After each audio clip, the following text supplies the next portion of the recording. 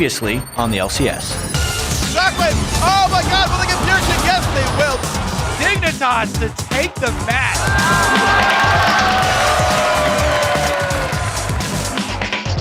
In and out quick enough to get someone to die? Whoa! Counter Logic Gaming in 32 minutes takes down LMQ. Three-person Shockwave back into the fight with Cataclysm. Four's gonna be there down to low HP. Congratulations to LMQ. They traded back and forth. This may have been a mistake. Krepo's now ready to go on this one. Altec turns for the last shot.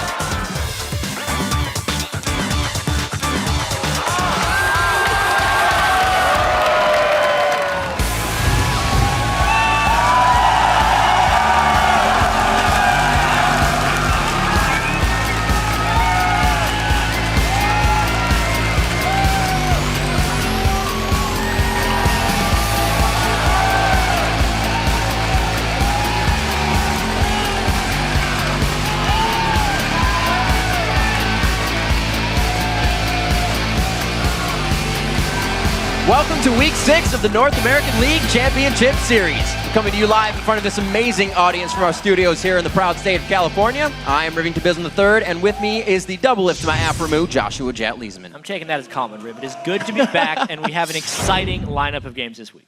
And we are quickly approaching the halfway point of the summer split, and the road to World Finals is still wide open. Yeah, this may be the most competitive North American LCS has ever been. I mean, for example, last week was the first time that every team finished a week at 1-1. And we have also never been this late into a split with the top 5 teams only being separated by one game. It just makes every game critically important because people all want to break away from the pack. Yeah, that shakeup may come this week, thanks in part to the 4.10 patch, and every lane will be feeling those effects. Yeah, teams were just starting to settle into their new lineups this split, and the new patch is going to be a huge opportunity for teams that historically value adaptation, like Cloud9, for instance, to pick up some wins over teams that tend to be a little bit slower at adjusting to big changes. Absolutely. Over in Europe, they've just concluded their first week on the new patch, so let's pull up some of your favorite moments with the hashtag LCS Big Plays. Yeah, one of those big plays are from Millennium versus SK at the Odd Blue Jay, wrote Cotnex on Candy Panda. That was so good, I don't even know what to say. Here's your number 3.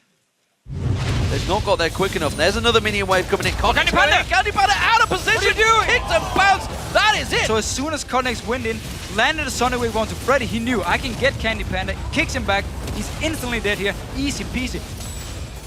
That wasn't the only time that happened. It was a bad day for Candy Panda. Easy peasy. No friendly places for Kog'Maw. You got to be safe when you're on Kog'Maw. Maybe stand behind the tanks. Yeah, maybe, if you can. Then from Alliance versus Rocket, it's Wicked with the Wicked survival skills at Pablo F. M. Tenez. You shall not pass. Wicked 2014. Let's roll your number 2. Jankos is definitely going to force going towards it. Zazas is playing this one very coy. That counter-strike will land. The stun comes in. The cocoon comes in. He's going to try and use the blade surge onto you or Jankos. Jankos comes through. Wicked's well down. No, he survives. Zazas backed away. Stuns him in tower range, and they didn't have the follow-up. Wicked should have gone down there. Great play. Yep, Wicked should have gone down there. I mean, Zazas did have his flash up, but Wicked didn't die. Finally, it's Fnatic versus the Super Hot Crew at Real Matt Roach says, I'm about to dismantle one of the top teams in EU, but first, let me take a selfie. Here's your number 1. Impaler's full HP. He could be doing damage here as the rest of the Super Hot Crew come in the knock-up. The ultimate, he absolutely destroys them. But what a turnaround fight for the Super Hot Crew there. He just got shredded. Very good ultimate from Selfie. Just one of those grin ear-to-ear moments when you see all those low health bars as Yasuo. What? Just one Q. Finished off 2 people. That was so fast, I didn't even hear what you said, just like the Qs. Keep sharing your favorite moments from today's games through the global system of interconnected computer networks called the interwebs. Tweet us at LOL Esports, use the hashtag LCS Big Plays. For now, we're going to check the scoreboard to see the teams, how they are lined up in Europe. Pulling away in first, it's Alliance. Yep, and then in second, it is SK Gaming, followed by surprise Millennium in third. And tied for fourth, Super Hot Crew and Fnatic. And back over here in the colonies, it's a 3-way tie for first with LMQ, CLG, and Dignitas. And surprisingly, still in fourth place, it is Cloud9 tied with TSM. And then 3 games back, it's Curse in sixth place with Complexity and EG sharing last. That is right, and starting off our 4 matches today, we have a classic showdown with Team Solo Mid versus CLG. Start things off, then Complexity will face off against Cloud9. After that, Evil Geniuses battled out with Curse, followed by a battle for first place with Dignitas versus LMQ. Indeed, and be sure to head over to LOLesports.com and vote for who you think will win today's matches. Click on schedule, go to week 6, and start locking in your picks. Yeah, and then stay a while and read up on all your favorite teams and players with stats, box scores, or just rewatch all the games from this year. That's right. Also there, you can reserve your spot to join our studio audience. Click on the tickets link for all the details. For now, we're going to send things over to Freak and Kobe at the analyst desk. Thank you very much, Riv. What's up, guys? I'm David Freak Turley. Alongside me is Sam, Kobe, Hartman, Kensler. Do you want to be Alpha or Devil in this one? I'm on a different bot lane? Kobe, and you can be LeBron. How about that? Okay. Different teams. I'll be the real king. All right. So the two of us decided to do some community service today. And as part of that, we want to break down a few of the players that we'll be watching this week. Starting with Meteos. So far, he has only won games when playing as Lee Sin, the Blind Monk. And he's actually winless on every other champion. So if Cloud9 wants to reclaim their spot at the top of the standings, they're going to need Meteos to step up. Yeah, and while Meteos has had success on one champion, Helios has shown a deep champion pool with picks like Nunu. We'll see what champions he pulls out next with the new patch taking effect. And then from Curse, it's Quas in the top lane. He had a big week last time around and helped his team take down first place CLG. Now in 4.10, we expect a sort of resurgence of 1v1s in the top lane, which is actually a big strength of Quas. And with a relatively easier schedule this week, this really could be his time to shine. Another player who could do very well is Cutie Pie. He's already been a fan of some of the items such as Ghostblade that got buffed starting today, and Dignitas are going to face CLG and LMQ this week. So they'll happily take any edge they can get to fight to hold on to first place. If they win those, they're actually guaranteed to just have first no matter what, so see if they can do it. Finally, it's Complexity's jungler Kez. Now oddly, Complexity's found most of their wins over the top teams in the league. Just last week, 8th place Complexity took down first place Dignitas in a decisive match. They're going to see if they can keep that momentum on their side as they face off against Cloud9. Complexity's 1-0 against them. Actually, they're 2-0 against their opponents this week. Yeah, interesting how things work out that way. Let's see if they can do it. Of course, now in a split with 112 games, you can't lose track of how important every single game is. And the LCS preview show recently caught up with TSM's new coach, Loco Doco, who had a first-hand lesson in just how high the stakes can be in the LCS, when they recently lost a friendly wager with Dignitas' coach, Skara. The nice Dignitas pull. Thank you, Josie. Don't go too short. Okay. We can always. Have you done this hair before, grows. Maybe like once or twice. Oh, man. Straight across the front. Make it look good. There you go. Get aggressive like level 1. Right inside. There it is. There's a flash ignite. That's what we're looking for. Actually a pretty good first cut. It's a little short, maybe. It's nice. What do you think, Josie? I think You got a nod from the terror it's looking pretty good. Absolutely. Looking pretty good. All right. Beautiful job. Loco Doco looked like he was about to shed a tear there almost. You know, it's okay. It was a bold bet that he made, but it didn't pay off. Well, Freak, I actually didn't think it looked that bad. You know what they say? Beauty is in the eye of the bowl holder. It was certainly a beautiful haircut. All right, guys, inspired by Loco's new do, we're asking you guys, how do you show support for your favorite North American LCS team? Tattoos, haircuts, signs, shrines, cosplay, they're all welcome. Yeah, send your answers or your pictures to @LOEsports, and you have to add that part, @LOEsports, if you're sending pictures. So use the hashtag LCS as well so that we can share your responses later in the show. All right, so you can, of course, catch more of these hard-hitting investigative reports every week on the LCS Preview Show. And because next week is a supersized serving of league action, you can actually tune in on Tuesday at 8:30 a.m. Pacific time and 5:30 p.m. Central European Summer Time to catch up on all of the news from the week. Yeah, exactly. So we've got to take a quick break, but before we go, of course, we're going to kick off our first game soon, TSM versus CLG. But as you're leaving, let's check out what the pros have been saying this week with the All Chat. Shoot, if you win, you get 2 stakes. I'm pretty sure I can buy 2 stakes anyway. Wanna play some ARAMs? Do it. Bot. Go now! Yeah, Good job! Morgana first pick. It worked out! There is more Alliance fans here than there is SK fans. Throw again. I might as well be in a boy band. Who's gonna tank? Trap! No, we can't. There's a trap. You can't roll the trap. I fucking got it, dude. What the fuck? We can nest with this, we can nest. LCS small players. They have no Jinx ult too, it's pretty big. Yep. Just give it up then. I got it. Oh my god. Okay, you're a fucking god. Is anyone super low? No. I have ulti still. Lucian flash, so time that flash. Nice. Nice. Holy shit. Ball cut! Ball cut! Ball cut! Ball cut! Nif, stop bullying us. Yeah. Bullying. Yeah. Stop making us think we're weird, Nif. Prima donna girl. Yeah. All I ever wanted was the world. On 3, we're gonna sing happy birthday to Helios. Okay. On 3, 1, 2, 3. Happy birthday to you. Ice ball. I'm grabbing the Ball wave, wheel. shoving it top. Give me kill, give me kill. Okay. You get. Nice. Top tower, top tower. Get back on shifter, shifter. No, stay on shifter, stay on shifter, stay on shifter. I'm on shifter. I'm crossing. Comes next. Nice. We can turn this, we can turn this. Kill them all. Nice, go. Oh. Nice. Good job. Good job, man. You know what, Kwa? Someone's always gonna be ahead. Someone's always gonna have your number. It just so happens that it's your enemy every time. Yeah. Oh my god. I want to retire.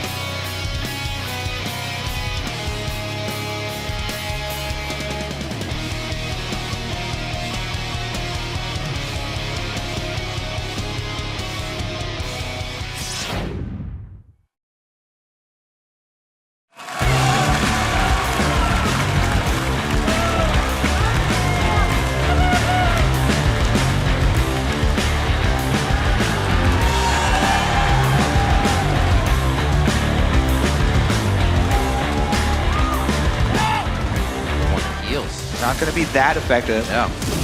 Oh! There it is! The ball delivery system! There it is! They get it there by 10 a.m. guaranteed.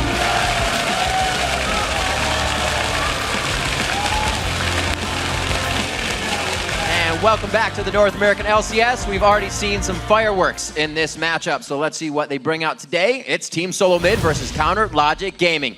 This is an old rivalry, you could say, and historically TSM has performed better in the regular season, but this go-around, CLG is the team to beat. Yeah, and the first time they faced off this split, CLG played a dominating game, taking down TSM in 28 minutes. And like we just saw in that video, the Aphromoo and Link synergy was on full display with that cow ball delivery system.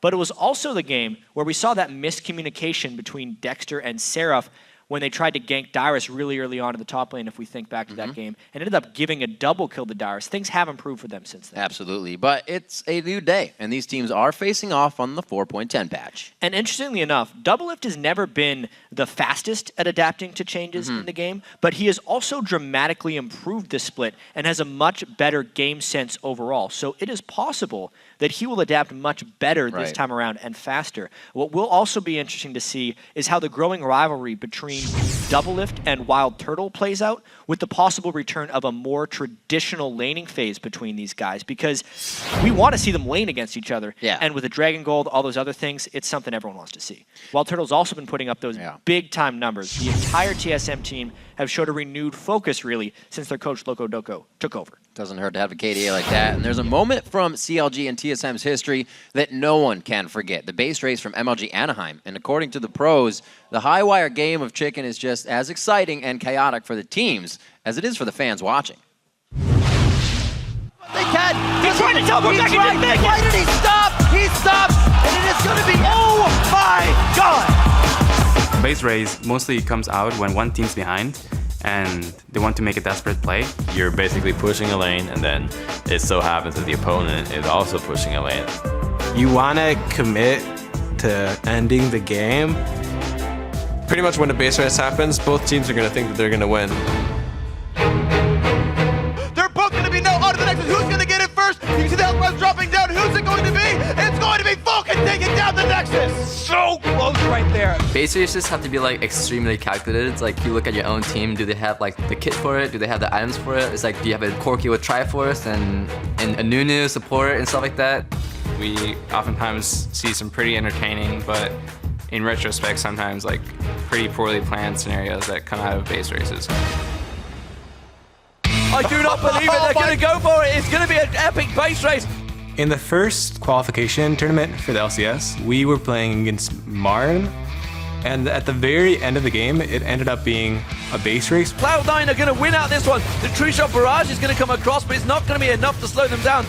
We had not had basically any experience versus a base race type situation before that game happened. Team Marn are going to take this. I do not believe the base race has happened. Fantastic performance. That was the best one that basically decided if we were going to move on in the tournament and have a chance of getting the LCS, so we were out.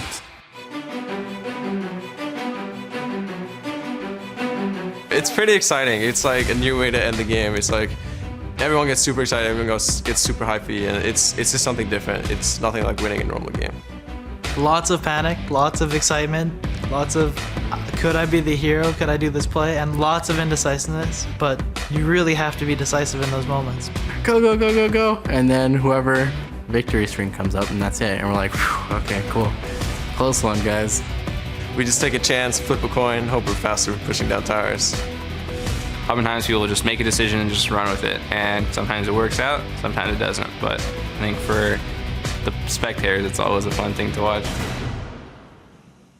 And it's crazy to see, even after all these years, all the games that these teams have played, that such an infrequent situation still is undecided by most teams. It's just, we think we can. You would hope that they get a little bit better at judging the situations, but based on the amount of base races we've been seeing, it's still a whole new ballgame. That's right, and let's check out the starting lineups as we get into it. On the blue side, it's Team Solo Mid.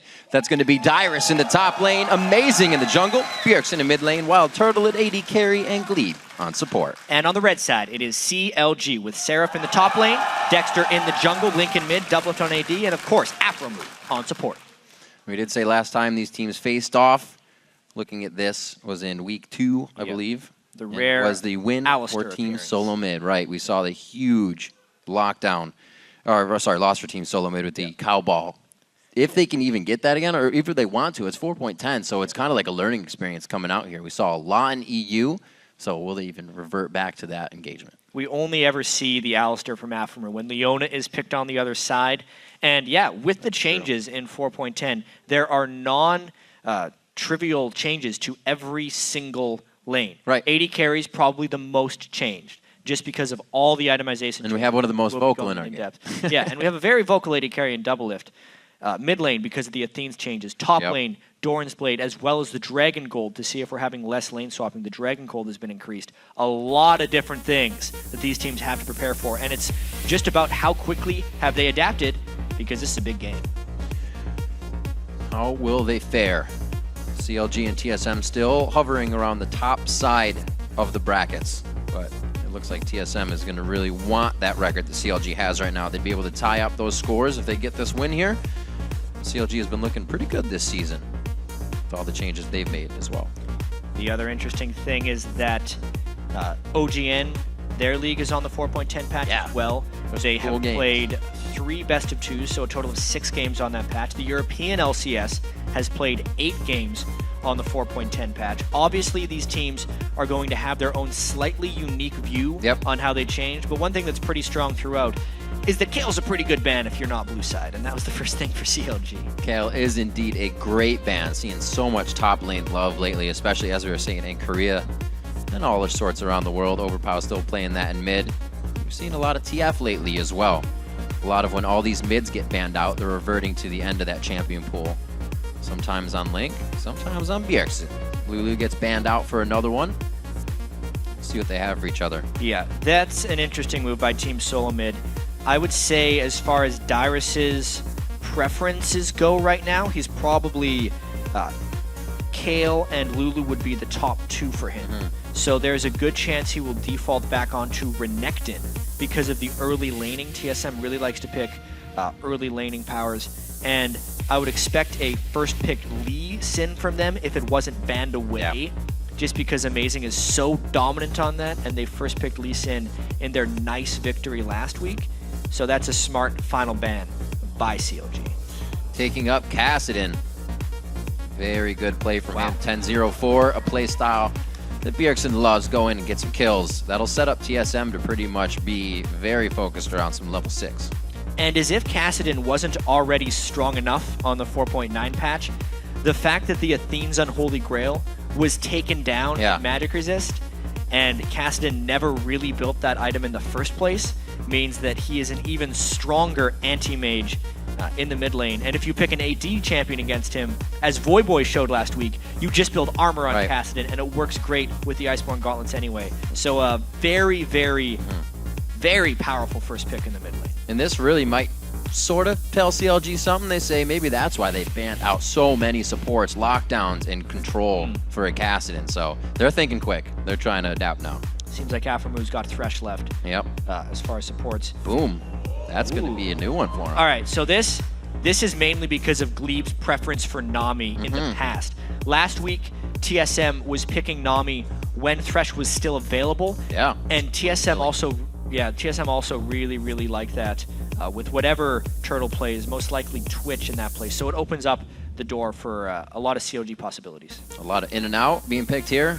And Lucian as well for Wild Turtle would be a great pickup. The coolest thing as well, we were talking about how all these regions have already played on 4.10. NA's coming in here as now the 3rd region. They've seen everybody else play, but we've still seen diverse 80 carry builds throughout it. So it'll be awesome to see if these guys will try their own thing or just kind of go with what they've seen work. I've actually seen Lucian's build any of the 3 main 80 carry items first. I've seen them go Infinity Edge first. I don't like that build. I think Blade of the Ruined King is the most likely culprit for first item, followed by Ghostblade. I've even seen the Bloodthirster build first, as happened in one of the OGN games last night. But I believe Turtle will be doing the Blade of the Ruined King. Link and Double Lift now. Still deciding out. The picks for Team Solo Mid definitely coming in faster than they are for Chronologic Gaming at this point. A lot of mid lane and jungle focus in their bans. Yeah, and the 80 carry pick becomes very important here for Double Lift. He has really been tunneling on Lucian lately when he's been picking them. Like it. That preview show. I like it, I like it, I like it. So this is interesting. Doublelift, way back in the day, was the old hyper carry man for AD carries. Recently, he's been getting so much better in the mid games on his AD carries, but this is almost like a return to old form for Doublelift.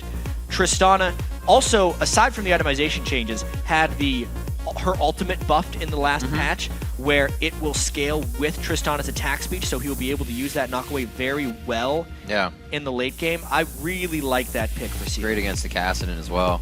That's going to be so much fun to watch this game. Always got to love the TSM CLG matchup. Locked in is Renekton and Thresh. That's still going to be a very high tier pick for support going in last for Glebe. So you can see both teams trying to get beat around the bush here, but get the composition they want. Yeah, I would say there are kind of the 4 main supports. 2 of them are banned in this game, and the other 2 are picked right now. So that was kind of just what was left for TSM, because a lot of their champions would have been almost picked away from them, with the Shyvana pick by Seraph and then the Nami pick as well that's going to be played by Aframu. So a pretty interesting pick and ban phase here.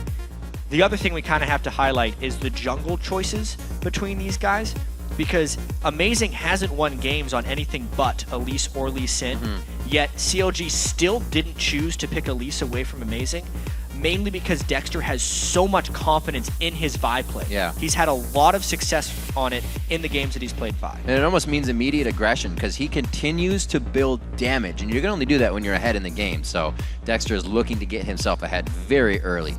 Seeing the Orianna get popped in. We won't have the Moo cow coming in, but we still have a great composition that CLG can do some turnaround fights, as TSM looks to be going into this one quite strong with an all-in-your-face composition. Yeah, especially depending on how they build their items. It definitely looks like it's just like old times as far as the overall strength of their team compositions go.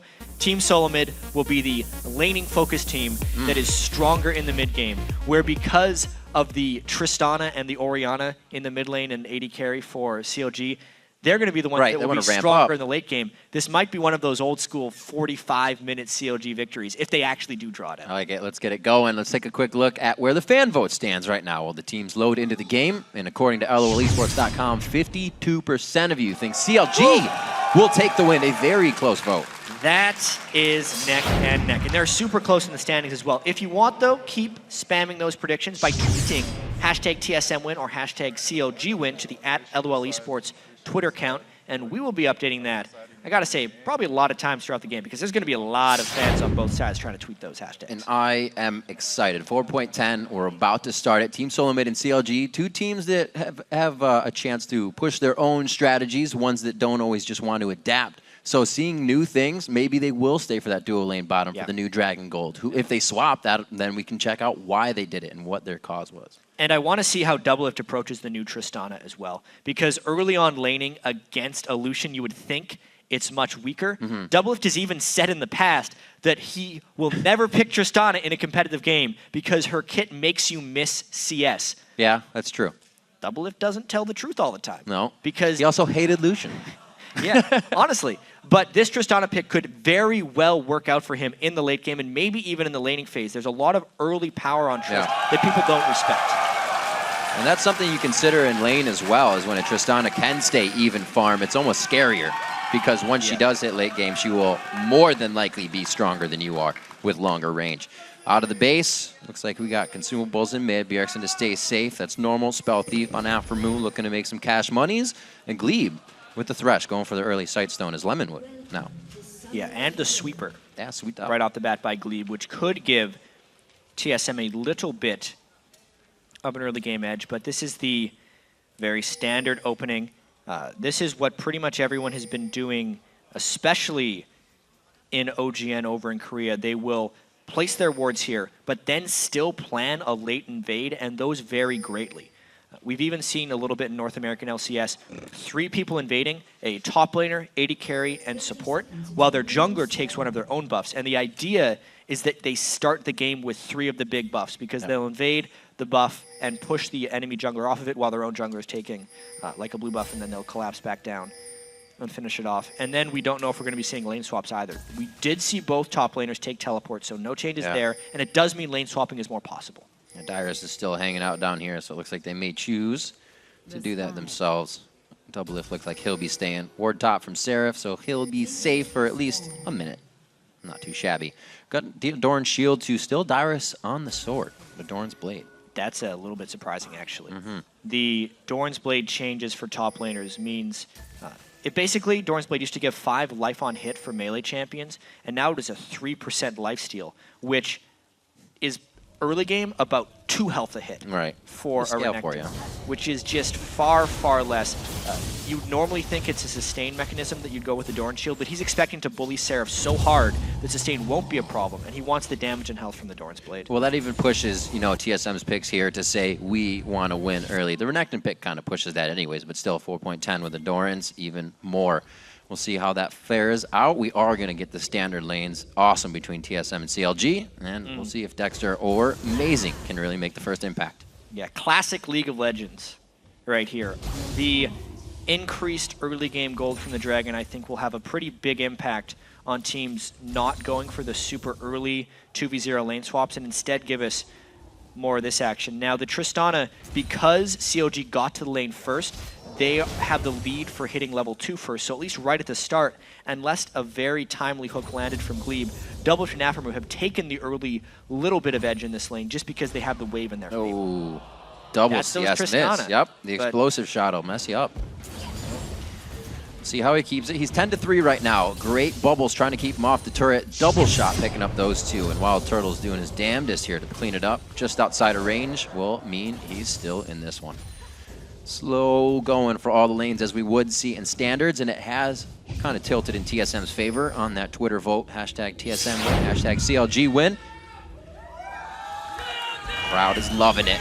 Getting the rivalry match to start off week 6. Dyrus right in the face of Saris as we would expect, and this is now going to draw a little bit of pressure from Dexter here. Hopefully the rest of the map can make something of it. Yeah, it definitely seems like even though COG will make some moves early if they come to them, they aren't the ones that need to make the moves. TSM is very much weaker if we get to the very late game of this one, just I think because of the Tristana. Kassadin balances that out a little bit, but just overall with the fact they have the Renekton versus Shyvana unbalances it. Interesting trade, especially with sustain on one side, but you can see it's actually quite even. Glebe doesn't even have to throw out the shield, just waiting for a hook to land in that lane. It could get pretty scary. Bjergsen forced to farm under the turret, 25-22, so not too much of a gain from either player in the mid lane. Yeah, we really see CLG successfully shoving in these lanes early on in the game, right? Link is pushing Bjergsen back, Doublelift and Afro have been pushing the bottom lane back, and surprisingly, Amazing is spending his gank on the top lane as soon as Seraph pushes out. But he's got a decent minion wave of defense. He missed the ward, which should actually mean Amazing can come in for a nice gank. Seraph burnout just came back up. A nice slice and dice. They have the range. They kind of put Cocoon on the stun as well, but I think they're going to have it. They just close him in for first blood. What an unfortunate moment there for Seraph. I can see what was going through his head that made him think that was safe. Basically, CLG's early game strategy was to shove in the mid and bottom lanes, and that normally makes you think there's going to be a gank. But Turtle! Oh, that's the burn! And it's going to hit! Explosive shot will still do some good damage early game. They trade it back for 1-1. Wow. So that was just them shoving in TSM for quite some time with the Tristana. And it's actually a misconception that Tristana is super weak early in the game. She's typically weak in the mid game, but she has extremely high damage numbers on her rocket jump and her explosive shot early. Is it a bubble? You can see they've already harassed Turtle down fairly low because it's a sustain lane versus a non-sustain lane. And then I believe they just get some decent damage on. Don't even land the bubble. Wow, but Doublelift puts enough damage onto Turtle that he just gets dropped down. Whew. Wild Turtle, Valken into fights on Corki games. Doublelift, rocket jumping into the fight as well. Only really seeing that from scrims on him, but CLG's bottom lane, known to be one of the best in America right now, start things off early for themselves. Start to get Triss going. That's just one of the big things about sustain. Even AD carries are able to sustain much less by themselves, that the sustain on a support becomes more valuable. It was just the poke pre-fight that allowed that all in to happen. And then the fact that Wild Turtle didn't dash back in time just meant the death of him. That's big. Lucian getting taken out in the lane, known to be the lane bully. Doublelift and Aframu going to work. Amazing. Starting to clear off the map now. They're trying to get a little more pressure, and he goes double pink clear for himself, picking up some extra cash money there. And Dyrus still going super damage early. Yeah, he's rushing that team out on Renekton because he already has a big lead in that top lane. The ward control for TSM needs to help out that bottom lane right now. Because Amazing was able to take out those 2 early wards, makes it much more dangerous for Doublelift and Aframu to be up this far. And they will always be up this far just based on the explosive shot of Tristana if Doublelift wants to CS. So that vision control was actually incredibly important by Amazing. It's a very active lane when Tristana is in it, and it's forced to be, like you were saying. Good shots and harass. Glebe almost trading 2 for 1. Better. Doublelift gets away with more damage given. Yeah, I mean, just the explosive shot alone is dealing 190 damage over 5 seconds by Doublelift. He uses that directly after an auto attack well, and you can see why the harassment is so high right at the start of the game. Gets it again on Turtle, and there's no sustain. He doesn't even have a Vamp Scepter yet, so that's going to stick. Trying to farm with Ardent Blaze and missing that one as well. You can see how far he's staying back. Catalyst on both in mid. So keep that nice and healthy, and nothing has even come to them. A little interesting that Lynx actually started with that Catalyst. Yeah. Because even with the Athene's Unholy Grail nerfs reducing the magic resistance, it's still a very efficient item, but that will be another question, is how do mid laners end up either staying with Athene's or change up their item builds? And based on that Catalyst, it looks like Link is going to be going Rod of Ages on Orianna. Definitely a late game, I'd say, Jab. Looks like, keeping with the Tristana, keeping with the mentality, and it's almost forcing themselves to go into the late game visually. 8 minutes into this one, Amazing, making his way back into the CLG jungle, just trying to harass and ward up. Dexter doing the same, so these guys mirroring each other, but you can see now movement from Link. See if they get something out of this. Very, very aggressive towards the bottom lane. They have so many people down there. They just Dragon pinged out time. Dexter, so I mean, this is basically just farm denial right now, but Dexter gets hooked! Oh no! Uh-oh, not able to follow up on that one. Doublelift is still there to give a bit of help. The minions almost getting some HP off of him, but it'll be all right. And now the movement towards mid. Can Amazing make something happen knowing that the jungler's bottom? Yeah, blue buff being held by Bjergsen. Doesn't look like it. It's going to be a little bit of counter jungle movement. Yeah. A very close early game, honestly, with Doublelift and Afro winning the bottom lane. But Dyrus, honestly, just destroying Seraph early on because of that gank. Already farming between He's in his favorite spot. Yeah, they're hoping actually to bait up Dexter right here. As you can see, there is ward control already in the jungle by Amazing, and he is kind of laying in wait, hoping that Vi comes up for the rescue. You know exactly where the minion waves are in that top lane. Dyrus working it perfectly right now. 84 to 58, and a lot of times we saw Dexter helping Seraph. This game, Dexter's been all over the map, trying to kind of do for the bottom lane, and they said, we'll just get Aframu and Doublelift going. He's level 6 now on Vi as well, which is typically when you get to see the big-time Vi ganks, and where he chooses to go with these ganks is important. Also, some very good ward spots by TSM. That one in particular being swept out prevented the gank on the mid lane, and that's why Bjergsen can get aggressive there. Slow movements, both mids with the blue buff on. We may see a dragon coming up quite soon here. We still see Dyrus providing pressure in the top lane. There's really nothing Dexter can do about this. He's hovering around the map, going up for Dyrus. Is it going to be that much? It'll give Dragon down to Team Solo mid. So many decisions to make. It looks like Seraph's trying to do it on his own. Good harass. That'll help him out a little bit. It's worth noting, too, just the history between these teams, actually. This is only the second time COG has ever played TSM in the LCS while being ahead of them in the standings. That's right. TSM, all throughout Season 3, aside from one time they played in the summer of 2013, aside from that game, TSM has always been ahead of COG in the standings. So it's almost like a mini changing in the guard here as far as power between TSM and COG. Because for so long, TSM has just been the North American team. And everyone would always talk about COG's potential. But maybe for the first time, COG is getting away from that individual style play and playing better as a team. That's what we've been seeing from COG throughout the spring split and definitely in the summer. And if they can continue to be TSM or continue to stay ahead of them in the standings, it's just going to prove that. It's been a different evolution for both teams and how things have been happening. Yeah. Obviously, patches play a role in that. You see Bjergsen doing well coming in, and now the bottom lane here for Team Solo Mid trying to do things against Doublelift and CLG. Slow rolling as they come into the lane here. I don't think they're going to be able to push too much more onto the turret. But as you were saying, these guys are still, after all those changes, fighting over top spots in the league. It's like a lot has changed, but not much has changed. It's true. There's more people in the club now of top teams in North America because we have to consider LMQ, Dignitas, and also Cloud9. Who could forget those guys? But they're all within a game of each other right now, so it is anybody's game. It's just this battle is always going to be classic. You know, it's proof that once higher caliber and better teams join a league, everybody just starts to get better. We see some like Cloud9, Complexity beating teams like Cloud9, Dignitas as they just move on. It's pretty different in the topsy-turvy world of NA LCS this summer. Absolutely agree. Everyone's getting better. But this game here, the vision control around the Dragon, it's becoming that time of game. The next time a jungler lands a successful gank, or if one team can get complete vision control over the Dragon Pit, it will mean a pretty substantial objective jump. This game is within a couple hundred gold of everyone right now, and the Dragon actually needs to be a little bit initiated by TSM. They're the ones that have to pull the trigger on something. It's just really hard for them since their bottom lane, that includes Lucian, is losing to the Tristana lane. That is really what's holding TSM back right now. Definitely not something you would think to start off in this game, especially 109 to 100. Usually Tristana is either down 10 or 15 CS, but that's considered okay. Doublelift used to say, if Tristana leaves the laning phase down only 30 CS, it's a win. So being up 10 CS is more than a win somehow. It's a win in a bag of chips. Yeah. Dexter finishing that Lizard as well, so that's going to be damage output if they do decide to go for the Dragon. Well, like you said, CLG feeling like they don't need to pressure that. The late game team, they're fine where they are right now.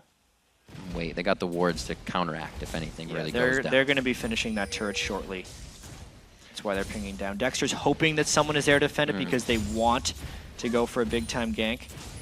But, yeah, Glebe, don't do it. Too bad, so sad. A few more shots. Going to try to deny as much experience, but take it down easy on that one. Sarah's still getting pushed in the top lane, and CLG is going to start positioning themselves here to clear out some wards. 3 sweepers, 1 ready on Afromu. They should have the vision they need for this. Well, teleports up on the top laners as well, but the Dragon going down extremely fast, and TSM was not in position. They might want to steal. Can't even make it in range. Dexter gets locked up. He gets doubly locked up, triply locked up, and he rides the wave down to the bottom of Davy Jones' locker. Afromu goes down as well, and TSM pulling something out on this one. 2 kills, but the Dragon going over CLG. Risky, risky Dragon, one would say. If TSM could have moved a little bit faster, that could have been catastrophic for CLG, but based on typical Dragon gold, that is not that bad because it pretty much trades even. You can see the game is still about 300 gold different. It depends on what happens afterwards because the fact that a kill went onto Wild Turtle, the gold is now much closer on the main carries. Take another look at this.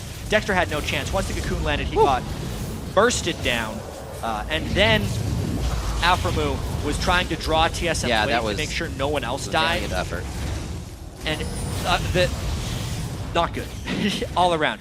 It means Wild Turtle is equal to Doublelift in gold right now, and the mid game of Lucian is stronger than the mid game of Tristana. So that little fight there actually kind of pulled TSM's bottom lane back into position. Yeah, before we jumped into the replay, I was looking at the scoreboard, and I was going to say, even Stevens, except for top lane, look at this. Across the board, the CS is pretty much neck and neck, and with a few kills on the side of the AD carry, Wild Turtle, he's surely going to use that to start getting the team going. The assist onto Bjergsen, his Rod of Ages just finished, so that'll be charging up along with Lynx. Everybody's fight power and their prowess is starting to come to be. Seraph in the top lane, looks like he'll be able to keep safe. Help from Dexter, but I don't think they're actually going to try to make a play on this. They might just try and shove down the turret a little bit. Or they're just trying to suck CLG's team up towards this point and diminish the map pressure elsewhere. Seraph getting a little low. If that landed, they were going to go in. Link is here. It's going to be about 10 seconds on that shockwave, setting this one up. Seraph play the bait game. They don't really have eyes on Dexter just yet. They'll see him, though, as they walk towards the turret. Doesn't look like he's fully hiding himself. Lots of pings. Doublelift. He's very, I'd say, out of position, but he has the wards to be doing it right now. He wants to be farming. Yeah. The time of game where you would typically see Doublelift just in a lane by himself, but he's trying to make an impact here with his Blade of the Ruin King. Big thing about Blade of the Ruin King on Tristana is it tries to supplant her mid-game weakness. She can use the base damages of her spells and the Blade of the Ruin King active to try and still burst people down. But as of now, it's going to be a while until he turns into that late-game carry. He's kind of a caster carry right now, if that makes sense. Right. CLG has been very strong in the laning phase, and they've seemed to pull it out in this one. The top side, obviously, in Dyrus' favor, but TSM's been getting better at their lanes overall. It was something that would totally be won by Oddwin and Reginald in the mid lane. And Bjergsen kind of did that by himself, and now we're seeing that composition of amazing Bjergsen come together. Mid lane's getting pushed, though. TSM has to respond to this pressure. We see the Dyrus roam coming in. Seraph's still going to be in the top lane, so you can see CLG able to do this with just their 4 members. Try and hold TSM back. Yeah, but without that turret going down, it just means Bjergsen's getting more and more farmed. He's going to try to be that answer for the Tristana late game. So the more he can farm, the better it is for TSM. Well, Bjergsen kind of needs to be the all-star for the team. Always was. Like we said, when he came over, he kind of rode that wave. It wasn't even an ego. Everybody gave it to him, and he was on the top of the charts. Yeah, I mean, we consider his numbers last split. He was top in the North American LCS in kills despite missing 6 games. Absolutely. And we look at him now, played in all the games, and coming into this week, he was 4th in kills of mid laners. Yep. So he has had a above average season for a normal mid laner, but an incredibly below average mid laner for a Bjergsen, if that makes sense. CLG trying to push this down. Bjergsen wants to stop it. Few hits there. Bjergsen goes in. Double lift very far on the front line. Dexter's able to take the cocoon as the rocket jump keeps everybody safe. And the game is still just very, very even. Nobody can really break the ice here. And even to get back to Bjergsen, I think a lot of that just has to do with the changes that TSM has underwent as an organization. No longer the safe fallback of a very supportive jungler in Odd1. At the start of the split, they had a more farm-focused jungler in Amazing, who was getting very heavily targeted in picks and bans. In recent weeks, they've been improving greatly. Amazing has become more of a supportive jungler. Glebe has gotten a lot better. Turtle's been performing, and it's allowing Bjergsen to kind of get back to his old self. But it definitely hasn't been the split of Bjergsen, that's for sure. Right, and even for Amazing, when he was in Europe, he was a super playmaker. So to come to TSM and kind of have to change that play style and then revolve it once more with these patches, something that they're working with. A lot of teams have trouble adapting. We talked a little bit about double lifts here. We're trying the Tristana for CLG the first game. We'll see if it works for them. So far, he's doing pretty good. 20 CS up as he is just focusing on camps all around the map right now. Yeah, again, the Trinity Force build for Dexter. Yeah. So very high damage Vi, trying to get picks throughout there.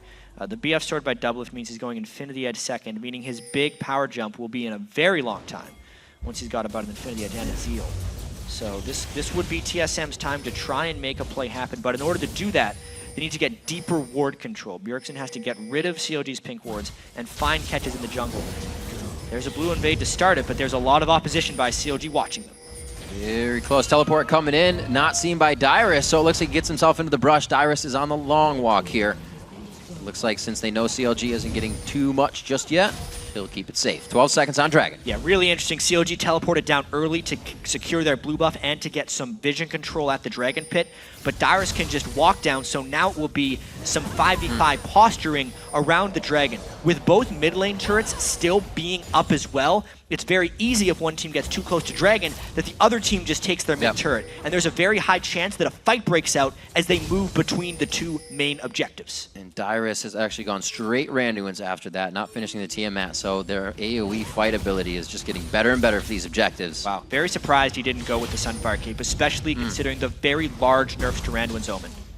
Sunfire Cave indeed on that side of Seraph. Nothing really coming yet of this Dragon. Amazing. Whoa. On it by himself. You can see the vision right now. Nobody on TSM is really in the eyes of CLG. That was taken all by Amazing.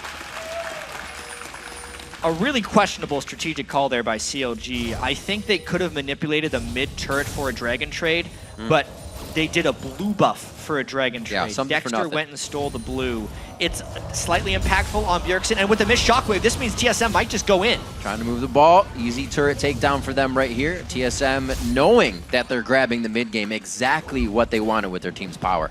Well, at least while this is happening, Double Lift is in his natural habitat, farming alone in a solo lane. Just look off to your right.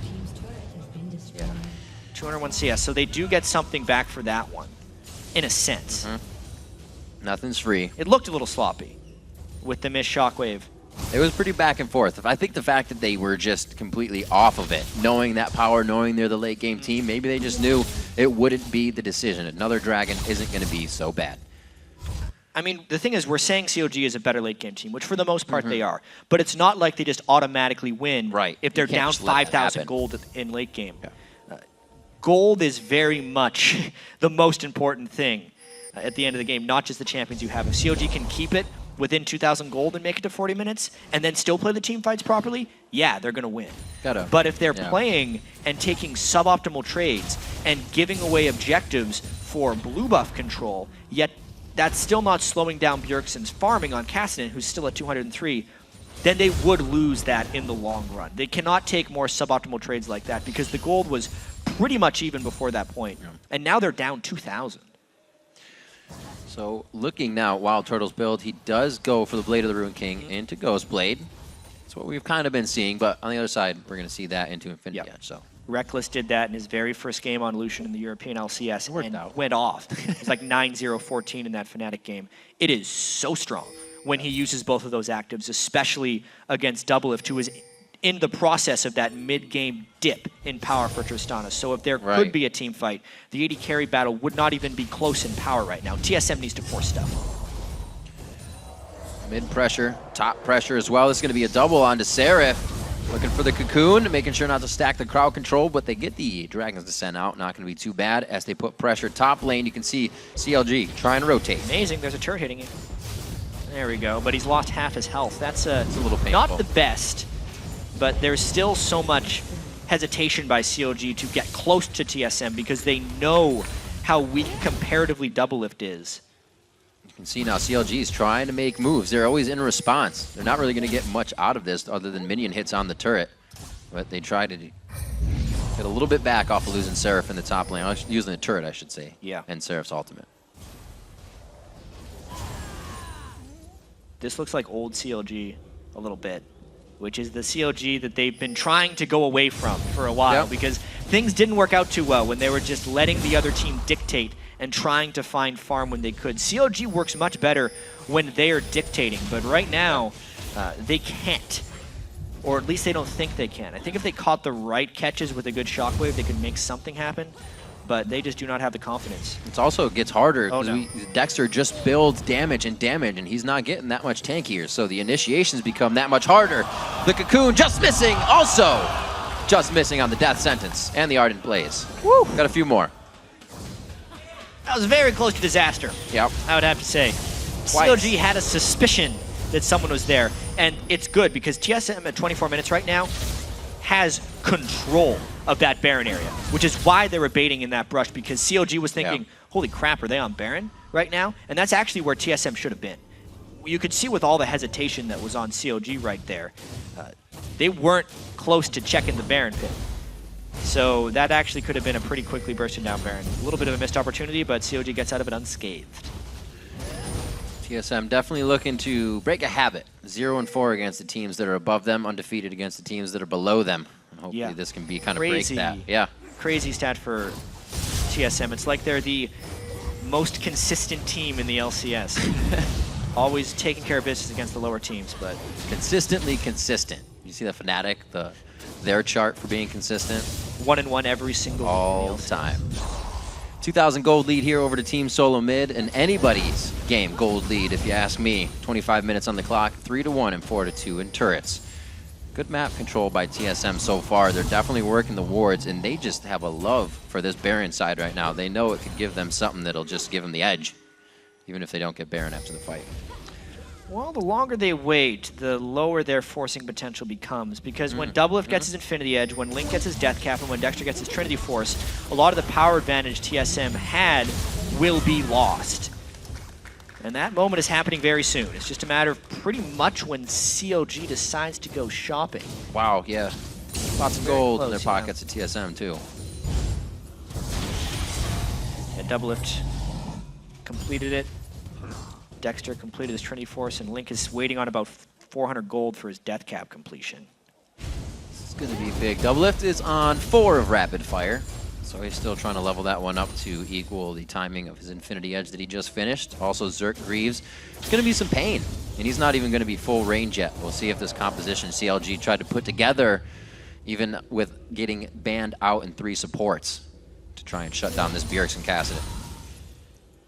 And this game is getting to a point where mistakes are no longer allowed and still being able to get victory because CLG just hit some very big item thresholds, and I think the advantage TSM had is mostly lost right here, which as you can see, as soon as CLG has those items, let's go to Dragon. Let's force a fight. And at this point, they're incredibly even. Whoever could get the right initiation might actually be the team that comes out on top in this fight. CLG still trying to pull it out, making Dragon quite enticing here. Damage still being traded back. Dexter charging up the Vault Breaker.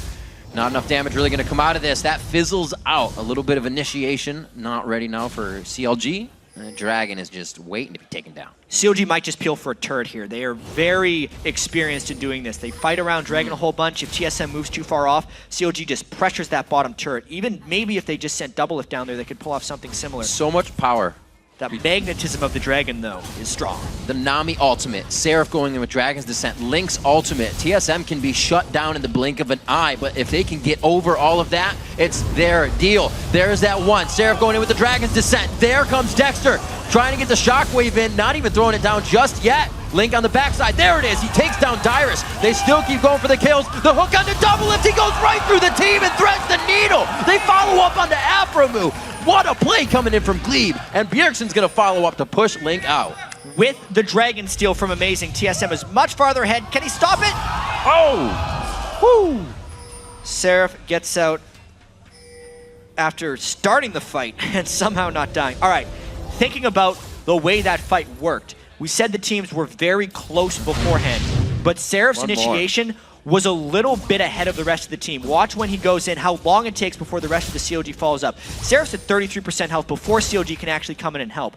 If that was an initiation together with Dexter, CLG might actually win this fight. But because they're now on the way out, Seraph is no longer part of the fight, neither is Dyrus, it basically just turns into that even fight. And then that death sentence by Glebe swings it entirely. Double Lift not being able to backline is massive, and the Dragon Steal will increase the overall advantage for TSM. Lots of wards going over the wall. Whoa, man. Whoa! Dexter gets hit up very hard, but he gets the Q over the wall. Keeps himself safe. TSM is not allowing them even in their own jungle now.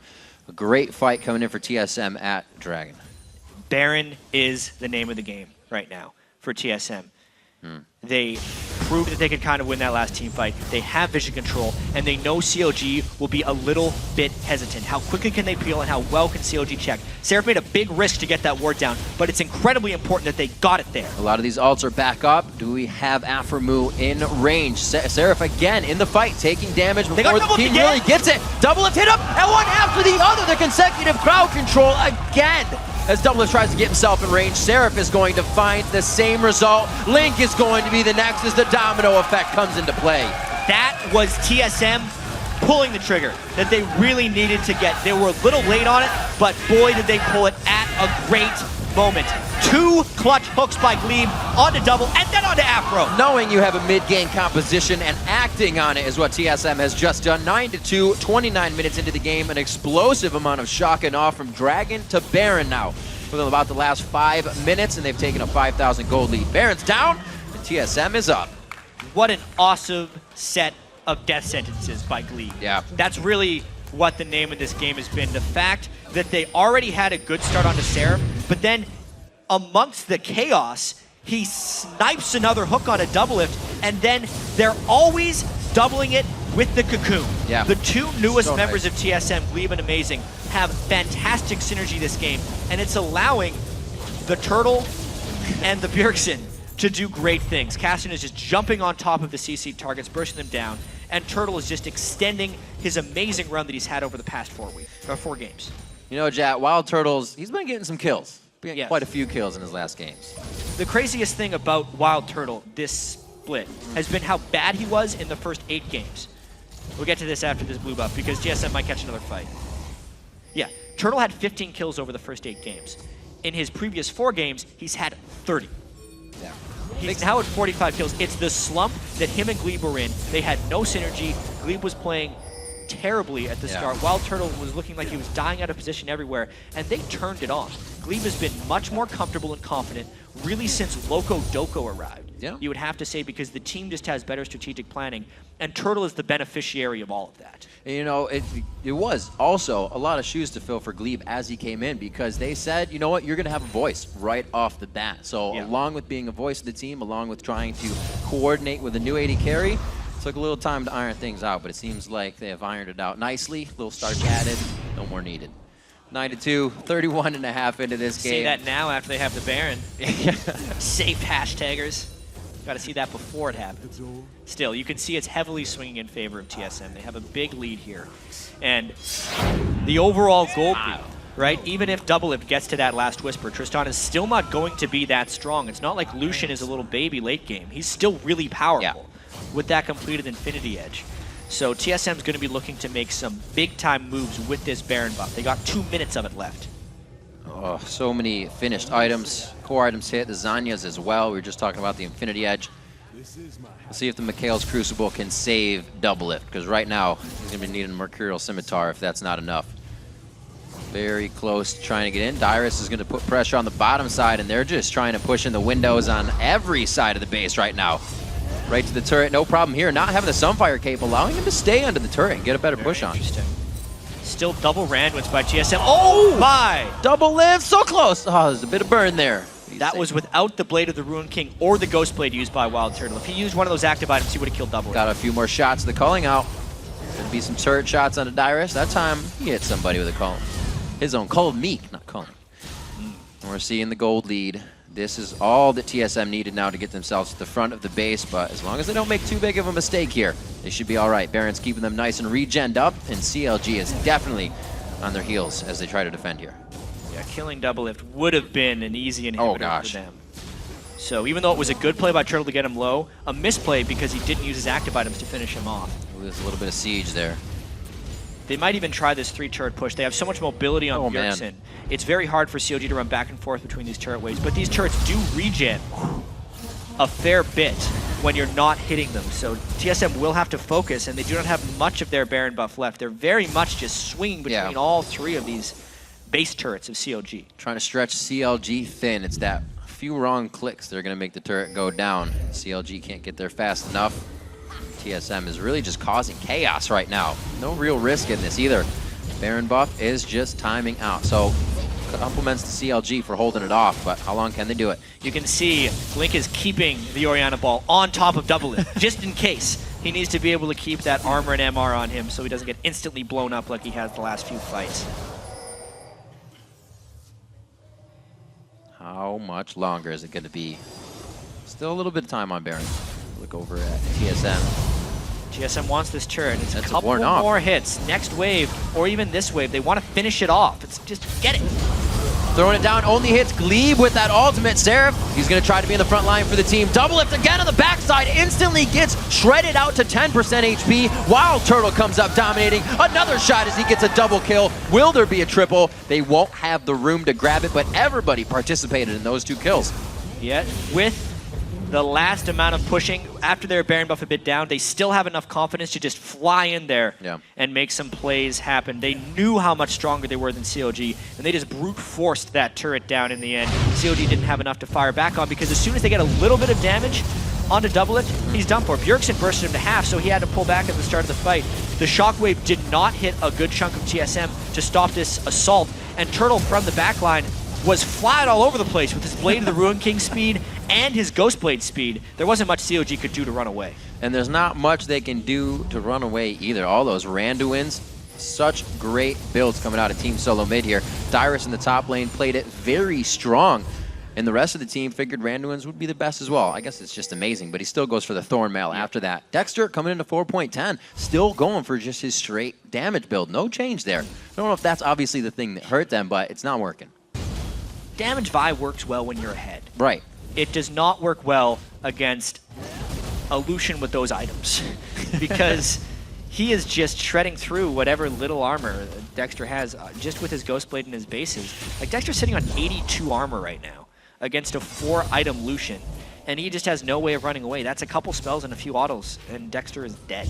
Yeah, very hard to get to that back line as well. Wild Turtle's positioning in this game, it's 7-1-3, so you can tell it has been very good. Like we said, also for Bjergsen, his last Kassadin game was 10-0-4. He's assist master this game at 0-0-9, but still, getting everything the team needs to keep it going. 303 CS is the powerful thing. Like, sure, he's not getting kills, but he's still an incredibly potent force on Kassadin. Oh, yeah. The start of these fights, he's taking either double lift or link straight to half health. No magic resist items on anyone but Seraph or Aframu because of the Mikhail's Crucible. So it's very easy for him to just go to a squishy target, chunk them down, and then if he gets turned on, activates that Zhonya's and lets the rest of the cavalry back him up.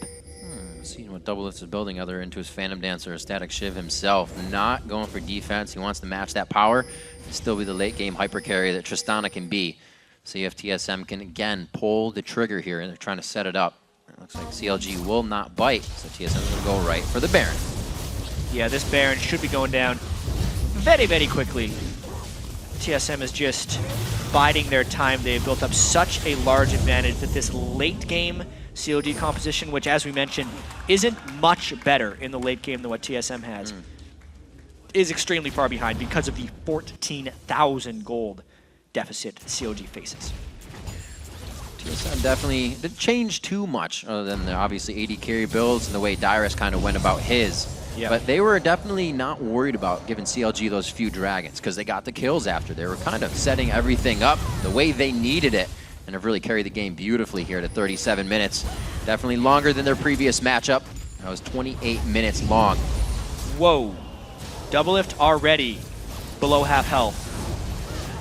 So next wave comes in. If Doublelift isn't back there at full health, it's going to be very hard to defend. If you don't play a lot of Tristana, thinking your range is going to be out longer before 18 can put you in the wrong positioning. Doublelift kind of keeps walking up to the front to get a few shots on, but a crit can also change a fight in your favor from Trist. See if they can do it. A nice calling to the backside, and Doublelift just about eats all of it there with a bit more. It's going to be Seraph going in. 1, 2, 3, he's down. Bjergsen found Doublelift on the backside to start off this fight. It was so fast you almost didn't see it. It's going to be going down on the inhibitor. TSM now owns the base. And they already have the exposed side, so they are going to end this game a crushing defeat for COG. TSM looking good. Very nice job as TSM takes down their first team that's above them in the standings, and they are able to tie up Counter Logic Gaming with this score now. Oh no! 4, the inhibitor spawns. Well, MVP. All right. And now they can finish. They killed the MVP. The game is now about to be over. 38 minutes, 40 seconds into the game, Team Solo Mid takes down Counter Logic Gaming. Wow. That must feel good. Yeah. For TSM. Look at the smiles all around by the entire team. Wild Turtle 915, Bjergsen 1-0-12. Really, the fact that the overall score was 15-2 means that as soon as TSM got that slight edge, they just destroyed CLG. Very good game coming in. Aframu bringing out the Nami. 3 supports banned out by Team Solo Mid. They focused the lane also. Nami's still a good pick, but it didn't seem to give CLG everything they needed. Quite honestly, early on in the laning phase, Turtle and Glebe looked rough. Dying straight up to level 4 to a Trist is normally not something you could recover from as a lane. But then Glebe landed death sentence after death sentence onto Doublelift. And there was nothing he could do on Trist. Threading the needle with those hooks, one after the other. TSM didn't feel worried about banning out that many supports as well. And For some reason. They drove that team comp as they picked it. Loco Doco making a big impact as coach. Yeah. And see some stunned faces there. Dexter is definitely not happy about that one. Nobody on CLG should be. Reggie as well. I wonder why Loco Doco's wearing a hat. Yeah. Maybe something under there he's trying to hide. Well, an amazing first game to start off week 6 here. Team Solo Mid taking down Counter Logic Gaming, and really what was just a bring it to you match. Yep. The Lucian getting it later. The first pick Kassadin ended up making a big impact late in the game. We saw with those sieges, it made the turrets indefensible for CLG. Doublelift, he got a little bit rocked on Tristana. It is not like, we're not playing the game where you can farm for 30 minutes and win. No. Right? And CLG, I'm very confused by what they've done because they embraced that. Back in the summer split of 2013, CLG victories, when they went 13 and 15, their victories took an average of 45 minutes. They were the late game team, and they only won about half the time, and they didn't even make it to Worlds at the end of that. This split, CLG has played the fastest games of any North American LCS team, which just makes it so peculiar that they decide against their biggest rival, TSM, to go back to the Tristana-Orianna composition that has historically only led to mediocrity for CLG. I don't like the choice by CLG to end up going with Tristana or the play style they adopted once they did it, where they were just running away from TSM until eventually they got caught and then they lost. Right, and even with the Vi pickups, things you want to initiate on. We usually saw those CLG crazy wins with hardly any deaths in the game, hardly them getting any kills. They just win the game by taking out your structure. So now they're throwing themselves into these situations where, like you said, they kind of falter. Yeah, that means that TSM and CLG are now tied in the standings. This was again CLG's chance to have sole possession of first place. With the loss to TSM, anything could happen. The caliber is just getting better and better in North America. And like we said, it's so topsy-turvy as well with teams like Complexity who are on the bottom and having trouble against bottom teams, taking out top teams like Dignitas and Cloud9. Yep. And Complexity's taken out Dignitas before as well. It's kind of like they have their numbers. So it's another week where anything can happen for these teams. And right now we saw the wheelhouse game for back in the old history go to Team Solo Mid. So don't forget to share your favorite moments from today by tweeting at LOL Esports and use the hashtag LCS Big Plays. Right now we're going to throw it over to Freak and Kobe to see what TSM has to say on that last match. Thank you very much. What's up, guys? I want to welcome Glee Bjergsen. I'm going to put your names together just because I can to the desk. Guys, you played. I even got minor applause from Kobe there. That was nice of you. So, guys, congratulations on the win, first of all. Coming in, new patch, right? You're near the top of standings, but not in first place like you guys were for much of the spring. What was your sort of your confidence like coming into the game? For me personally, it was kind of split because I feel like we did really well early in the week and most of the week in scrims, and it feels like we're improving a lot. And then yesterday, we just lost almost every scrim, and it just felt like, oh god, are we gonna lose this too? And it's kind of like a TSM thing where we learn things and then we forget the old things that we were good at in the past, and we just kind of forgot those and lost some scrims off of that. But I feel like this game we did pretty well overall. You don't think you forgot anything during this game? I don't know, not really. I think not that I really noticed. All right, so starting out in picks bans, though, CLG gave you Cassin. This is kind of a thing that CLG have a pattern of doing now because Link has said he's fine with laning against anybody's Kassadin, and they like to pick this Vi into Kassadin, and last time they did it, they got a lot of lockdown very early. But this time, I don't think you got hit with one of those ultimates till you already had a Zhonya's. How do you feel? Did you guys expect them giving you Kassadin?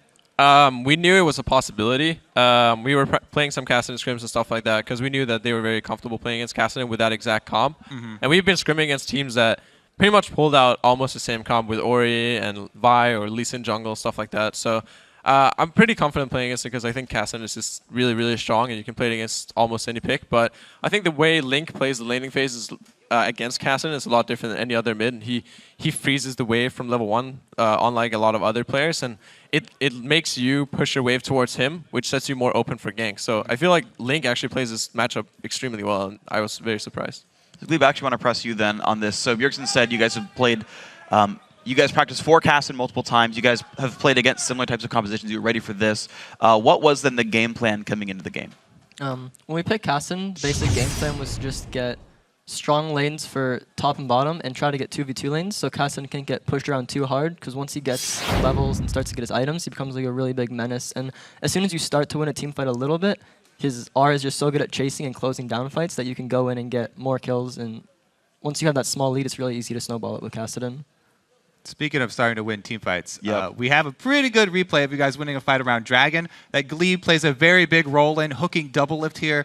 Can you walk us through this one? Bring this up on your screen because this hook goes right onto double lift. I know some people say double lift kind of is a heat seeker for skill shots, but walk us through. All right. So at first we had Turtle pushing mid, and then they go for Dragon and we start to fight it. I missed one hook at the start, and we go on Seraph because he jumps in, and we just start fighting, just trying to kite back. But later on, like the Oriole gets the Iris, we know it's down, and my hook comes back up. Double actually flashes, and then at this point... Did you expect him to run into that, or who were you aiming for there? That hook, I think I was aiming more for Link than double, but just seeing the animation sometimes, players will reactively flash, and he ended up flashing right into it, which let us win the fight really hard. And then not even from just winning the fight, we also got Orianna and Tristana flashes down, which are really big because that means for the next couple of minutes going into any fight, we know it's a lot easier to focus them.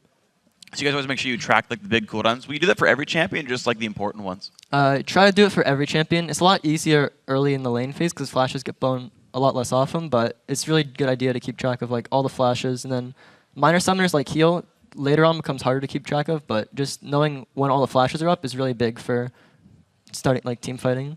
Okay, so I want to call your attention then to like the early laning phase because Tristana is one of the new champions that have come out in this patch that seems to be popular because of the item changes and whatnot. You guys had an early deficit in the lane. I want to ask sort of what happened there. Oh, okay. So in the early lane phase, we just misplayed a bit. Double Lift jumped on top of Turtle, and I shot a hook that was supposed to hit him, but I ended up missing. And once the hook missed, I didn't have much CC left, so they were able to both all in and flash and go for the kill. 2v2, Nami does pretty well in general versus Thresh lanes, though it can kind of depend on the AD. But there, we just made a little misplay, and the second we made it, they capitalized on it and got a kill. How do you turn that back around afterwards when they're ahead? Once they're ahead, it's not too much to do to turn it back around. We knew the other side of the map was doing really well, so we just tried to farm as much as possible under turret and do double golems to just minimize their lead and stay as close as possible. Because if we called for ganks bottom and had our jungler come bottom, there's a chance that Vi could be waiting, and if that were to happen, we'd probably be weaker 3v3 and just have a bigger chance to lose the game. Now, playing against some of these newer picks like Tristana that are coming with 410, how do you guys overall feel like you're adapting to this 410 patch, and how much has it helped having a coach that's actually living with you? I think having a coach that's living with us helps a lot. He can like keep us informed of lots of new strategies or what's being played in different regions and things like that. And overall, we've been adapting pretty well to the new patch. There's a lot to take in on this patch. Like the different ADs you can play has changed completely. Like a lot of ADs Tristana that were never played before are now actually really strong. But overall, I think we've adapted really well to the patch. What do you think it has changed about TSM? What? What do you think, like, what has TSM, like, has it changed, like, the identity as a team? Like, CLG went back to, like, old school Tristana split push style. Like, has TSM, like, changed how to look at the game now? Yeah, it changed a lot. One thing that's changed is, like, the top lane pool. This patch, tanks aren't played as much. Actually, that game, 2 tanks are popular now. Or 2 tanks are played, but with a new patch, like a lot of times you see non-tank champs top lane, so that's one thing I think that's changed a lot. All right, well, let's get back to the game here. We have another replay. Let's bring this one up on your screen. This is a Baron fight for you guys. Glebe, since you took the last one, Bjergsen, walk us through here. All right. We just decided that we've been dancing Baron for too long, and we're tired of it, so we wanted to force the Baron and get a fight as fast as possible. Again, Glebe actually hits a hook on double lift into a cocoon from Amazing, and that just seals the fight. And like Glebe said earlier, Kassadin's Rift Walk can just chase people down. And after getting that 1 kill on an important target, we just chase them down. There isn't really too much we can do. Yeah, so it seems like that was working really well for you guys overall. And you closed the game out. You guys took that one pretty well. You're guaranteed to be in second place now at the end of the day, because one of Dignitas or LMQ will lose, and of course CLG already has. Do you guys feel like, both with how the season's going and how you're adapting to 410, that your top 2 North America, is that like where you stand right now? I think it kind of depends on the day and the week. Sometimes we adapt really fast to new champions and we just feel really strong, and then sometimes we forget the old basics like I was talking about, and we might not be as good as some other teams, but I definitely think that we're top 4, and it all depends on the day because all the top 4 teams are really good and can all be #1. Speaking of top 4 teams, you guys are going to face LMQ next, and they're a very different team from CLG. Have you forgotten everything you know about playing against LMQ? I'm not sure if we knew too much about playing LMQ. Right. They did beat us, but no, we have a plan going against them too. So we'll see how that works out. We were more scared of CLG this week just because they've been performing really solid and they have really good mid-late game decision making, and that's something where I feel like they could have outperformed us. But this game we just got the lead and we didn't let it go. All right, well, guys, thank you very much. Congratulations on the win. You guys could be first place at the end of the week. You guys win tomorrow. So we'll see you guys tomorrow, but we've got more going on. I'm going to take a quick break while we give the minions the time to catch their breath because they don't give enough love. But when we return, we're going to jump into our next match, Complexity versus Cloud9. Stay tuned.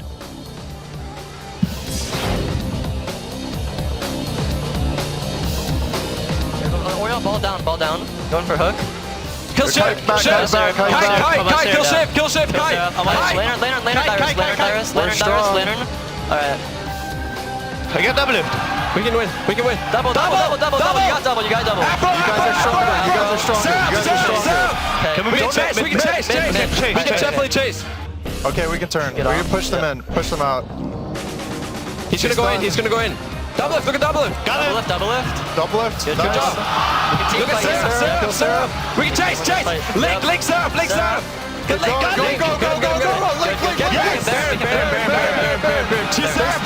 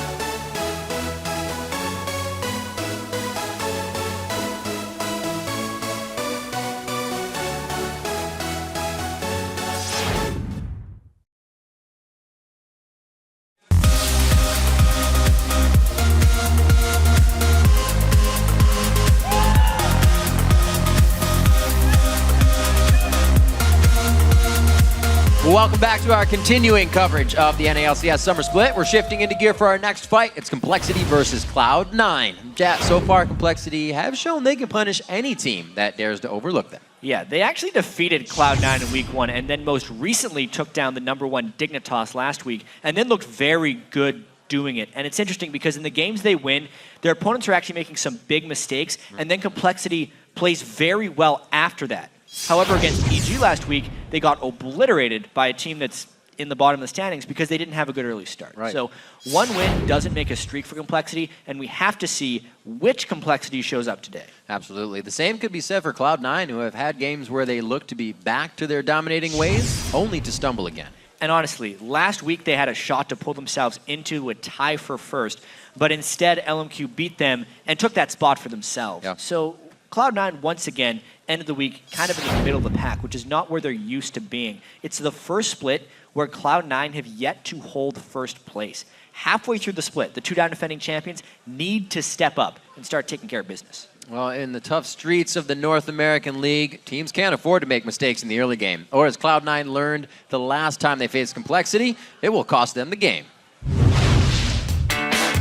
I feel like Cloud9 got a lot weaker, like ever since like last split. We ended up taking game off of them because Robert got a triple kill and it just kind of snowballed off that. The double bust could go over to Robert X. Lee. That is huge for an AD carry. A second kill to come in. Absolutely for Robert X. Lee. A third kill to come in.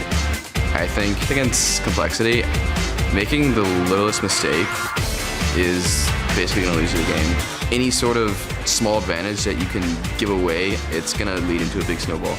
They had to switch a player recently, like Kez for Broken Shard, so that always sucks when you have to make a roster swap, especially when you have no control over it. It's really bad. I guess they're adapting to having Kez in the team. I mean, I've been only in this team for like a few weeks, so we're still trying to work on our synergy.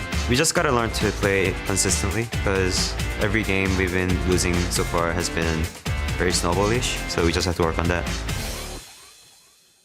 Well, it seems like they have everything in order of what's causing the losses. Hopefully get the early game lead to give them such a dominating win as usual. Absolutely. Complexity knows how to play when they're ahead, but not so much when they're behind. They just keep trying to make big plays with goal deficit. That's right. And for more on this match, let's sound it down to Kobe. All right, thank you, Riv. I'm here with the Complexity coach and analyst, Mr. Koobs. Now, you guys, being in last place, you receive a lot of criticism from the fans. A lot of teams have been going with these social media blackouts. Have you guys actually decided to go with that, or have you embraced it? I think social media blackouts for certain players and teams work, but I think for us, I've worked with my players to have it not affect them as much and just look at it in more of a upbeat and motivation, kind of, in the sense that, hey, no one believes in us, we have a couple fans, let's go hard. So I think for us it's all right, and as the season progresses, I think hopefully that criticism kind of dies down and we become a stronger team. Well, you guys definitely have a big chance here. A new patch changing up a lot of things. On this 4.10 patch, it seems like a good opportunity for you guys because you have a lot of players that like to play champions that are not very popular among a lot of other players. What do you think of your team's chances with this 4.10 coming in? I think 4.10 has been an interesting patch in the sense that obviously the big one is AD carries, who are changed with the Infinity Edge changes and the nerf to lifesteal in the Bloodthirster. I think what we see now a lot, and it goes over all the scenes, is you're seeing a lot more of the support style top lanes with Lulu and Kayle. Now OGN's running Gragas top a little bit. And the supports, we're seeing more Nami, a little bit of Sona. So I think the picks in general, whoever adapts the fastest to each meta usually gets a huge advantage. And I'm very confident that we have done that, and I'm really looking forward to see how we do today. All right, well, you're facing Cloud9, who has historically been one of the best at adapting. Now, you guys have beaten them already, though. What is the team's confidence like coming into this one? Well, that first game was our first win in the LCS, and although I don't think we played very well, neither team really played, I think, their A game per se, but we were able to get that win. So heading into this one, we have had Kez now for, I think it's our 4th week with him. So I think we're very comfortable, and going into this game, if we bring our best, I think we have a chance, and that's all you can ask for in this game. All right, well, good luck. We are now going to send it back to the guys at the desk to get this game started. Thank you very much, Kobe, and let's do that right away. Let's check out the starting lineups. On the blue side, it is Complexity. That leaves West Rice in the top lane, Kez in the jungle, Prolly in mid lane, I promise. Robert X. Lee at AD carry, and Bubba Dub at support with his stash. On the red side, of course, it is Cloud9 in blue shirts. Balls in the top lane, Videos in the jungle, High in mid, Sneaky on AD carry, and Lemon Nation on support. And we'll see if it is true. Does Cloud9 adapt the fastest? Can Meteos get Lee Sin? I know. Does it matter? Because it's strange. So much of Cloud9 in the past has been other teams trying to react to them, right? So much of the top is like, there's questions teams ask. How do you get to the top? How do you become the best team? Right. A lot of people say, look what the best team does and mimic it until you become the best. But what that ends up often doing is, if you're mimicking a strategy, the best you can become is slightly worse than the team that you're mimicking. Yep. Because they've been doing it for longer and they're better at it. So when Cloud9 came on the scene, they had a very fresh and new style of play, but it hadn't necessarily been seen before. And then now, when they're in the middle of the pack, they keep trying these new things. That's why we see Meteos being one of the only jungle Rengar people that have tried it in North America. That's kind of why we see High playing mid lane champions that other mid laners haven't been favoring, like the Fizz when he played Kha'Zix a couple games in a row, or when Sneaky and Lemon Nation are the first to try out different AD carry and support combos. Yeah, like the Ashe Zyra, right? Exactly, like the Ashe Zyra back in the summer when they were such a dominating team. And I really do feel like this 4.10 patch is a big opportunity for them to set the standard again as far as what becomes the best picks, because I think the other teams in the previous patches had really caught on, and they were 100% on it, and Cloud9 kept trying to do different picks that just weren't any better. And maybe their analytical skills now can give them that slight edge over the other teams. Remember in the beginning, they would always be like, we look at what Korea thinks is OP, and then we play it to our style. They would take it, but they wouldn't try to match it. They twist it. They do what they needed to, and it always worked out for them. Now, will that mistake happen? We look at Complexity. If they can grab that early lead, they know how to carry a snowball. But how do you stop that if that's the only way to really bring out the W? I know, because in one side, you don't just want to play safe, because then that'll allow Complexity to bully you. Yeah. You just have to play comfortably, right? You just don't. That's true. You can't be afraid of making a big mistake. Otherwise, you're going to make a big mistake or just end up doing nothing. Right. Yeah, I think Cloud9 should just play this one comp. This is also another time that Cloud9 looks at somewhat of a different team. Last time this was with Broken Shard. Now Kez is there. Yeah, they've seen Kez from week to week play against other teams, but it's still a different dynamic they're bringing as they match up. Now we're going to be heading into Champion Select, and we'll see what kind of homework was done pre-game as we get into the Complexity Cloud9 match. Well, the Rengar ban. Rengar homework. There it is. Yeah. And like Complexity's manager coach said, there's been a lot more focus on the kind of AP supportish top laner. So Lulu, being a flex pick anyways and has been for a while, she's out of there. Wouldn't be shocked if we saw another Kale ban as well. Although I don't know how proficient Westrice actually is on the champion. The notebook of Lemon Nation, of course, trying to make some smart choices. A lot of homework to be done by Cloud9, their analyst Charlie, obviously by Complexity, their coach Koobs. Looks like it won't be a win. No, I'm just kidding. Yeah, looks like Cloud9 just lost. No, not really. Of course, we have to just keep reiterating. For some reason, Meteos has not won a game this split when he's not playing Lee Sin, but has a 100% win rate when playing it. Obviously, 2 junglers being banned away from Meteos with the Rengar and the Lee Sin. Yeah. He's a great Elise player. He just hasn't been able to find success with this split. The Kale does get forcefully banned out. They probably squeamed a little bit. Would have wanted that on their side, maybe. And he gets his jungler right away. Yeah. They really targeted Meteos heavily in this pick and ban phase. Lucian would still be on the board, but that's not necessarily what Sneaky has been tunneling on. We know sustain supports are much stronger. There's no need to take a jungler very early unless they just want to do the rest of their picks via counter picks. This will really kind of tell us what tier list of champions Cloud9 has put together in their heads. Hive brings out Ziggs, safe play in the middle with some siege to himself, balls onto the safe play of Renekton, so not too much shown by the hand of C9. Like you said, comfort.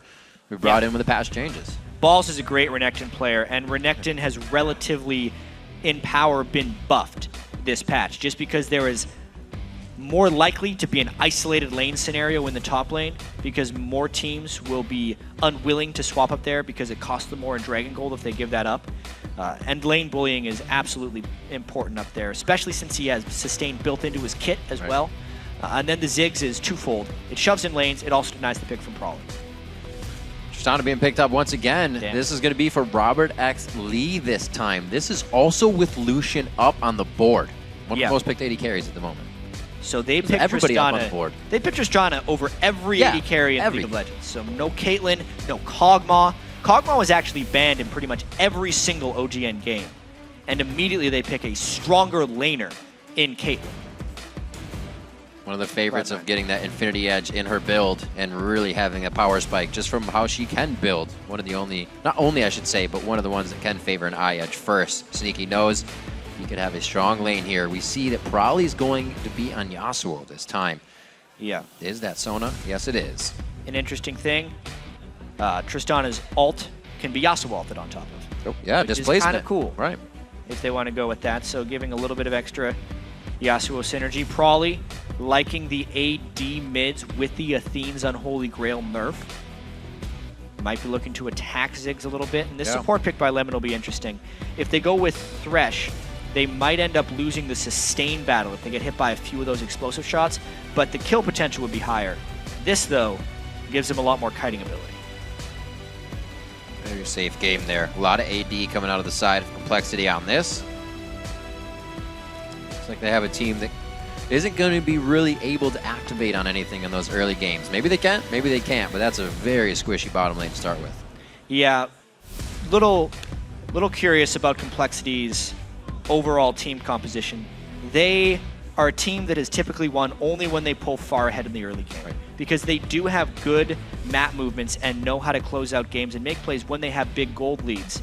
But it's very hard for them to get a big gold lead when they're weaker in all 3 lanes early in the game. Yeah. So they're kind of at the mercy of Cloud9 in this one. It's something that hurts coming out of Champion Select when you kind of feel that sinking, knowing the lanes are right up and better than you right away. The game's about to get underway. We'll see if that's all true. So let's gaze into the future and see who will win. According to you, at LOLesports.com, 85% of you say it's going to be Cloud9. Hey, as long as it's not over 90%, safe. Yeah. Otherwise, we'd be seeing an upset. Sure. If you see things going south for Cloud9, though, update your vote by tweeting us at LOLesports. Use the hashtag COLWin or C9win. We'll be checking that back to get real-time reactions. Or if Cloud9 is winning, just keep voting for them. Push that over 85%. It's going to be a tough game for Cloud9 or for Complexity. I don't see Cloud9 really letting themselves fall into any mistakes. Last time we saw Meteos go in with the Kazakhs in the game we talk about where Complexity got the early triple kill. He was pretty low on health. It's kind of an unnatural thing for Meteos to do, go into a gank when it may not work. And that was also in week 1, where Cloud9 was very recently reacclimating themselves to high in the mid lane.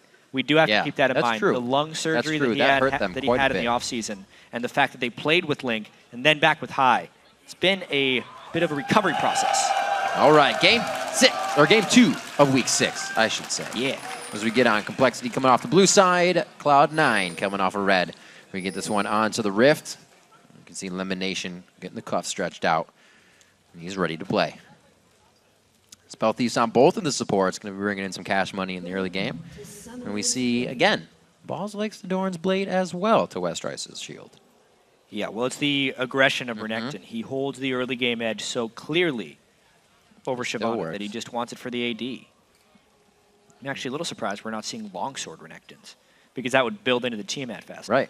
If they're really bullying that heavily. But of course, that would make them weaker to ganks, and the early game ganks of Kez are quite potent. Seeing them getting themselves back into a very good situation. Kez can make the moves to get himself back in the jungle if he's been put behind. A very smart jungler. Good addition to Complexity. We'll see if they can use that to get themselves back up in the standings. Looking into this game, Cloud9 7-5. Complexity is 3-9. Looking to put a win in the column. Elimination on Morgana this time definitely won't make it easy in the duo lane. Looks like we are going to get that standard matchup.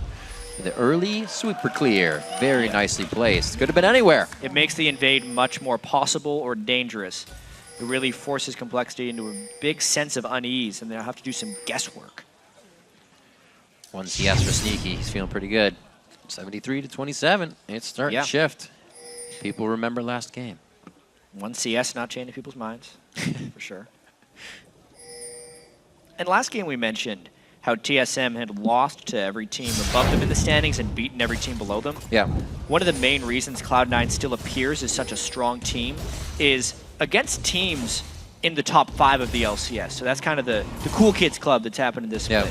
They're 5-3. They're actually doing very well against the good teams. Right. It's the teams at the bottom they've been struggling against. They've lost to Complexity and they've lost to EG, which puts them in the middle of the pack. Right. It's the consistency that Cloud9 needs to reattain if they want to make the top of the standings. Yeah. And those types of things start by beating Complexity up. And you can almost see that with the times of what happened in this last game.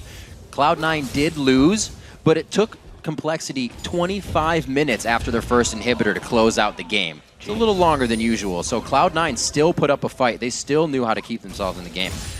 Could be harder if they get the edge first. Meteos on the red buff. He's going to be getting that for himself. 2 buffs to each jungler now. Let's see if they can make an impact here coming out of the jungle. Kez a little bit slower here, and it's going to be top lane already for Meteos. A little bit strange here. Meteos is incredibly low. Yeah, saw that. Right now on Evelyn. And if he would have walked into that brush and there was an Elise laying in wait, it would have been death. But because of the early ward they put, they knew where Kez started. So they know Kez is in the red jungle, meaning he's safe to gank at low health if Westrice overcommits. But with the place the wave is, this just looks like wasted time. And Renekton on full fury, a dangerous thing to be looking at, just out of range. God, I think any Renekton player can relate to the W just there. They may have been able to force the flash if that would have landed the stun. Another bind on Bubba. Whew, Sona taking some good hits in the early game, not the tankiest. Yeah, do have to note that Bubba has went with the Spell Thief's Edge on Sona, and one of the reasons he is so aggressively pressing up is he's trying to get his stacks out. So he wants to get the gold generation, the extra damage from the Spell Thief's Edge harassment passive. And he's getting a little bit punished for it health-wise, but obviously because he has sustain, he hasn't died yet. Probably trying to stay safe. One wall there, and actually very nice. It's going to keep the lane from pushing as well, so that works nicely in his favor. So much harass coming in from high. Loves playing that aggressive early game. Yeah, look at the sustain. Bubba back at full health already. This is working out very well for them. Bubba hasn't even chugged the mana potion, so they can kind of stay here and trade back and forth. Sustain is definitely getting some love in the bot lane recently. Yeah. It's an interesting thing here with Sona. As long as they're not getting bursted out, they will out-sustain, and Sneaky hasn't built lifesteal items yet. So even though that trade looked so heavy-handed, Robert X. Lee is going to be healing up pretty soon now, and Sneaky's having a little bit of trouble. As bad as this looks in the mid lane. Oh! The CS is close. Yeah, CS is that close! was bad. Wow, that was very aggressive from Prolly. Meteos in the right place at the right time. Kez couldn't even get in the initiation. Whoopsie-daisy. That was a bad move. Going forward after being so crushed in the lane, and Meteos just with exquisite timing on Eve there. Makes the counter gank not a real possibility. Big for him. You can see even with going down, yeah, he stayed up in CS, but Complexity is going to have to worry about pink wards as well. Sinking money into that just out of base. Probably is going to have to keep safe for Meteos and more ganks. Push down in the bottom lane, staying sustained, but that range is giving Sneaky a bit of an advantage here. 38-34, pretty even still. Yeah, but this is not the type of game Complexity wins. Typically, we talked about it right from the picks and bans. They pick lanes that are typically going to be in danger or get bullied early, and then what moves are Complexity really going to make? Cloud9 is absolutely at home. Back when they were successful, or the most successful, it was in the game where they could just pick lane bullies, rely on their laning power, and then let Meteos make very smart, efficient decisions and be kind of that carry jungler that everyone had him first picked in fantasy because that's what they're expecting this split. Hey, don't rag on me. Hasn't happened to. Did you pick Meteos first? Maybe. All right. I did. 6 minutes into this one, that first kill hovering on the side of Cloud9, giving about 1,000 gold lead. Whoa! Dragon's Descent. Some quick sixes here in the top lane. They're fighting back and forth. I don't know if Westrice really wanted to do that. Dragon's Descent in, flash out. So that happened. Oops. Yep, burns his flash for a couple CS. How do you repair that? Yeah. Do you call the jungler up? Because now no. you know that lane is pretty much in his favor. You don't. We saw Glebe talking about it last game. Once they lost early on, he was saying, yeah, I mean, we could have called our jungler down for a game. Yeah. But then Vi could have been there and it would have been turned around, especially against an Eve who they have almost no vision of. He's got to fend for himself. Yeah. And without a flash, it becomes even more difficult. The flash. He was also down almost 20 CS on that engage, so you got to know that Renekton's going to hurt. Coming back into the lane, the Giants belt's the thing to have, I guess, right now. We'll see. Coming around the backside, those pink wards have not been utilized in the bottom lane. Rather, I should say purchased. Robert X. Lee with these little sidestep hops really working for him. Yeah, that binding was perfectly positioned by Lemon Nation. If it wasn't for the flash of Robert X. Lee, it was death. Can he get the blue? So close. Uh-oh. So close. Goes the Kez, though. He just straight up timed that one. He thought... Needed him, probably. Because Cloud9 knew exactly when it had started as well, it was a rough guess by High. Just about gave it to him. They would have really loved to have a blue buff on Meteos as well. so he can get a lower cooldown on his Eve ultimate, as well as just spam hate spikes more in the jungle. But so close. CS as well, close in the mid and the AD carries. Really, it's going to be balls here to give Cloud9 the upper hand.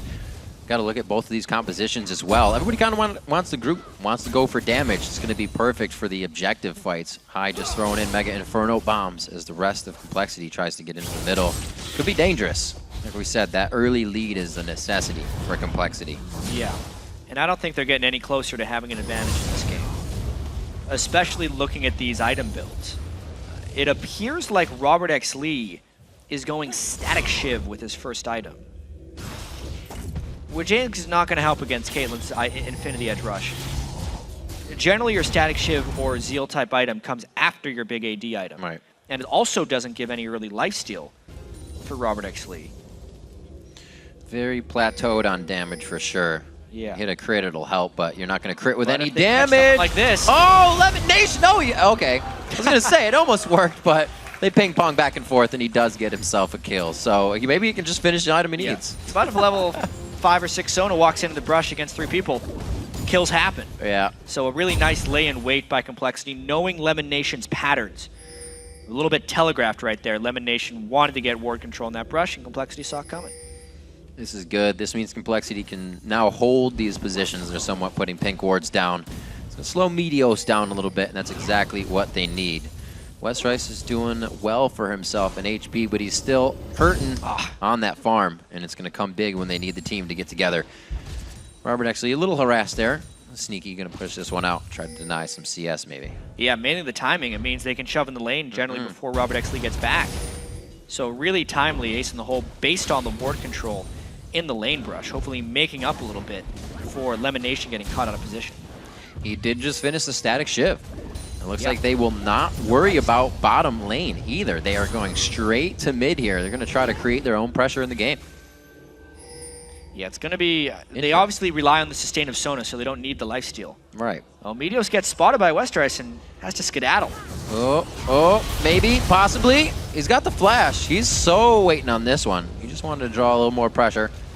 He gets out, though, has to blow that. Westrice still very hurt in the top lane. You can see it. They're calling a lot of Complexity members there as well. 3 members in the top lane. They put Trist. Robert X. Lee against Ziggs in mid now.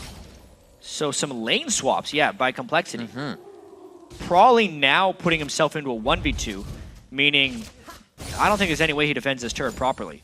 Maybe Robert X. Lee can shove along the same lines as High and get some farm back, but he's also not going to have much immediate power in the mid lane. It looks like Complexity has downgraded both of their lanes by swapping right here, and they're going to probably lose this turret.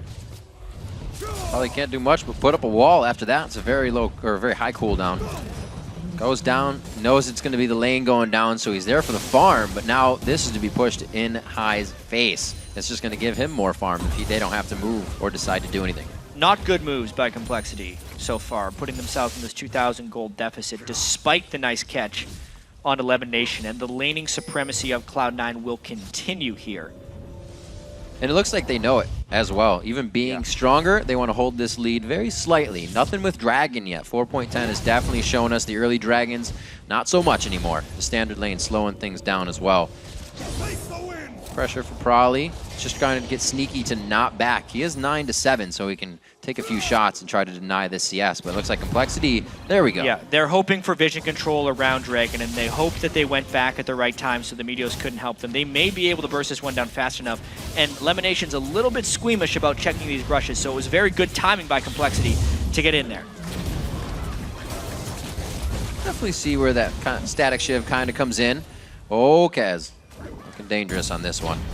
Really getting that E attack out, and then you get the Static Shiv damage on your auto attack. So it's a little more, but like you said, not having full damage for a fight is very scary. Trist still looking to ramp up, though. And considering that Trist had the Static Shiv, and they're losing top lane, and they're down in gold, and they're missing their bottom lane turret, the fact that they just straight up got an uncontested Dragon is incredibly impressive by Complexity. Or it's just a really big failure by Cloud9. That's probably the bigger story here. They should have had ward control, and they should have timed their backs better, because a Dragon like that against a team that is behind cannot happen if they want to become a #1 team in North America. Whoa, that Static Shiv definitely putting on a little extra damage with that auto attack. Lemon Nation down to half HP from a few shots in that explosive shot burning down. Pink wards still on the minds of Complexity to keep eyes on Meteos, but they got to get them down. Being in inventory is not helping too much, and it looks like Kez is trying to do that right now as they head out towards blue. Cloud9 with that timer as well. So Kez actually tracking Meteos quite well right now. Oh no! Stolen by Prawley. That's not going to be a satchel charge as well. No rubber duckers will be had here. The heal goes out. He was kind of just waiting. He knew his limits. Good pressure by Prawley, though. Complexity's still trying to make moves. Sometimes something that gets them in trouble when they're down in gold. So quite honestly, we criticized it when it happened. Prawley going down to the bottom lane and Robert coming to the mid lane. Has worked out great for Complexity. Prawley has gotten isolated things against Sneaky where he can push him in. And he's playing very comfortably. It's kind of switching up their playstyle to something Cloud9 hasn't necessarily faced in a little while, because who in the right mind would swap Yasuo bottom against two people? But Cloud9 decided to match by keeping the Caitlyn on the Trist. They want to try and deny Robert X. Lee's Trist farm. As far as Robert farming on Trist in mid lane, if it's a 1v2, he'll get more farm. And Cloud9 swapped a little late. They ended up losing on both sides of it, and Complexity's somewhat coming back here. Quite interesting Shiv bro build they got going on here. Oh my gosh! Oh, he flashes too! Oh, whoops. There's an error. But they do save him. He gets out alive. Very back and forth. When you're dodging that many skill shots, what do?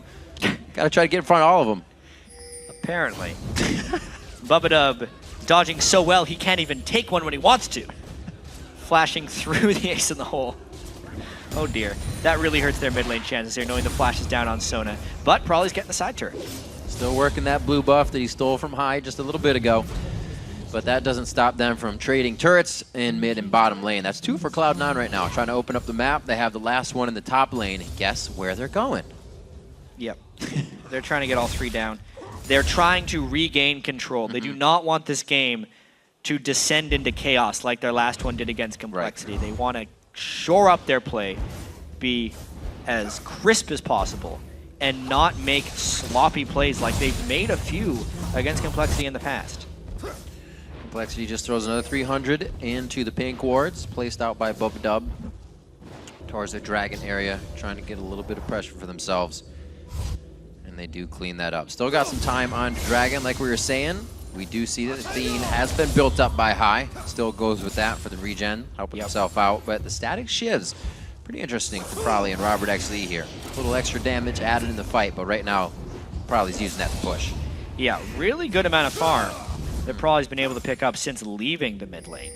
The 80 carries and mids are very adequately farmed, and considering the Renekton versus Shyvana matchup, which looked so terrible for Westerice early, being down only 30 CS at the 16-minute mark, and now that he's hit level 11, if he can complete his Sunfire Cape, which he has enough gold to, his strength will be somewhat adequate to that of Balls. Not looking that bad, considering the very dire-looking opening. Right. Do have to take note, though, a second time we're seeing Renekton Shyvana match up Doran's Blade to Shyvana's Doran Shield. Renekton, again, coming out on top, so not many changes there. We'll see if Dire Westerice can make an impact in the team fights, because they're definitely not getting out of a mistake early game on Cloud9. Held solid here. Prawley once again going in hard, but he kind of waits on this one, making sure they have the initiation that they want. And that was very good control and not going too hard just for Balls. They go too far in, Meteos would have been able to turn. No. And they were very respectful of the Eve. They didn't use any of their cooldowns, but they did get the ultimate of Balls. Probably, though, sticking around too long. Oh, that's exactly what they were worried about. You think about it, it's definitely going to happen. A few more hate spikes, the flash happens.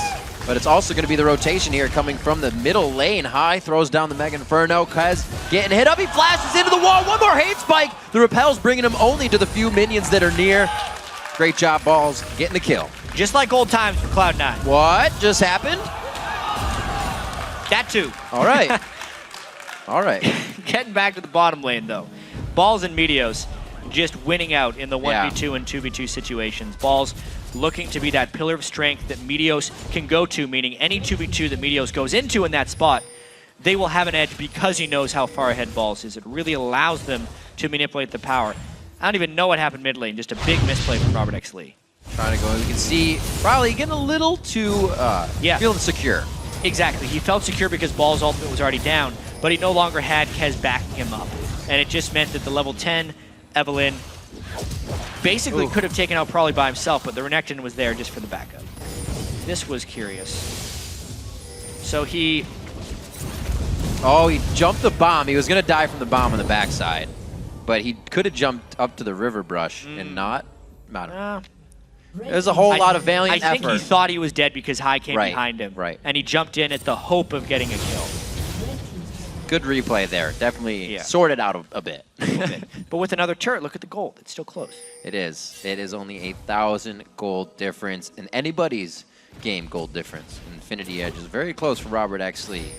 Different, like we said, 4.10 is going to bring us some new pages in the book to be written here, and Robert goes for his attack speed crit item before that damage item. See if it works out in the long run, because that's where Triss is the best. One thing that's very strange is, where is the map pressure from Cloud9? It's something that used to be second nature for them. They would have so much control. Yet, we look at the game now, Complexity is making all these mistakes, right? But they have the map pressure. They have ward coverage in the blue buff. They just pressure the top turret. They get an uncontested dragon. And they're actually, after this, going to be ahead on gold by 100. What? Complexity is winning right now against Cloud9. Wow. Super because they even. scale better late game, too. Oh, yeah. Absolutely. Game-changing Yasuo plays. Like we said, you can have Robert Exley or West Rice procking those out, and probably himself. A lot of fights to be had here. And right now, Cloud9, like you said, doesn't have the pressure to act on them. Probably may be focused in the bottom lane a few times, but the team is moving off the ball right now for Complexity. 20 minutes in, tying up the game at 4-1, so they're doing it by avoiding Cloud9. Yeah. For the most part, I mean, and when Infinity Edge gets completed onto Robert Exley, he's going to be very powerful. He didn't go for that Blade of the Ruined King build to try and get him through the mid game. He's going straight for the late game, and he's actually getting pretty close to that point. About another 600 gold, and he can complete his Infinity Edge on Tristana. Little harass, good movement by Kez. Oh, okay. Still missed out one ward. An unfortunate incident. So we have Balls in the top lane. Are they going to try and catch a fight here?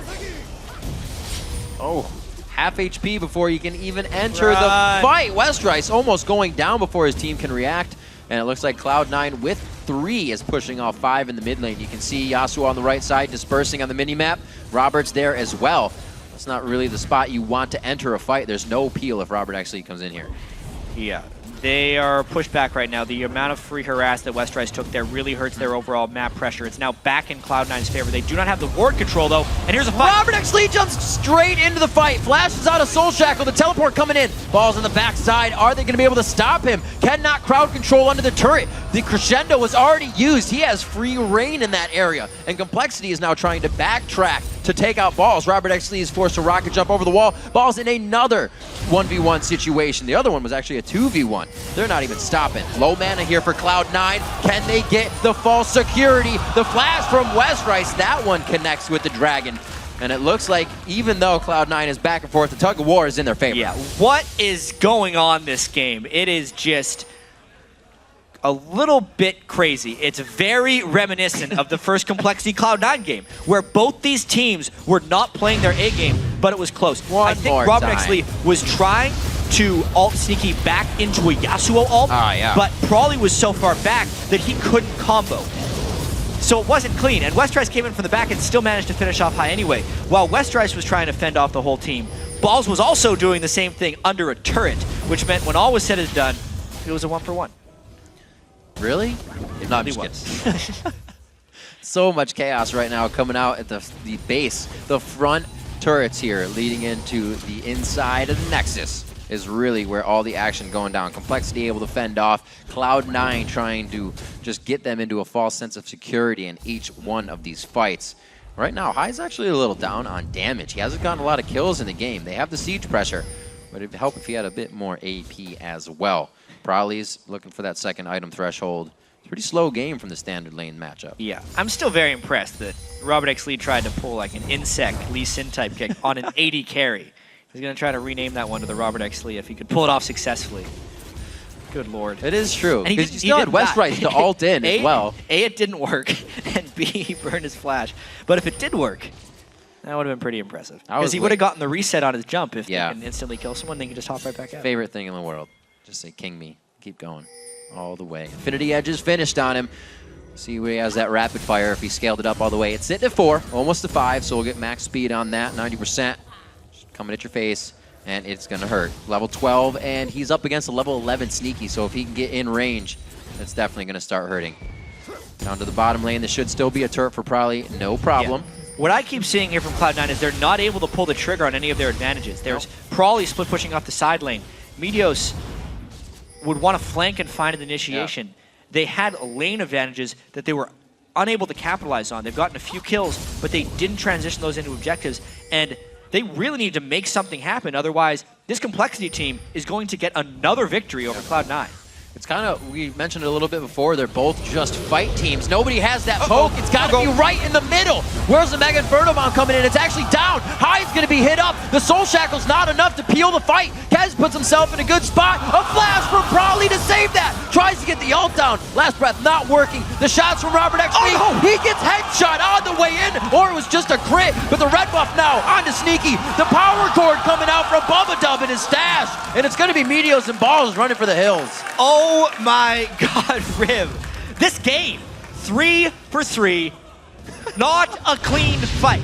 Westrice starts it by kicking a field goal. He doesn't hit a single person with his Shyvana ultimate, but watch the ultimate of Tristana onto High with the Yasuo. They still pull the combo. Crescendo missed from Bubba completely, yet Cloud9 was so zoned here. Sneaky was dancing back and forth for most of this fight. Balls is spending most of the time walking around instead of focusing, and because of that, we end up getting this close fight.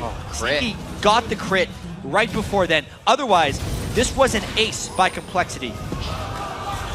Even with all of the misplays by Complexity in this fight, they still almost won it. The late game scaling is real for this Complexity team, and they're in position to win this game. And this is not something Complexity is known to do. Usually if it's not their lead, it's the falter throughout the game, but now they are holding it, pulling it back 2K, well 1.3K in the lead right now.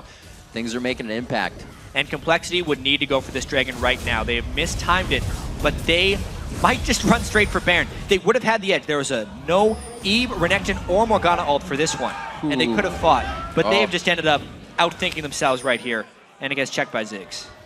Vision. They go now? Would they go now? That would be really smart of them. All the vision's gone. They're going to peel off that completely, knowing they also walk back through wards. Oh, wow. Probably took the low road. He's going to take some damage as well as everybody else took the high road, staying safe. It's coming down to the line here. 25 minutes into this one. We could actually still have a very long game to go with the amount of fights we're seeing. Onto the turret. Balls looks like he's trying to get some shots on with High on the backside. But it's instantly cleared out there. Yeah, deep breaths. Everyone's got to calm down here, but they just go again. Westrice dives in once again. Well, Balls was so separated from the fight. The rubber ducky's down, Bubbed Up gets hit up, but it looks like they'll be able to get some more off of that crescendo. Knocked away, unfortunately, and Cloud9 is on their heels now. They know they do not have the strength to win these fights. And Yasuo wasn't in range for Yasuo off that Tristana because it would have been a multiple displacement shot. They could have killed him, but they're low enough. They're just gonna go. Infinity Edge, Blade of the Rune King chunking this down as well. This should be out of there in just a few. Sneaky could get a headshot over the backside, but it's just too dangerous. The smite goes to Kez, a very close Peacemaker, however, from Sneaky. And Cloud9 watches Baron go to Complexity. Yeah, the team fighting potential of Complexity is so high right now, and Cloud9 couldn't pull the trigger in time. Is Complexity Cloud9's kryptonite? Like, seriously, because this could be another win for Complexity over Cloud9. Lemon Nation doing what he can to put ability power and a needlessly large rod under his belt. Will it be enough if the whole team's dealing damage? Because right now, they need to be outputting more. 2,000 gold behind is really all Complexity has needed to squash the lead of Cloud9. The uncontested dragons have been too much for Complexity to get. Slow movement right now, and Cloud9's not even off their side. Really, the wards placed to the bottom side of the map. See if they can get any picks, because nobody's really got the pick comp. This is going to be hard. Meteos can't even do flank-style ganks. It's all just in-your-face 5v5 fights. And Complexity has actually been the ones initiating all of these. Westrice keeps flying in with Shyvana ults. Robert X. Lee is rocket jumping into Cloud9, and it's not that's being, a little crazy. It's not being punished. by Cloud9. They're not able to set up their damage in the right way. High's not able to land the poke. They're not capitalizing off of Dark Bindings. Sneaky now with the Phantom Dancer is in a much stronger point to maybe crush Westrice as he comes in. But there is so much dive pressure coming in from Complexity with the Sona ults, with the Tristana ults that are being used to attempt to combo with Yasuo. Oh, that was nice. Oh my gosh, again, Westrice is just on full initiation mode. Sneaky doesn't even get a chance to breathe along with Lemon Nation. They're down instantly, and just off on the side, Meteos has to watch it all happen. They had 5 with the Baron buff, and holy crap, Westrice ran in right there, and they pulled off the combo. Easy inhibitor, maybe the game. Westrice's job for the past 3 initiations has been to attack things, get the ult up, and use the ult. They have consistently used it every time it's there. Wow. That's really the way you describe this game. They now have a 5,000 gold lead, and as seen right there, can obliterate Cloud9 when they come in strong. Flashing over the wall first, and then just Shyvana ulting. Just from the abyss, Westrice comes in, and they wreck Cloud9 when they fly in there. They get the reset on the rocket jump, and the double kill happens for Robert X. Lee. Late game Trist is here, but more importantly, everything is here for Complexity. They are making moves right now. The train is on the track, and Cloud9 was also on the tracks during that one. 6-3 in turrets, looking to drop one more outside the base to have the map cleared out there, but they've already got the inhibitor turret, so it's going to be one of these side lanes we get on the pressure. With Baron down, the 50-50 vote starts to turn tide again. Complexity is going to be looking for bottom lane. They have a minute left on the Baron, so they could actually get this one wave at the bottom of the screen you can see of minions, as well as this wave that Crawley is up with, will be reaching the turret at around the same time. And that's a big opportunity for Complexity to make another dive. Westrice isn't there and his teleport's not up, so it's actually an opportunity slightly missed. But they could have gotten 2 inhibitors down here. I think they're just going to take the outer turret for Westrice while the rest of Complexity postures. Well, it's definitely not initiation. He's not there to jump in. Yeah. Maybe they'll just use Robert again. Almost a tell now. Yeah, right? It reminds me of when CLG jumped in, or it's Doublelift jumped in the scrim and did the same thing with Trist. Yeah. Looks like it's a real thing now in competitive LCS play. 30 minutes into this game, the turrets are dropping fast. The last outer turret goes down for Cloud9. They are breathing deep inside their base right now. Hopefully going to be able to get this last initiation in their favor. I don't think they expected this to happen at all, especially with the picks out of Champions League. Yeah, another shock here, but I mean, Complexity did pick better late game things in every role, and Complexity, Cloud9 did beat them early game, so now they're paying for it. So much power. 3 blades of the Ruin King doing percent damage shots to you. Oh, and Westrice from the backside! He's coming from the base. Looks like they're going to have to How did he get in there? He came from the mid lane, but he just surprised everyone and then missed an ultimate dragon. He just swooped in. They have the sustain of Sona as well. So he also did a substantial amount of damage for Sneaky, who with no lifesteal can't heal back up without really going back to the base. The siege continues. Robert actually able to get a few shots on the turret. Even with Ziggs, they cannot keep them off the turret. Sneaky can't even be there as well. Beautiful plays from Complexity, and they are making this hard for Cloud9. Yeah, really using the Sona sustain to their advantage and punishing Cloud9 for having none. Second inhibitor down for Complexity. What a great play of the competition. Oh no! Going down, Elimination goes in. That's a great Soul Shackle. Is it enough chaos to create an opportunity for Cloud9? There's a kill from Meteos. It's going to be a very chaotic fight. Robert X. Lee, a dodge there out in the ace of the hole. Very nice shutdown coming from him, and it looks like it's High and Sneaky to clean up. Balls is still there as he home guards out. So a very close fight there. Get the inhib. With probably going down, Complexity has 4 people. They know they have 2 inhibs down, so the game is in their control. Complexity has to make a monumental mistake to lose this one at this point. Balls, it was kind of a last-ditch effort here, but not synced up. Balls was falling back during all this because he was low, as Lemon tried to go in and create the initiation, but the follow-up is just not within sync. So much of these Cloud9 fights are them running from point A to point B instead of having targets that they actually need to focus down. 3 of 4 dragons, 1 of 1 barons for Complexity.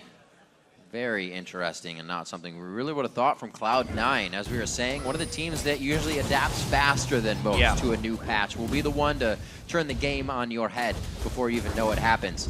And they had a bit of a lead, but they thought that was enough. The resting on their laurels now has kind of hurt them. As funny as it sounds, it all started with that uncontested Dragon.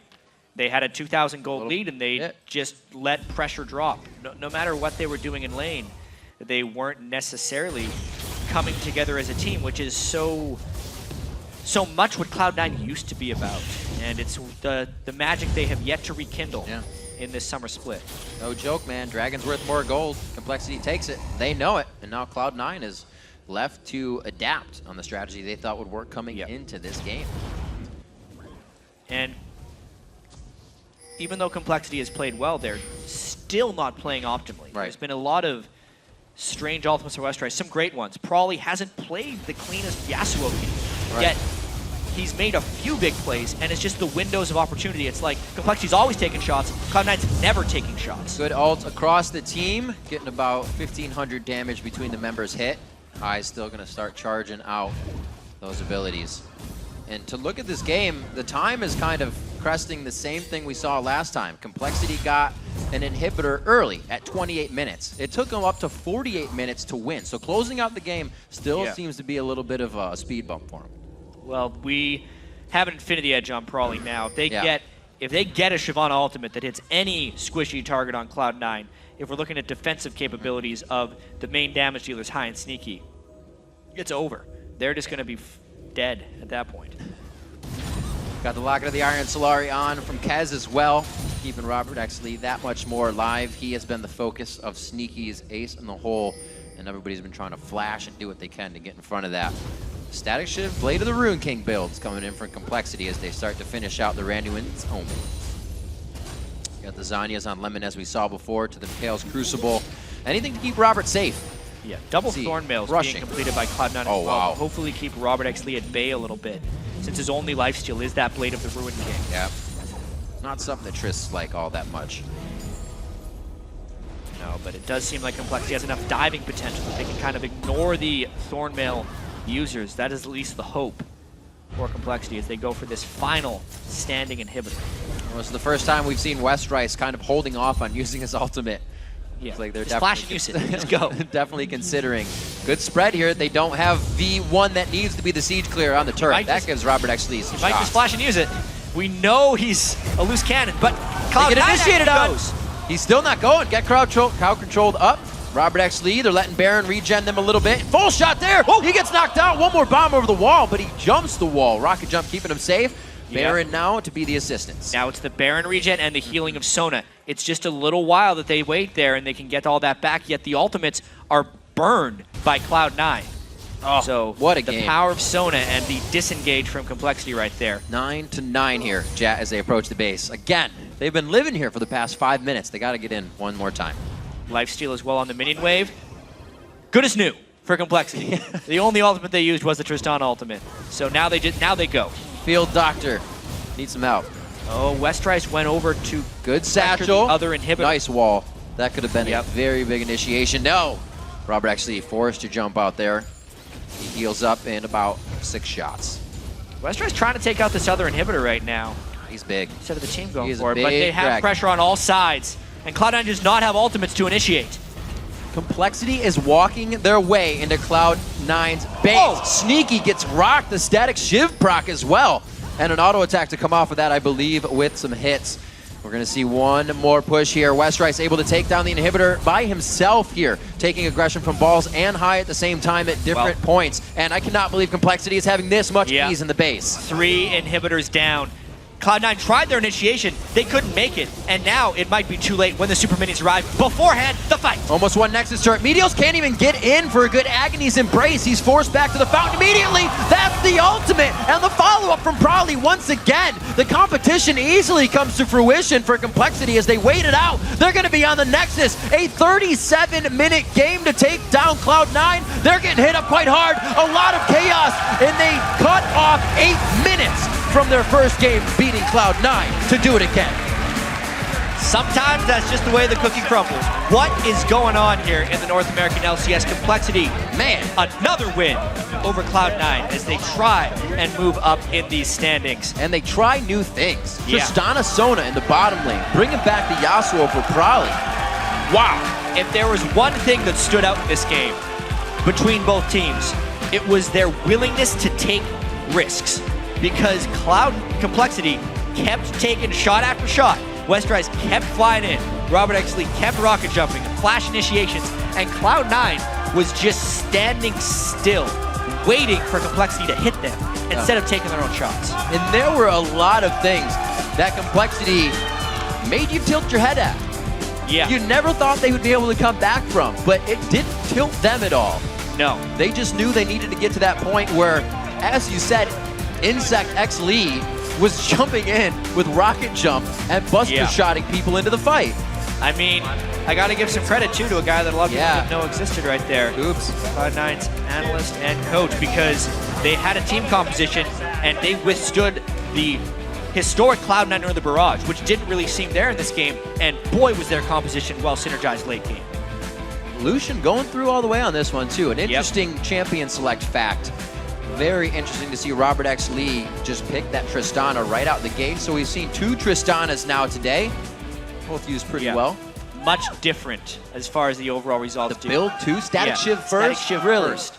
Trying to Awesome. get early wave clear, but mainly accelerating the point at which he could get to his Infinity Edge plus his Zeal item. Something that it took Doublelift a really, really long time to get to, and something Robert got to at a much earlier time point. Right, we saw him coming out kind of piecing the Static Shiv together, and they got that perfect kill on Morgana because, like you said, they had an inkling about Lemon Nation's roam pattern at that time, and that gave him a surge of money that I don't think he was expecting, especially Tristana. The kill especially, and then the uncontested dragon Twice. they were able to pick up. Yeah. And after that, he was even gold with Sneaky, even though the Caitlyn pick seemed to be bullying them in lane. I mean, how many times did we look down at that lane and a binding landed under Robert X. Lee or Bubba Dub, and we're like, oh man, that lane's, oh wait, Sona. It's been a while since we've seen Sona. We go back to lane and they're full health. How many little sustain patterns is she going to have to just heal people up a little bit more and more? So new is real. Definitely seeing some different things. I like it. Hasn't been the same as a lot that we've seen in Europe, but that's what we want is diversity. See what these players can do. Tristana, not something other people have been picking up. Korea really threatened the Kog'Maw band in almost every game that we've seen. Right, Europe still super heavy on the Lucian, oftentimes Infinity Edge, but Blade of the Ruined King was shown to be very good in one of the games. Complexity with their own special little slice of change as well. A lot of Caitlyn love for the AD carries as well, and we saw that having an effect up to a certain point. The 1v1 fights were going in Sneaky's favor, but Robert actually just got too big. It's something he's very good at, and it's something, you know, we say as Complexity has been kind of a team to falter, but now we see them grabbing a lead from being down and carrying it to a win, which it's kind of a new Complexity in 4.10. Yeah, we got to see where they end up taking it from here because that's true.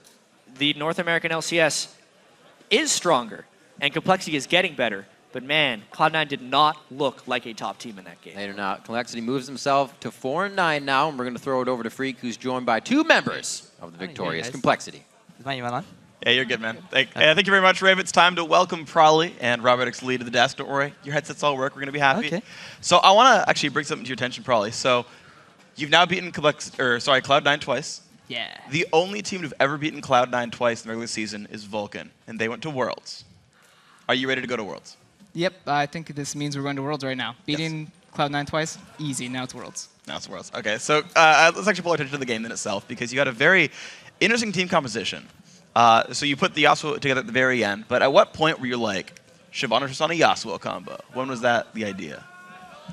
Ooh, man. Yeah, I don't know. I don't feel comfortable telling my strats, but I guess I could give a little secret. it was planned from the beginning. Yeah? Yeah. As far as Tristana Yasuo, it's a very broken combo. Well, actually, we only got it off once that whole game. But we've been trying. I would jump onto the carries and just buster shot and try to hit a carry, and then that's like the delivery for Yasuo. And that was our main goal in the game, and swapping as soon as we finish a main item. And putting Tristana middle allows her to farm middle while farming the jungle, the Wraiths and Wolves, which is why I was able to get items earlier compared to Doublelift earlier on Tristana didn't get rolling and couldn't get his main items quick enough. So I have a lot of follow-ups in this then, because there's a lot of things in there. So one, the choice of comp, once again, going back to that one, was that saying, okay, against C9, was there a specific reason it was against Cloud9, or what was that for? You said you knew the comp, you knew you were going to run the comp coming into the game.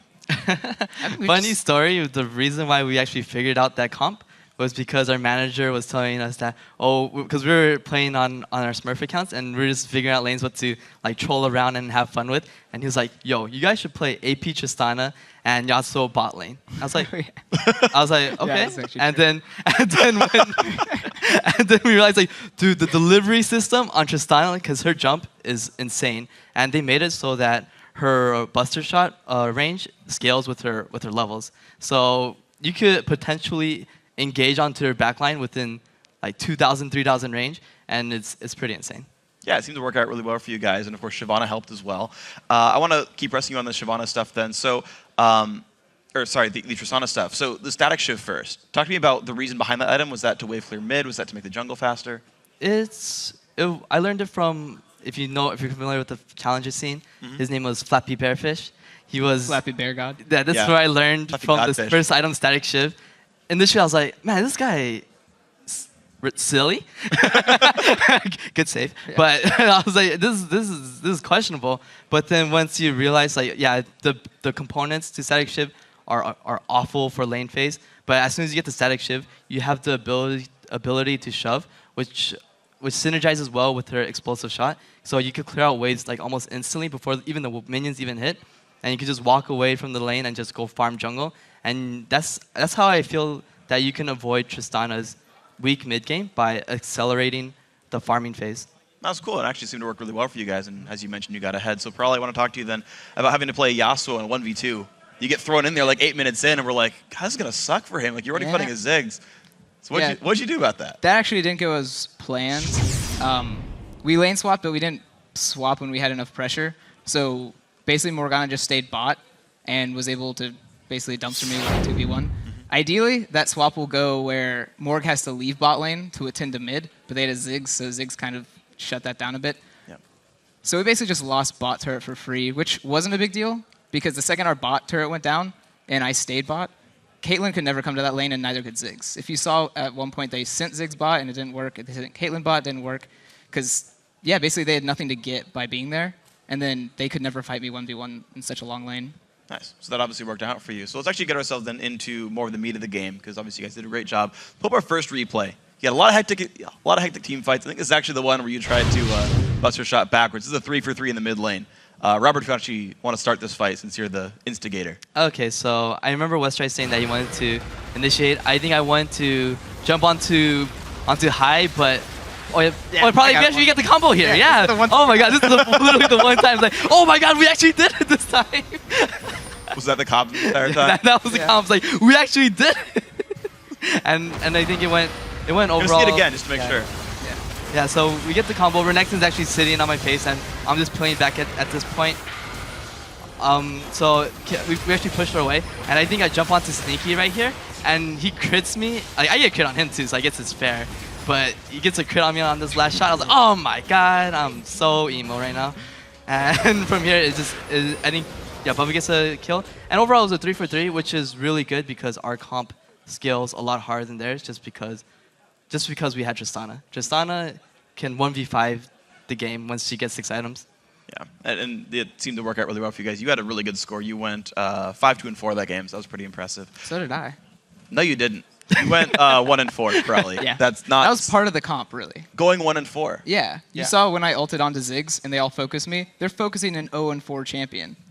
Part of the strat. Be worth less gold. Get a bunch of death. No kill sprees. Usually when you see a Yasuo like slashing on your carries, like, oh my God, protect our carries. But they kill him. I get free roam. Oh, good job. Perfect. Yeah, and that worked Planned out. from the beginning, right? Team.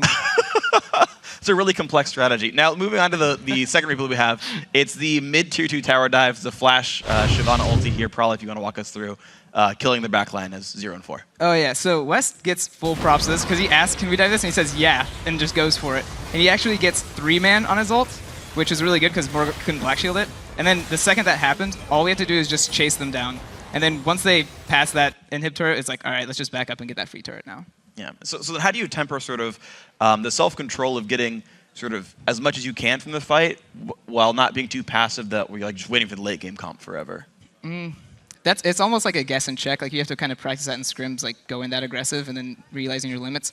That was something we tried in scrims, is like diving, practicing diving. So that's why Wes made that call so perfect. And then the second we saw like Renekton was too far out and he was a tank, is like, yeah, let's just cut our wins right there. We got 2 kills. Let's go take the turret and then play it slower. In solo queue, that's where the team would dive the Renekton and then they'd lose their entire lead. So this was our adaptation to solo queue. Like let's just go back and get the turret instead. It's LCS, not solo queue. Don't make the same moves. I like that. It's a good choice. So then, also to think about this game, you talked about your late game being a lot better. C9 had a couple of early game leads. I think they got first blood if I remember properly. They did a lot of good things. Yeah, you died. That's right. Good job. But how do you sort of withstand that? Because they have this siege of like Caitlyn and Ziggs and like Renekton split pushing. Like, how do you sort of hold on when they're kind of at the gates the whole time? I actually found it really easy. Usually you're like, oh my god, Ziggs, Caitlyn, they're an amazing siege duo composition. But with our Tristana, Yasuo, we can engage whenever we feel like, unless Lemon lands a bind onto you. Yeah. So that ruined our comp pretty hard. But that was our idea, is that if they try to force the siege, then we have hard initiate. Yeah. And that was why I wasn't too afraid. And if they don't decide to push, then we just farm. And it's either they push and we get a good engage and win the game, or we farm and outscale them. Wow, and that seemed to work really well for you guys. So final question then. You guys face Curse tomorrow. The 3 teams you have wins over, Dignitas, Curse, Cloud9. Of course, you've now made that 2-0 against C9. Curse, you have a win against. How are you feeling against tomorrow's match? I'm pretty good. I'm really curious if they'll bait me into picking Yasuo again, just so they can feed off of me. But I feel like Yasuo is probably going to be played tomorrow, and I kind of want to play against it or as it and see what he plays. So I think mid will be really fun tomorrow. One final question, actually. How many more times do you mispronounce Yasuo? Yasuo? Yasuo. Yosu? Okay. Yosu. Thanks. Yosu. There we go. You're pronouncing it wrong. It's Yosu. Yeah. All right, guys. Thank you very much. Congrats on the win. We'll see you tomorrow. We're going to move on to people who can speak English correctly. We've got more action coming up after the break, and we'll see how... Shut up! Oh my God. We'll see how you guys show us your North American LCS love. Then it's back into the games. Evil Geniuses versus Curse coming up next. North American LCS will return soon.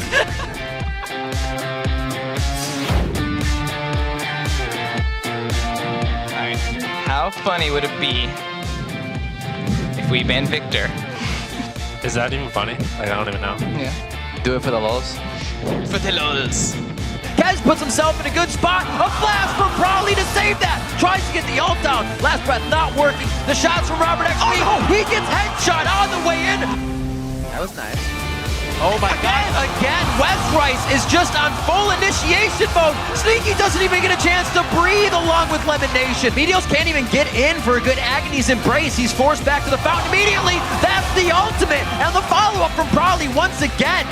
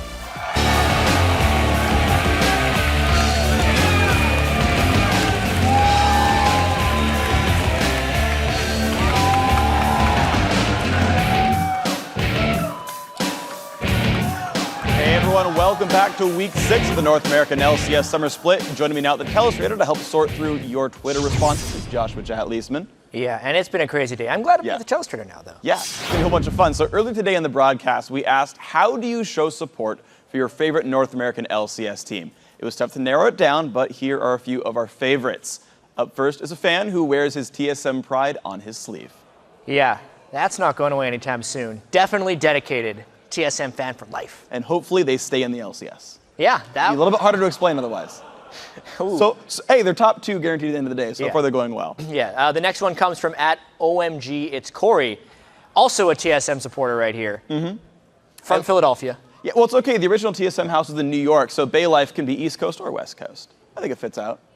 It's not cheap getting those license plates. Well, actually, it's from California. The plate, though, it's all kind of. Oh yeah. I like how we missed the giant cursive red entirely. California at the start, but it's okay. We've got it figured out. Next up, Bianca Bernal proves that team spirit and fashion can go hand in hand.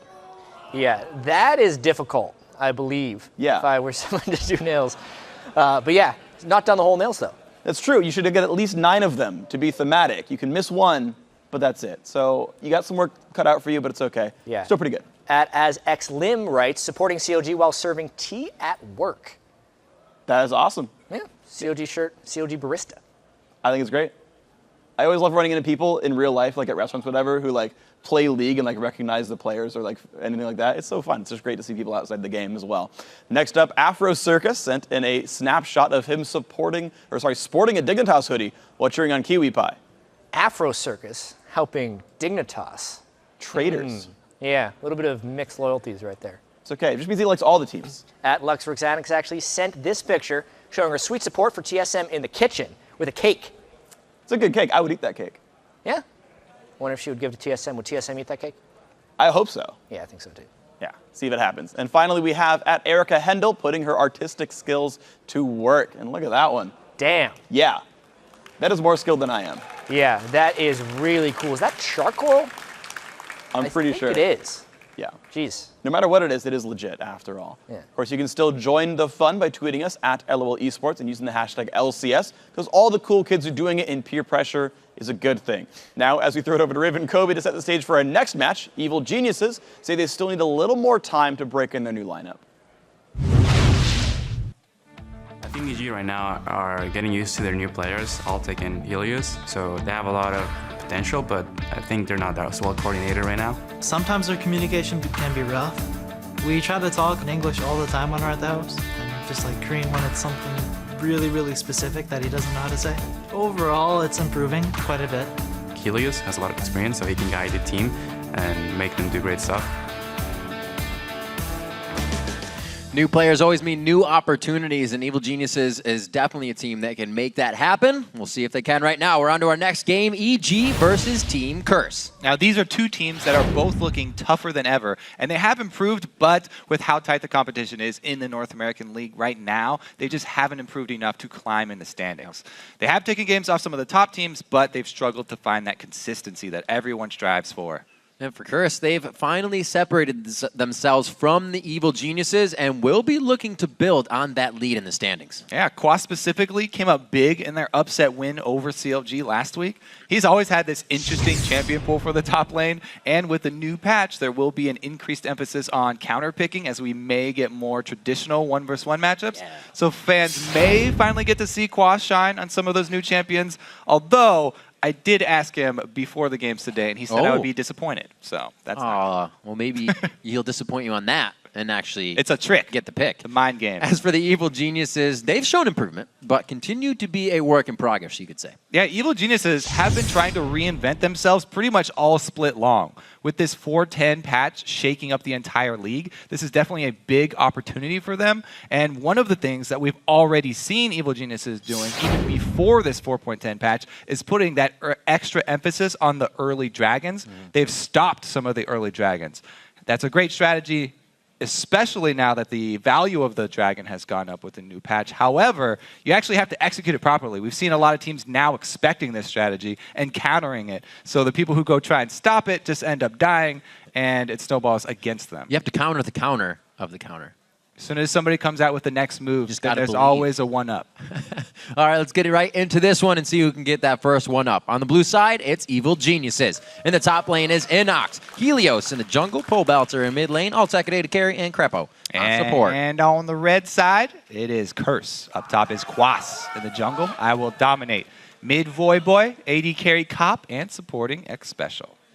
Both of these teams coming in, 1, 3, and 9, Evil Geniuses, 4 and 8, Curse.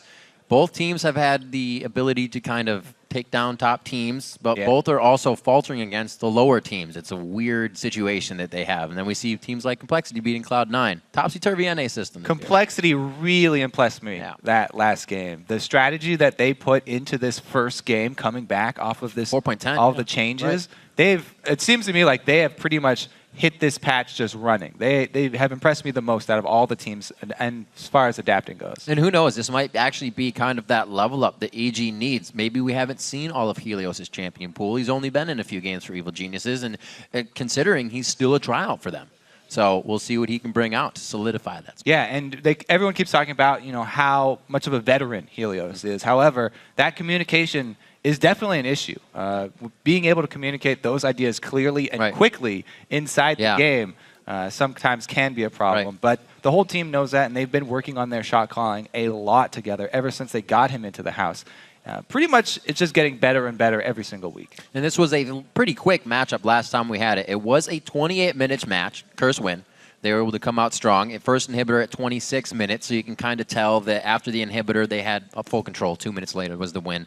We'll see if EG can stop that this time. We'll see if they put up a little bit more defense. Picks and bans has been quite a variety starting out here in Week 6 on 4.10, so let's see what EG and Curse have done for homework.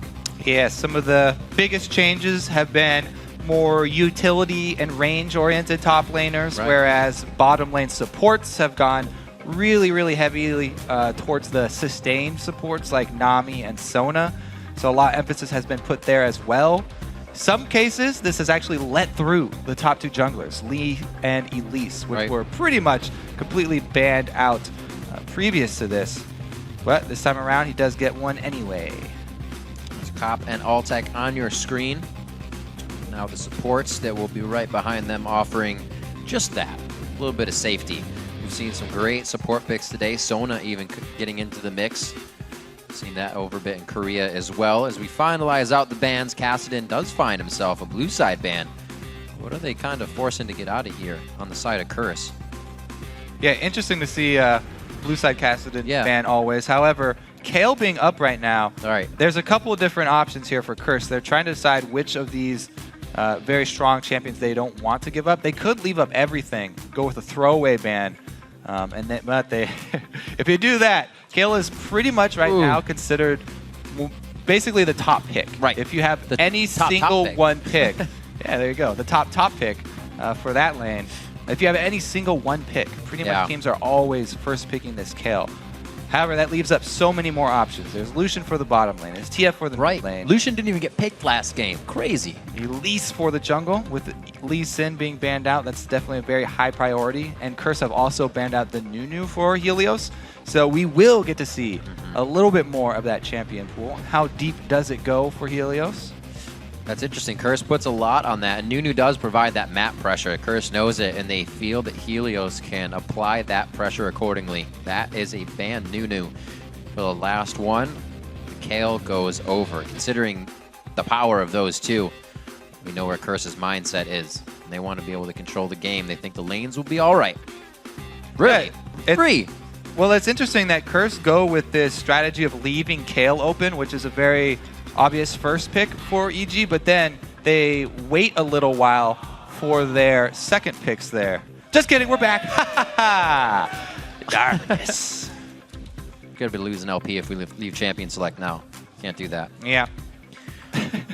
So we'll see. Now Tristana and Elise locked in. We got a hover on Evelyn for Helios at the moment. He's just hanging out while we wait to get you back into the Champion Select screen. We're still going to paint it for you. A beautiful picture here. Some lovely little clouds. Beautiful mountains. There's a few technical issues. And they are still going through Eve it, lock in. Eve has made her way down the stream here. into the picture. There she is. So the thing about Evelyn now, a lot of people used to build Randuins on her because as their first defensive item, just because it's an all-around amazing item. However, with the recent nerfs to her, I really favor just getting a little bit of health and then turning into a Frozen Heart rather than completing to a Randuin's. Don't be a bonehead. That's not gonna happen, don't worry. Anyways, Frozen Heart now is definitely one of my favorite items on champions that can benefit from it, like Evelyn, because she thrives when she gets cooldown reduction. And the Frozen Heart attack speed reduction was not touched. It was just the Randuin. So we'll see if Helios goes that route. Braum is picked up by X Special, so they're going to go for the heavy-duty support. Obviously, there are bans on the screen. They're just not shown to you at the moment. Let's see, it's going to be that Rise lock-in. Coming back on the 4.10. Alltech picks up the Jinx as well. Very interesting here. Void Boy is the final pick on that side. Interesting solo laners here for Evil Geniuses, because you're not quite sure which one is going to go top. I definitely put my money on Kayle right now because she would have a pretty good advantage over Renekton, but same thing with Rise. If they're able to abuse that range early on, then they can actually do just fine against Renekton. And then it's all up to jungler intervention, because that's easily turned around. Any range champion, yes, if left alone, you have that advantage over the melee. However, the melee always has that kill potential, the pressure on you, especially if their jungler comes. That's where it turns dicey. I would like this Syndra pick, and he does lock it in. Liking that pick because it kind of makes the Kayle focus on using her ult. Once that ult from Syndra goes off, you pretty much know you're dead. It's a call for the Kayle ult right away, so you can kind of force that out. Yeah, the thing is, if Kayle is not stunned, then it's fairly easy to react and shield that target. Right. Because the Syndra ultimate is not instantaneous. You can definitely react to it. You have plenty of time as long as you don't get CC'd. Yep. So we'll see how well Inox can react to those once they get to the team fight stage. But you don't jump straight to the team fight phase. We'll have to see first if they go to standard lanes, because that's going to be interesting. Braum, Tristana. I'm excited. Tristana's always had a different support. It actually has a lot of all-in potential, so... All the new for 4.10. While the team's loaded into the game, let's tabulate the votes over at LOLesports.com. And right now, Curse is leading Evil Geniuses with a vote of 58%. But as always, you can continue to vote by sending your hashtag EGWin or CRSWin to @LOLesports. Just keep on tweeting those, and we will keep updating. That is correct. Check it out in the score screen down at the scoreboard, as well as the tweets throughout the game. So if you're tweeting kind of like, that was an awesome play, Helios is being a boss, Dominate's being a boss, that may show up, and you may be right on the stream with your name on Twitter. Social media is huge. And you get a lot of ads. Everybody wants tons to of be friends. on the... But the cool spot is being here if you make it to the studio. Yeah, get a ticket, join the studio audience. Yep.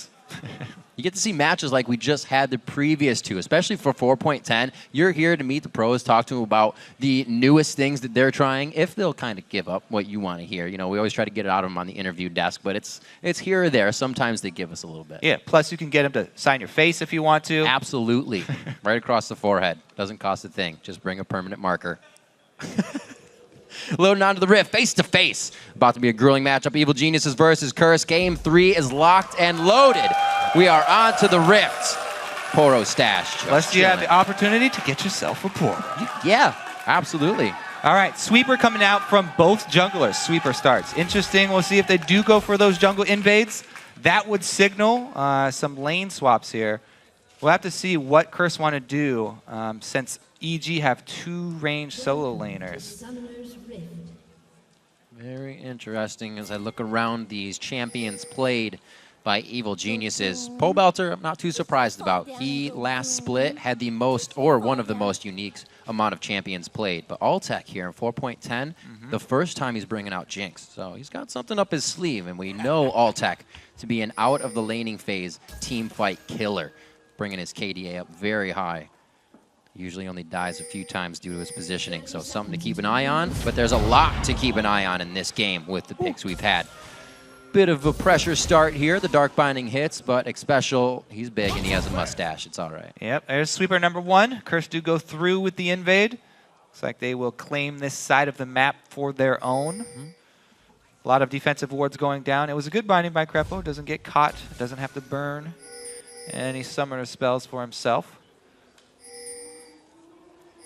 First time we'll really get to see what this utility/ability power top lane matchup will be like. We've kind of had all tanks going face to face today, but this has been the bird's the word. AP tops, what's going on? Well, let's see here, because Curse have actually claimed this side of the map. Usually indicates that their AD carry and support will go top for that swap. And then the question arises, what happens with this early dragon? Because Evil Geniuses have been the ones that have been trying to stop it, but they're the ones who actually have control of it for the beginning of this game. And it's up to Curse to actually make something happen. Usually it's been a roaming support to try and come deal with that early dragon, because it is worth more money. You don't want to just give it away. Oh, see what they do. Like you said, worth more money if they can make some quick moves in the game. Because we had a pretty late dragon, I'd say, last game, but that also is attributed to the standard laning phase. A little bit of movement here onto either side of the jungle. We see that Helios is making his way in with Inox right now. The buddy system back in for 4.10 still. Yeah, and it's funny because, yes, Kale is an amazing top laner, but Kale is also used as a jungler fairly often. Yeah, so that's true. Definitely at home in this buddy system jungling style that has come up. Plus, she has great utility even if she doesn't get that early farm. Yes, you'd love to have your late game Kale, right, have the extra very high source of damage, but even if she has a slow start, as soon as he hits level 6, is going to have that very big impact as long as the timing is there for the ultimate. Doing a great job of keeping each other up in HP and kind of microing that damage back and forth. Could be towards the bottom lane, but yeah, we got pings towards the middle. Coming up on that 3-minute dragon here. So what is going to be the response from Curse? EG actually don't even try to start it up. A little walk down here. This adventure by Xpecial halfway down was enough to scare them off. But once he shows back in lane, they know that they have a tremendous advantage down on that bottom side of the map. So interesting from Krepo. Numbers definitely heavily in their favor. Krepo just back and forth through mid, soaking up experience. This is solo now for Altec in the bottom lane, shared by Cup and Xpecial. See how they use this. That could make, you know, Altec bigger if they try to go for Dragon, but he's not really the one that's diving in. Yeah, so far for Evil Geniuses, when they've been winning, Altec has been hard carrying for them. He has the highest KDA for any AD carry in the entire North American LCS. Yep, third most kills. He performs extremely well, and least deaths. That's where that KDA comes from. Yep. He performs extremely well in those team fights specifically. So they're very happy, actually, to have that trade. Jinx and Tristana both scale very well. It's not going to be too much of an issue there. But the real surprising thing is that Evil Geniuses haven't gone for that early dragon, even with Xpecial showing back up in the top lane. Now that he has left the top lane, Pobelter has to play a lot more safe, as you can see, hugging his turret, and this 3-man squad of Curse just wastes a lot of time there. Doesn't get anything done on him except zoning him away from creeps. So they will delay as well the scaling of the Rise, which is always what you want to do when facing him. Both teams have a bit of scaling, so they're happy to get to the late game. Cop will be there on Trist, Pobelter will be there on Rise. Not a push by the bottom lane or the top lane, so these AD carries are looking to farm for a while. Yeah, Evil Genius is playing extremely safe. They don't want to risk going for the early dragon because, yes, it's a great boost of gold and it will get you off to a really good start. However, it's definitely dangerous, and we've seen a lot of teams get caught out doing that. You pretty much have to juggle the aggro of the dragon back and forth so that you don't take damage from it this early on, because it does so much. They do pull the trigger here, timing it with the back of Syndra. This is where Evil Geniuses, they're still playing safe. Yeah. Now they have the confidence to go for this, even though they are messing up the aggro jungling a bit there. They time it with the back of the mid laner so that they're 100% sure that it's a safe move. Well, they're remembering last time when Patience pays off for them. Came in and started getting kills. Xpecial, he gets hit by the binding. That's a very dark follow-up there. There's no vision on that other side. Right now they're getting that vision, and it looks like they can keep going by their rights. They start to back out. A little false sense of security here as Voidboy. Very nice damage across Krepo and Helios for just the scout of the week. Yeah, that was just a taste of what Syndra can do to this team. Very nice and that grouping up of that stun. However, 45 to 25. Evil Genius is finally pulling the trigger, you know, playing that safe and steady game here. Now they do get that boost. They'll have the timer. Both teams should actually have an estimation of the timer for the next dragon, though. And we'll see if Curse can actually get in position quicker for the next one. And who can make himself more useful out of that top lane? 14 and 6 CS right now. It's going to be rough. It's what we usually see. But how are they going to work it in 4.10, especially for Quas on Renekton? It's different for Renekton. Yeah, Renekton, he doesn't have an ultimate that's pretty much all utility. However, he has an ultimate that provides a lot of combat effectiveness. Whole bunch of HP, even though it was nerfed early on, the early ranks of it not providing as much as before, it's still definitely beneficial for that team, whereas Evil Genius is going to have to rely on blocking damage rather than soaking it up. Let's see what Dominate can get out of aggression here. Something we've seen, not a lack of, but definitely less from Helios. The standard lanes have kind of put him in the buddy system, but usually Helios has been in the face of somebody already, making something happen. Yeah, especially on the games where he is Lee or Elise. Right. He has not hesitated to go fight the other jungler over and over again. Evelynn is actually a very good champion for doing that as well, because she can get the initiative when fighting in the jungle. She has the advantage over pretty much every jungler if you find your opponent fighting a camp, because they're using their spells on the camp, and that means less damage that will be available to them when they fight you. Let's see how this circle around mid goes, though. 4 versus 4. AD carry still farming Sard lanes. You see what kind of pressure Voidboy and the rest of the composition provide there. Just scatter the weak, puts Rise, or rather Pobelter, back on his heels, and they can't even get close to dominate Cocoon, and the rest of the team's ready. Here's Helios for that aggression, finally. Yeah, so this is actually the opportunity for Curse to get 3 buffs second time around. Quick smite there, is able to snag it. Helios does not get his smite off in time.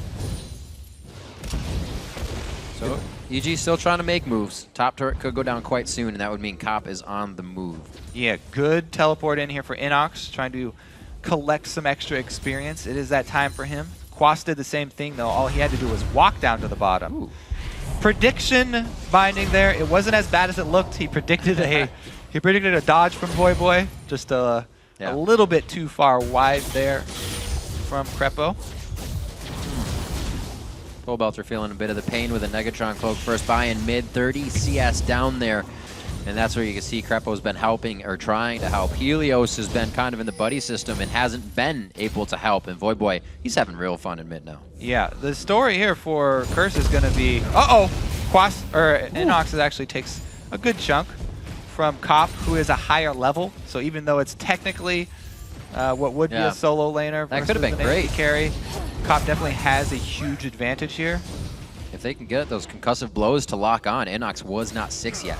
Right, so this is why I was saying this is potentially a kill lane, Tristana plus Braum.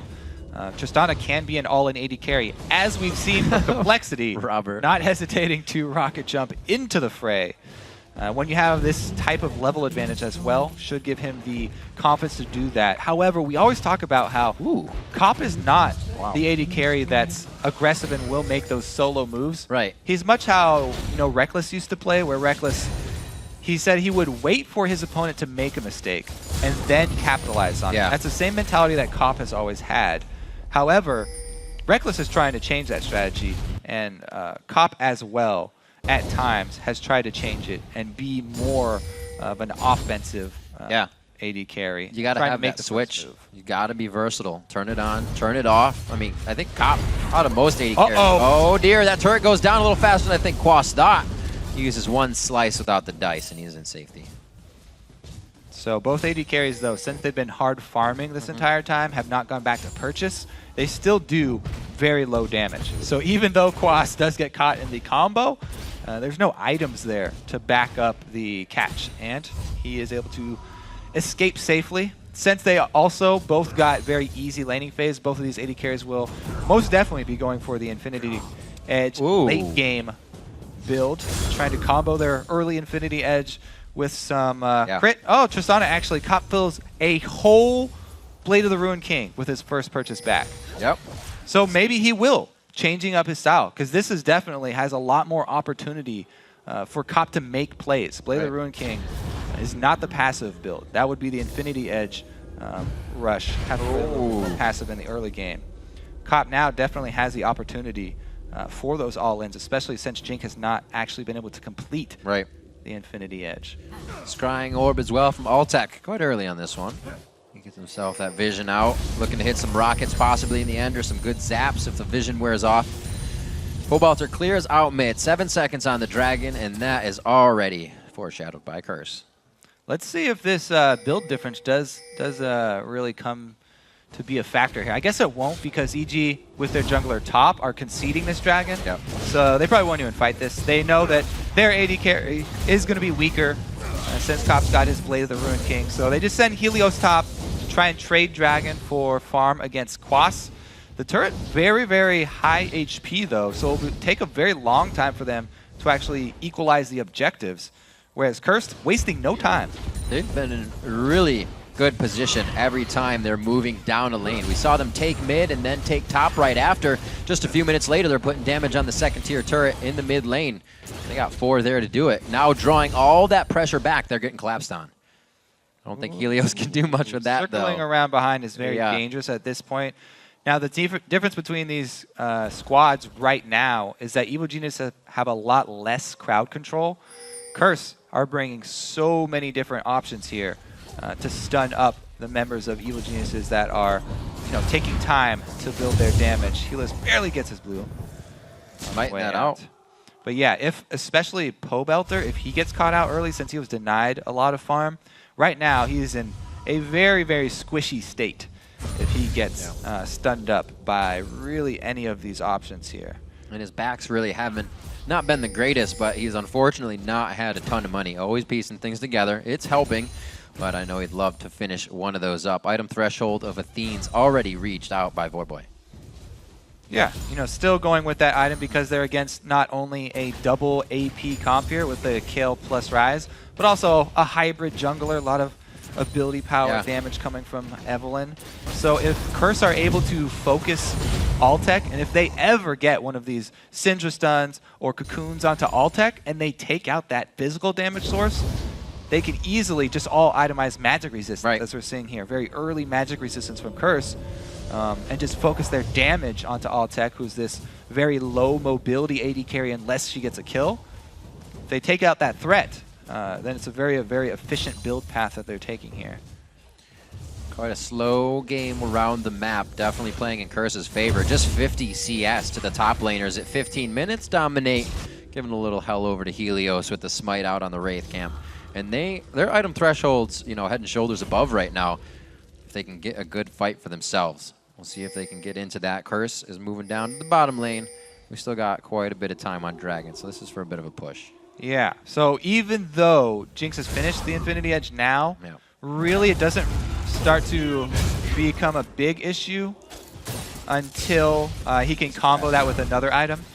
Infinity Edge really just ups the scaling, ups the value of buying crit on your AD carry. So the next item for Altec will be extremely valuable. Right now, can't afford to fight people. Scrying Orb used out there just above them to make sure they are quite safe. And it looks like they don't have anybody coming in. So now EG is trying to repair this pressure, adapt to it. A third outer turret taken down by Curse as they build that gold lead. It's not too much just yet. Definitely something, or I should say nothing, a Dragon can't put back in order for EG. Yeah, we'll see how well EG can hold on, because they would like to have their solo laners scale up here. Rise and Kale can become beastly, but they're not given any time here. Curse is doing a great job keeping up the pressure. This is a very strong rotation, an actual rotation from bottom up to mid here. They get another turret. Very good play here so far from Curse. See if they can actually keep up this pressure, though. Yep. Sometimes something they get themselves into trouble with, but that's when they're trying to pressure from behind. Here it should be smooth sailing. They got the wards out. Got wards also in the inventory, a few pinks, a lot of greens, and they are looking to get more map control. Right now, it's actually pretty lit up for them to start. They just don't even have any reason to get into the side of EG's jungle. 2 minutes on Dragon. They already got that pinked out. It looks like EG's just pushing out their lanes to prep as well. And Curse are doing a good job too. I like how they're building a lot of cooldown reduction on their crowd control members. Both Special and Dominate, even Voyboy with his Athenes. The more cooldown reduction, the more of these stuns that they can throw out mean that they can lock down these really good scaling, but actually quite squishy in the early and mid game champions that Evil Geniuses are running. If you get, like you said, if Jinx doesn't get a kill, Bryze, Jinx, and Crepo on Morgana are quite immobile, so stick after stick, it's going to be very hard to get away from. Yeah, we'll see how on point Crepo can be with his Black Shield. Yeah. Because those will be crucial. It's always a fun little mini-game. These CC teams have become even stronger in 410 with the increased cost of Mikhail's Crucible. Yeah. A lot of the supports taking way longer to get that Mikhail's Crucible nowadays, so much harder to get people out of picks. And thus, the battle over vision has increased in importance as well, because that's the only way to avoid getting picked off nowadays. That was a good fight. That was a good back and forth. I definitely put their all into that one. We'll see. It looks like it may just be that Infinity Edge coming out after for Triss. Cirque Greaves as well. Quaz buys a quick Banshees to get himself saved up. A little bit of Inox harass, keep this lane pushing and not be worried about getting knocked out. 10-9 in that lane. There's been Inox getting a little bit of the lead in CS, so you can see kind of how that plays out, but they didn't get matched up, so it's not really the truthful matchup. Kayla is actually very strong at split pushing as well, so Inox is going to be pretty happy with the situation of the game right now. See if this 4 seconds on Dragon, looks like he's just going to walk down. They're going to try and burn the teleport of Quas since they were able to shove the lane so quickly with Kale's AoE. Take a quick advantage here. Good move with Cop on Dragon and a Blade of the Rune King. That thing should go down quite fast. Actually not even able to get to it. Helios finds Cop. There's the Blade. That's the kiting that he needs. A few more shots. That's the Mikhails. But now do they have enough to turn the fight? Not with Helios that low, apparently. Pobelter's going to get up. The jump in. The first blood going over to Cop. Turning Trist into that carry earlier than usual. Inox is going to be the next one. His Kale's ultimate of intervention is already down. And Crepo just tries to get a few more bits of damage in as EG heads for base. Yeah, great catch by Curse there. Pobelter did not get to use a single spell before he went down here. So, Cop, as we said, he comes up big with his Blade of the Rune King build. Very, very effective early on versus Helios there. 1 versus 1 with jungler. Yeah, Helios opens up on Quas here, or on Cop, but then he takes a lot of damage in return. What have I done? And then the Kale's huge mistake. The intervention's out. Yeah, intervention down just means we're going to stun you up with everything that we brought. And Cop does jump forward, playing aggressive on that Tristana. Special, yeah, he misses one there. Wow, cameraman slowed it down just so he could see. Those blades of grass are really big. Sometimes you just can't see coming out of the brush. 20 minutes on the clock. Looks like the blue buff easily transferred over to Voyboy. These guys having a great time right now in this game. Curse up by 4,000 gold in this matchup now. And 4.10 has not been nice to teams that are down in gold. Not at all. Once you have that lead, teams have been able to carry it quite good. And we've seen how effective their chain CC has been. Oh, man. The concussive blows was kind of just the cherry on the cake there. I was like, why isn't Rise moving? Never. Cocoon after, Scout of the Week. Like you said, Kobe, it's coming in great. Yeah, a lot of people kind of get carried away with scaling, this scaling that gets thrown around a lot. And a lot of times they just think about how damage scales and not necessarily utility scaling. We'll see here, though, because Curse are also going to bring the damage now. Gold advantage translates into extra items. Voyboy gets a needlessly large rod, almost able to complete his death cap here. So he's going to have enough... Whoa! Enough damage, but not enough defense. That was a hit up on both sides. We see Crepo went down a little bit ago. Looks like a Room Prison into Altec's attacks was able to take down Voyboy. They're slowly moving themselves. So Crepo goes down for that kill, by the way. Right, yeah, he did get it, yeah. I think it was a flash in for an... Oh, he so hit it binding right into over the flash minion. ult. Yeah, okay. So binding into flash ult sacrifices his life for the mid laner. And you can see that reaction ult from Voyboy. If you're going to take me down, I'm taking you with me. It's a big Altec right now. 203 with an assist on top of that. Tristana already getting more of that crit and attack speed, so that's only going to hurt. Doesn't even really need any armor pen just yet either, because nobody has armor on the side of Curse. Ooh, see if this bush gank works out, though. I don't know if all this success has gone to Kop's head. How far will he push? Well, saying if you can get a good zap on, let's start off a nice hit. You can see the movement of Kop as well. He just wants Wraith. He's not going to come back for any silly 1v1s. The gold gap closing just slightly. Just slightly. Yeah, and if Evil Geniuses can hold on, they still do have all these champions that are going to be great later. And tough, but they I can. mean, we've already got Infinity Edge. He's starting to build those second items. He's piling on a lot of crit now to back it up. Plus, Ryze has completed both of his scaling mana items, so those are slowly ticking up. Evil Geniuses, the curve on their power graph right now increased very quickly. Pings out, trying to get control over Dragon. We'll see what Pole Belter can do with his team coming in here. We saw the intervention used out last fight on Helios. Immediately, his aggression brought him to Kop. So we'll see if the chaos can be kind of toned down by Evil Geniuses if they get pushed into a next Dragon fight. Right now, both teams just soaking up experience, getting ready for that next fight. Not much to push, Kobe. The lanes are all evened out. Pretty good ward coverage as well here for Curse deep in this blue side jungle. We'll see if they want to continue to control the respawn of these blues. Definitely want to keep that away from any double AP team. Also, side benefit of controlling the Baron area. Great for baits. Yeah. Doing a great job of trying to dictate something in their favor. Really cause EG to be the one to dance around. Good positioning for Curse. Not a whole heck of a lot of damage. The Blade of the Rune King would help if they went onto Baron, but a little too risky. So they stay off. Helios just on the outside, scaring off Kop. A little bit of a stalemate. Nobody wants to make a move. Usually, as I just said, Curse, when they're kind of ahead, will push themselves into something that seems a little dangerous. Okay, never mind. Baron Pit is a little dangerous. It's EG a little dangerous. Dare Curse to go for this, though.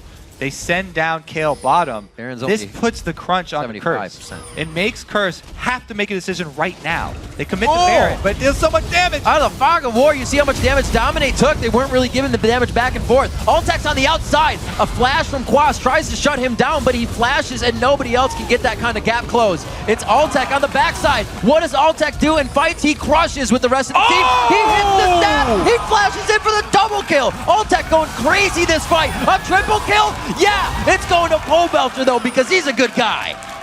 What a move from Evil Geniuses. Inox teleports in with his intervention on him. We always talk about the timing for this Kale ult.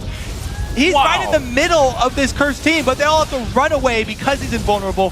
What a move from Evil Geniuses, forcing Curse to commit to something by sending Inox bottom. They're rewarded with Baron on top of it. Beautiful play. Wow, 24-minute bring it Baron. Here comes Inox, right in the middle of the whole team, but he's invincible. Kop is shooting at him, 0 damage done.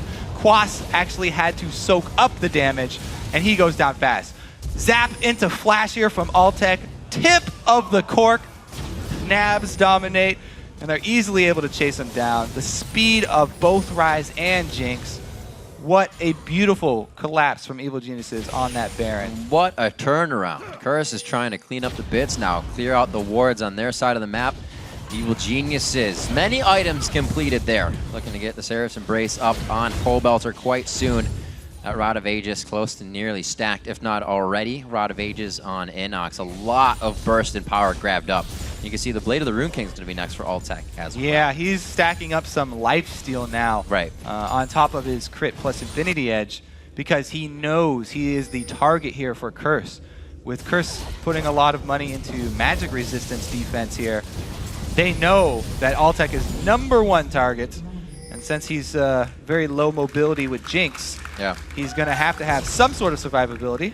He's going to rely on that life steal for now. Rest of Curse really need to start getting some kills if they can. Voidboy is the one to hold 2, and he's been quite a big focus. Also allowing Helios and Pole Belter within this last fight to get Negatron cloaks. Almost nullify the fact that he can zero them out. It'll still be a lot of damage, but EG is just getting themselves every little advantage possible as this game goes on. Pushed off of this, so Curse still has the siege stop potential. Yeah, and there is a bit of weight on Altec's shoulders right now. He knows that if he does not mess his positioning up, 2,000 gold, and he stays safe, then he can rely on Rise and Kale to just get out of control here. Their damage is going to go off the end of the deep end here pretty soon. They keep up the pressure with this Baron buff. See how much they can actually take with this purple buff advantage.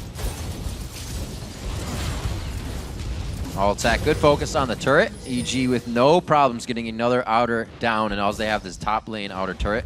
They'll be right into the base. Very dominating game fight. Evil Geniuses here, seeing a lot of different things in 4.10. It seems like it's suiting them quite well. Yeah, it is. I mean, double shields on top of Jinx late game. Sounds like a good idea. It's up to Crepo and Inox, though. Keep him safe. And Alltech really coming through with consistency. The fight phase breaks out once again. He picks himself up some even flashy kills. They're never just kills. And he's doing it for his first time on Jinx, and it just looks like he feels so comfortable.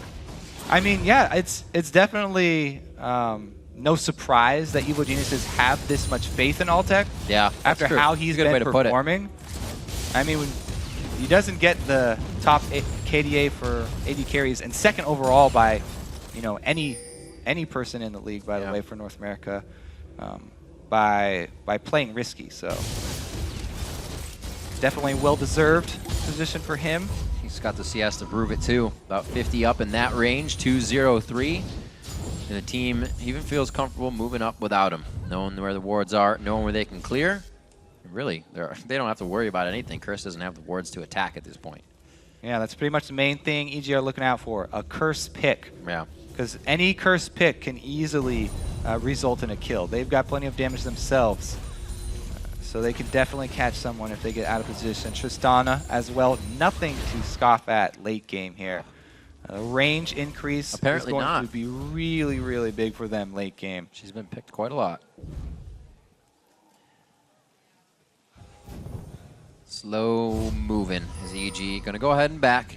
Locket of the Iron Solari could be finished up on 2 members here for even more shields. Or the 2 shields as well. Sarah's Embrace will then be on Pobelter. He'll have his own, and these guys can really start to work some dangerous situations. Some they've already been putting themselves in with the Baron attempt at 24 minutes. But it's all working out for him so far. Good wards, forward wards as well. And Curse caught. Going back now. He does have a few items, not really game-changing items though. It's going to be tough for Curse in these fights. Yeah, he's probably looking to get some extra crit before their next fight. He does get a Negatron cloak for himself because of all the magic damage. And then we see the power spike. As we talked about, that really, really big Baron fight right there. That's what going for the Baron and losing out will do to you.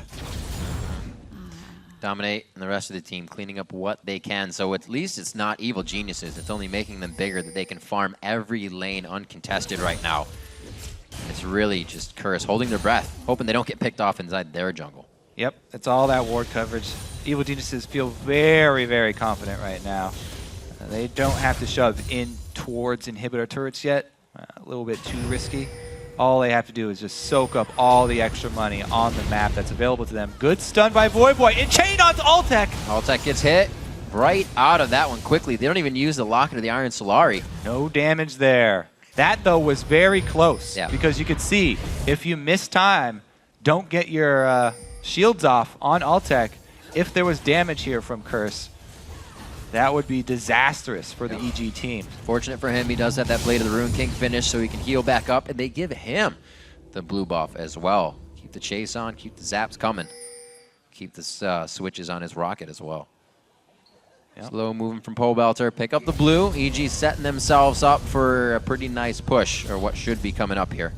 Voyboy, he fared well in mid lane, but he's not able to use any of that power with the amount of, you know, how far the other lanes fell behind.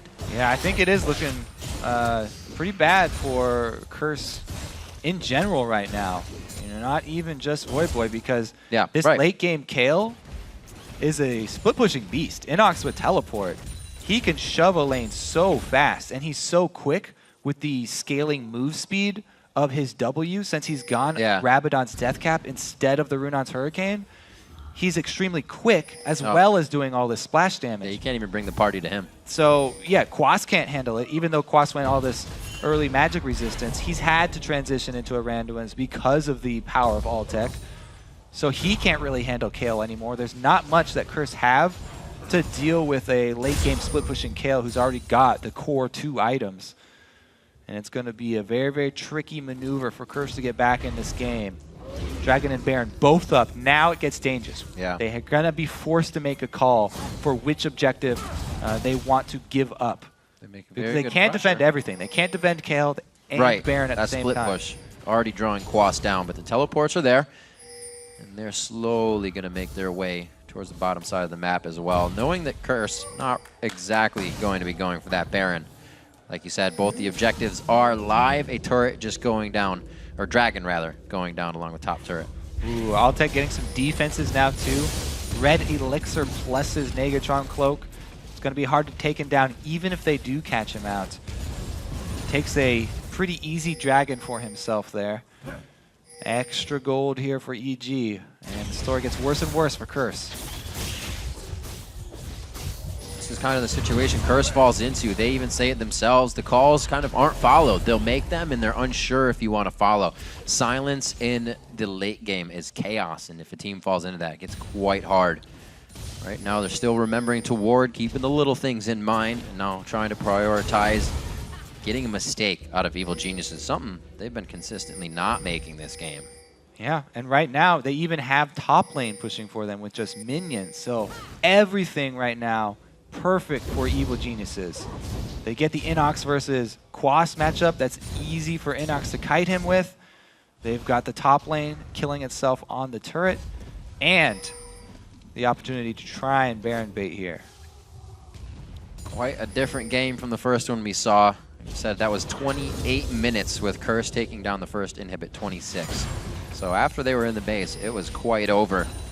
Really, EG can't crack the base open just yet. They're trying on the bottom side. A good push in middle. We'll see if Inox can pull Quas away. See if they can do it this time. And after last week, last week was a game where Curse made a mid-game mistake, yet they still recovered from it. Right. Which is something that we hadn't seen from them in a long time. And it gave a lot of Curse fans hope. Good catch on Pobelter. They get the flash out. A nice soul shackle from Crepo is able to slow and lock down a few.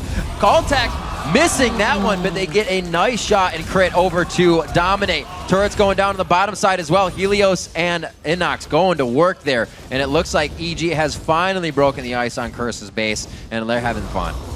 Yeah, even with Curse getting that pick, they lose a fan. Helios just walks away from this. Inox is saying, all right, let's fight. I got my intervention out.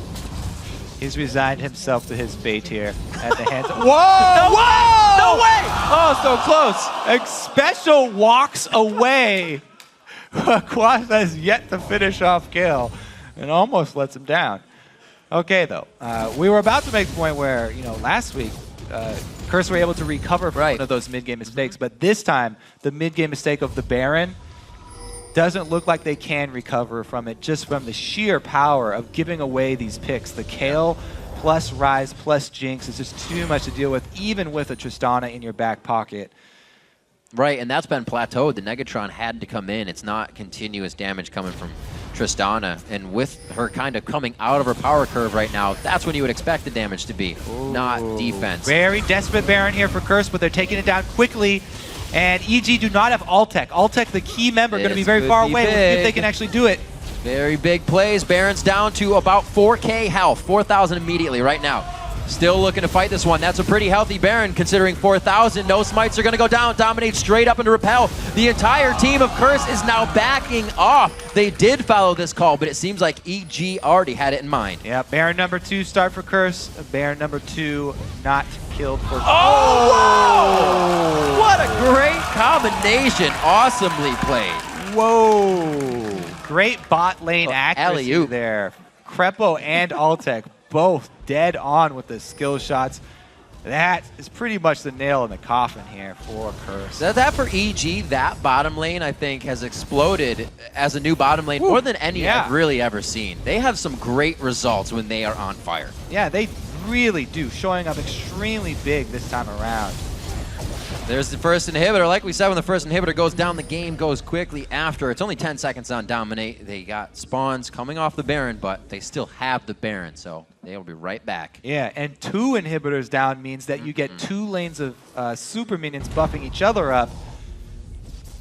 Pretty much Evil Geniuses just have to walk in there. Yeah, the waiting game. And throw a parade for the super while they take down next. Rain on Curse's parade. Like Cop said, somebody always has a lead.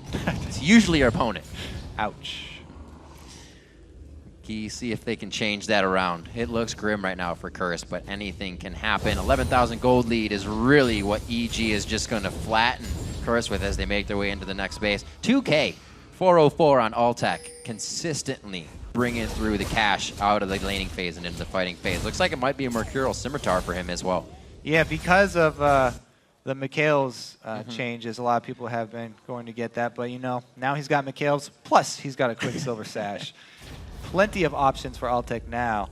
There's not really much hope for Curse bringing him down in the back lane. Man, look at this Kayle though. Talking about making it hard for them to bring down Altec. Right. A lot of Kales have pretty much just given up that Runons build. It's not that popular anymore. Okay. Pretty much everybody's gone back to this ability power build and maybe picking up the Runons as either their 5th or 6th item. And just for the end game splash. Right now, though, he has that point that's extremely scary with Kayle, where he has so much burst. Right. Blue Elixir on top just means somebody's going to get in a hurting. Scrying Orb being used out. The damage coming through if EG is to get into range. Looking at the mid lane, you know, we talked about a little earlier that Curse kind of excels one at a time, never in the same game. Boy, 332 to 250 with kills in the mid lane. He had a good time there, but like we said, couldn't revolve around the rest of the team. Not doing so well in the lanes. Right now they're trying to pick up the slack, stop the inhibitors from going down, but it is a stranglehold from Evil Geniuses right now. Taking control, 38 minutes. They're trying to dictate this last inhibitor turret.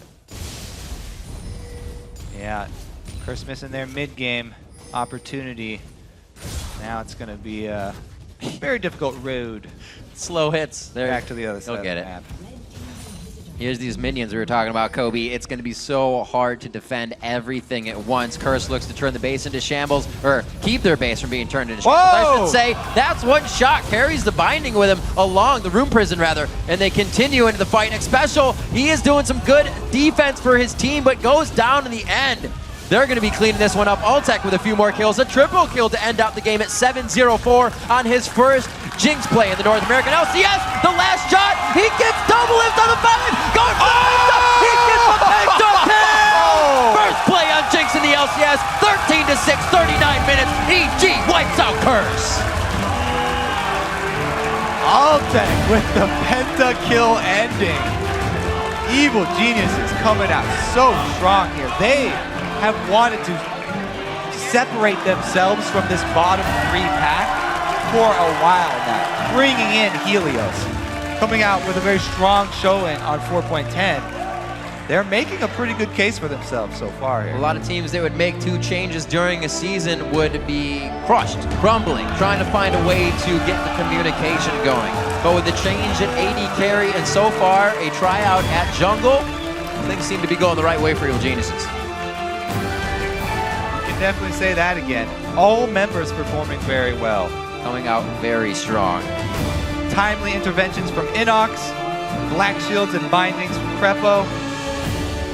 Good job by everybody so far. Curse, yeah, they're definitely gonna rethink that mid-game Baron there. It's a little bit rough for them. Kayle teleporting into the middle, invulnerable as soon as she arrives. Yeah. Very, very scary. Really great play. EG kind of dismantling the entire map. They were down, I believe, 2,000 gold at 1,400 almost, probably. And then they were really able to switch it around after that dragon fight. Hey, what happens when you get Altec a few kills? He goes off. He just goes off. New champion this game, unique pick on Jinx for him, and it just played out well. It's not even like Crepo felt uncomfortable in that lane. Yeah, that was Altec with just Infinity Edge, boosted up to Altec with Infinity Edge plus Static Shiv, and he just went crazy after he got that damage. And we actually didn't get the standard lanes this time. So things kind of faltered out for the top laners, And we saw how much more that hurt Renekton this time, how much it kind of gave Kale the upper hand, and then you can't do much when Kale's up like that. We saw Quas just getting pushed out in the split push. And EG played that early game very safe, too. Even though they had control of bottom, they waited until they saw the mid laner go back. They were completely sure that it would be a safe early dragon. Then they decided to take the money. And the early gold pool there helped them get through this early game that was going to be rough. And it was different of them a little bit as well in the form that Crepo was kind of all over. Jinx was, Altec was free farming bottom lane, and that's not going to do much before level 6. You're not going to get huge, but Cop was sharing that farm with Xpecial on the top, and they weren't having a free farm support roam mid, keeping pressure off, helping the team out in the jungle if invaded by Dominate. And impressed with Pobelter on Rise, handling that mid lane very safe as well. Yes, giving up a lot of CS early because of the pressure from Curse. However, he stayed relevant. He was just Rise in the late game, was able to keep up in farm after the initial deficit early on and claw his way back into the game. Something 4.10 is kind of done, I think, is teams are closing it out when they have the lead, a little more being definitive. But like we said, once a team has that lead, 4.10 seems to be a little unruly, and it's a little harder to come back because you have that Kale in the top lane. If it's been picked, hard to come back on if Kale gets a lead. And EG worked that very well. Found their lead, found the win. Yeah, a lot of teams are saying, no way are we ever going to get Kale. Right, Very rare pick to see get through draft phase. And Evil Geniuses definitely punished Curse for letting that one through. So 4.10 has shown us quite a bit of Tristana coming back into play. Definitely been making a lot an of different impact. options Wins, there. losses. Yeah, different Cop went the early Blade of the Ruin King, and it worked out well for them at that Dragon fight Static because he shift could first. easily handle Helios 1v1. It worked out. Small things in the favor of Curse, but then big things like the win in favor of EG. And for the straight story on EG's win, let's send it over to the guys at the analyst desk. Thank you very much, Riv. What's up, guys? Joined by Pobelter and Crepo, now of Evil Geniuses. Guys, congrats on the win. I got to say, the game ended really interestingly. Pentakill on the Fountain, a good way to close out a game. What do you guys think about that one? Johnny was actually like so overwhelmed by it that normally he would be sitting here. We asked him, but he wasn't feeling too well. So I just decided to replace him for now. Well, we wanted him up here, but yes, he said he was feeling ill. I want to take a look at another pentakill, though, because it seemed a little... Let's look. And maybe have you guys walk us through how awesome this pentakill I didn't even notice the pentakill was going on. Yeah, he got a few crits on the Nexus or something. Let's take another look at this. Roll this one. All right, Pope, what's going on? All right, we just pushed the turret. I went for the flash route, but she got the jump off. Inox KLLs me right here, I think, when I start backing out. So that's a little bit of miscommunication. But right now, we're basically just so fed that we're just tearing through their entire team. And then the resets start to happen, and triple. And then I didn't even realize he was going for the penta. I was just tanking it out so he could get the kill for for those fantasy points. It was insane the amount of damage he did. I was at the Nexus Tower trying to finish the game. I'm like, guys, why are we diving? And then I see like a penta on my screen. I'm like, okay, fair enough. That works. And Pobelter, you're the great enabler right there, suiciding yourself to the Nexus. Yeah. For your friend. I think the real big takeaway is that Scumbag Crepo was trying to end the game and deny the pentakill from his AD carry, so I'm glad. Come far away. Yeah. Focusing on objectives. Objectives, it's good. And of course, you guys did a great job this game. In fact, you guys, the objectives were a really big part of this game, actually. You guys got first dragon, if I recall properly. They lane swapped, actually, which we've not seen almost at all so far in the patch. Talk to me about that. I was trying to figure out why they would lane swap. I felt like their lanes would be fine against us, and scaling generally was in our favor. The fact that we had managed to pick up that early Drake was really good for us, because if you saw how the game evolved during like the early mid game, we kind of fell behind. They had so much better early game champions than us, and we just kept losing objectives after objectives. But because we had that one dragon, and then later a pick on Syndra, that's what kind of kept us in the game. And then, they overreached a little bit by doing Baron twice, and then, we came back. Yeah, the Barons were really interesting, actually. One of our other replays is that first Baron fight, if we can pull that up on the screen, because they kind of go for it, and they're in the fog of war. You guys have to kind of face check into them. But talk to me, Crepo, if you want to do this one, your thought process on checking this Baron. Well, at this point, like, every time you want to face check, and then you want to get vision out, and every time, like, they started, so you have to fight. So right now, we know they're off it, so we are a little easier. We're just trying to kill the front line. At this point, Renekton dives in very far, but he only has magic resistance, so no armor. So he gets shredded by Altic, and at that point, like, team is going nuts. Like, Altix gets excited. Everybody's jumping left and right, just trying to chase. And he just shows up like this game. Once he gets that initial reset, he's so comfortable on Jinx that he just keeps going and going, and he's winning all these fights. I know you actually came by earlier today and talked to me for a second that 4.10 wasn't necessarily the best for you guys, but you've got one of the best AD carries in the league. Seems to be like that role's been buffed in this patch. Do you still think it's weak for you guys? Well, I think on any patch, Johnny will perform. I just don't like the way sustain is being shifted from AD carries onto supports, because like they like rushing these like I-edge, or they just don't want to do the Bork every game anymore, or the BT. And then you're stuck with playing champions like Nami more, or just like these save range supports. In 2 weeks, we'll be seeing Sona again. We saw our game previously, yes, actually. and they won. Yeah, So therefore, they did Sona win. 100% win rate so far. I don't know, man. Nami lost today. You played Morgana. You didn't heal anybody. Well, I heal myself with my passive. Come on. Okay, sorry. It's still a sustained support. Pobelter, you had the Rise pick. That's actually an old pick of Right. yours from mid lane. Why break it out now, especially against a laner as strong as Syndra? So we picked it blind because it does pretty well against Yasuo. So that was what we were anticipating them to pick with the Tristana and Braum picks. We thought that they would go for a setup and then go with Gragas and Shyvana top.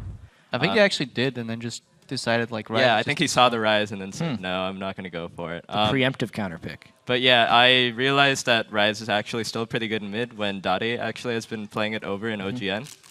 So I said, hey, I'll check this out. And then Helios was able to get in contact with him and ask him some things. So that's been really helpful. Wow. And even though the lane was just like absolutely horrible, I was down like 4 DCS and there was nothing I could do. Later in the game, I just scaled back. Yeah, and you guys are this really fascinating team to me now because you have so many really young people on that team. Yourself, Altec, and then Crepo, who's still young but 24, and there's a big age difference, especially with Helios. How are you mixing in your personalities? Because you seem like all these kind of older veterans and then a lot of new guys, but it's starting to work. How's the personalities meshing? How are we mixing? I don't know. I think we all have really similar personalities. We're easygoing in real life, but we're serious about the game. And so even though we're far apart in age, our personalities are pretty similar, so it doesn't pose much of an issue. I mean, and if there's any issues, like, we just bring them up. I mean, every team has their own problems at one point, and then you just try to bring them up and fix them. That's the good part about being a veteran. It's like, you've had plenty of issues already, so you're used to fixing them and talking about them, and that's just what we try to do. Sure, I guess you've played with 17-year-olds before anyway in the first place, so I guess it makes a bunch of sense. You guys are actually a team of players from 4 countries as well, which is pretty remarkable, and that all seems to work out. I don't have a question, I just wanted to point that out, really. But what I wanted to get back to, actually, was you talked about the fact that you got to listen from Dade, one of like, the best Rise in the world, about how to play mid lane. And I wanted to ask you, sort of, how many styles do you guys bring in? Because, of course, Helios been playing in Korea for like ever. Crepo, of course, you played for years in Europe as well. Where are all your influences coming from? I think we just try mainly to learn from other NA LCS teams and watch OGN from time to time, because OGN is like the top competitive league in the world right now. And the NA LCS because we want to learn about our opponents, so it's mainly those two. Yeah, I don't think my knowledge or my history in Europe is as relevant, Lando.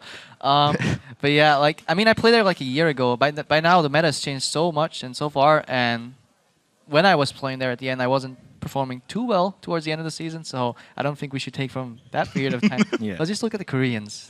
Full facility style, Monocrystal. I mean, you guys are now 4-9, but with the victory brings you into a 3-way tie, actually. And I remember talking with you guys a little bit previously saying you really need to make a move to distinguish yourself from those teams. But with Complexity also getting the win against Cloud9, how much do you guys actually have to win to distinguish yourselves?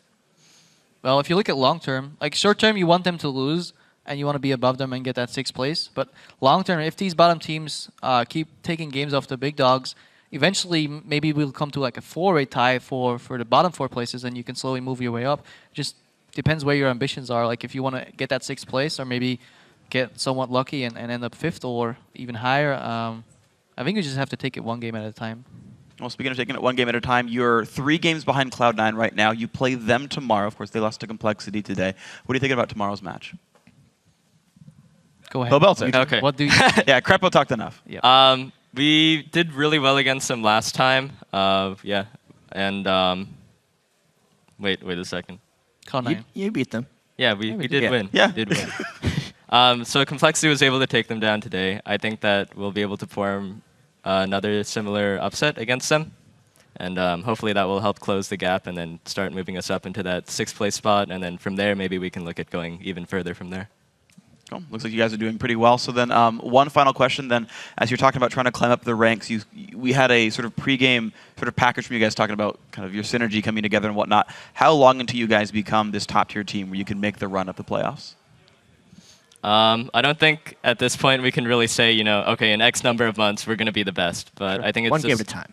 Yeah, one game at a time. Okay. We still had plenty of issues this game even. Like there was this period where we were behind again, and yeah, we play a scaling comp, but I felt like we fell a little bit farther behind than we would like to, and we got lucky in the sense that we got a good pick, and then some Baron contests. But we could have technically lost this game, so we just need to like fix that and then fix all the rest, and then hopefully learn from those Koreans. We're also going to have a closer look at Paul Belther's potential airing in the show tomorrow, so I'm looking forward to seeing that. That'll be good. Tune in tomorrow, guys. But of course, keep tuning in today because we've got to take one final break before we kick off our last battle of the day for first place between Dignitas and LMQ. Don't go anywhere.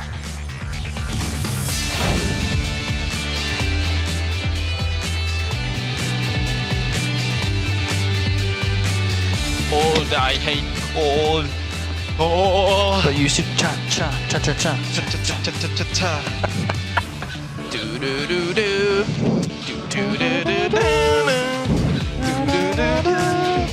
It's Altec on the backside. What does Altec do in fights? He crushes with the rest of the team. He hits the stab. He flashes in for the double kill. Altec going crazy this fight. A triple kill? Yeah, it's going to Paul Belter though because he's a good guy. Baron number 2 start for Curse. Baron number 2 not killed for... Oh, wow! What a great combination. Keep their base from being turned into shit. I should say that's one shot. Carries the binding with him along the room prison rather, and they continue into the fight. Next special, he is doing some good defense for his team, but goes down in the end.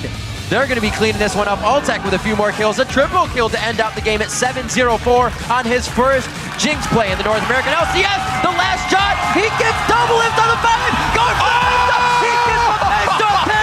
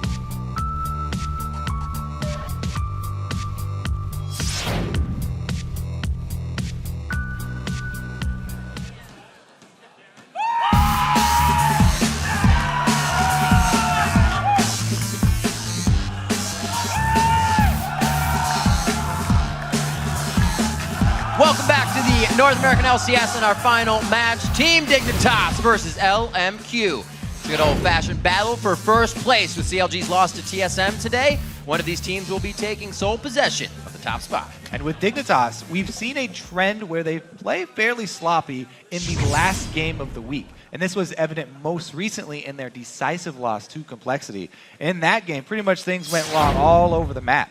Zion Spartan overextended early in the top lane. In the bottom lane, both Kiwi Kid and Crumbs had a couple of failed flashes. And then in the mid lane now, Shifter didn't necessarily make a lot of mistakes early, but the team was getting pushed around so hard that he didn't get to use his first Shockwave until 25 minutes into the game.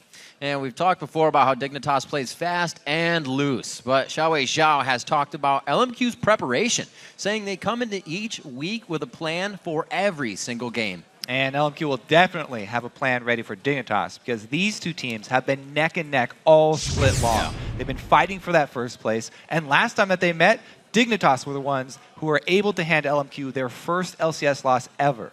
Now, the plan for LMQ used last week versus Cloud9 was along the lines of the old Gambit motto, see hero, kill hero. They brought several strong AoE ultimates to create a good teamfight comp, but then they didn't even wait to use their ultis for the team fights. Most of the time, they just saw somebody out of position, they used their long cooldown of AoE only on a single person just to get that advantage by taking them off the map, and then they were able to get the objective afterwards. Yep, and LMQ is known for their early game full court press. It's a high risk, high reward strategy that can backfire and give their opponents an opening to take control of the game. Last game we played on Q, we ended up winning in a very convincing fashion. We snowballed off level 1. This is a really good timely invade. They're going to be able to hold this bush. Oh my god, no name! How about no HP? That was instant. 2 minutes in, first blood.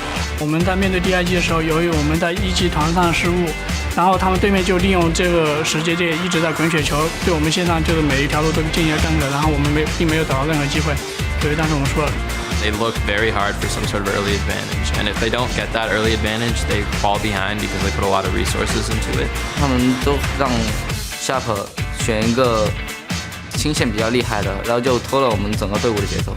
They really like to starve their top laner and have him run around and make plays, and usually they just let Xiaowei farm up and everyone else just tries to make plays. We have an idea so what they're going to do in the early game, so we'll prepare accordingly. If we beat them through there, then we should win.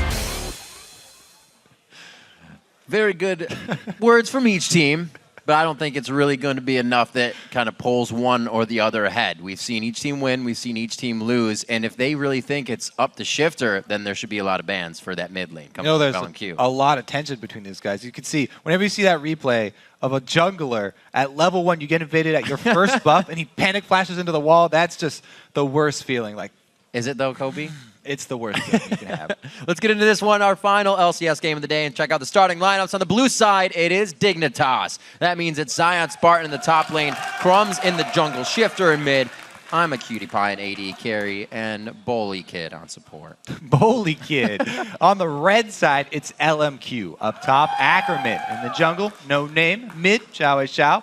AD carry Vasily, and support more. And that takes us to our featured matchup for today. I'm a Cutie Pie versus Vasily. And there should definitely be a lot of action in this bottom lane because both of these AD carries have shown that they are not shy and they will go aggressive in 2 versus 2 matchups. And with the new patch, there is less sustain, so it could draw the attention of junglers as well very early on. And Cutie Pie especially should be very happy with a few of his go-to items like that Ghostblade getting buffed. He was one who picked up Ghostblade on Lucian even before it was buffed up, before anyone else in the LCS. Meanwhile, Vasily, not only does Vasily also love Lucian, but he also plays Caitlyn, who benefits from the 4.10 itemization changes as well, and may open up a different strategy for LMQ.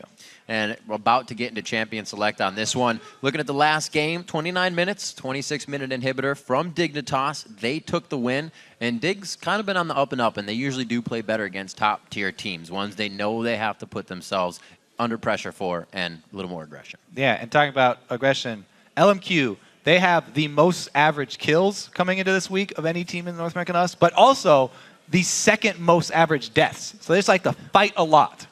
This is not taken into account game time length, But yes. Dignitas also have the least amount of deaths of any team. So interesting clash. Very coordinated in between their these two executions. teams. A lot of times we'll see Dignitas with very high kill scores, namely Shifter in that mid lane. Something they said, you know, he likes to focus the wave clear champions, something that they said shuts them down quite hard. LMQ's preparation, a little bit on Shifter, but also can they shut down Crumbs, somebody who's kind of a lead shot caller on the team. You kind of take that guy out, things go a little slower for the entire team. And we'll see how they do balance the early game with the late game, because we've seen if you pick an earlier game composition of champions, then you cannot make that mistake. If you're going against a team that just will naturally outscale you, then you have to take your open windows and push your advantage early while you have the upper hand, or else you run into a team that's a late game Kale, Ryze, and Jinx who pentakills you inside your fountain. You don't say.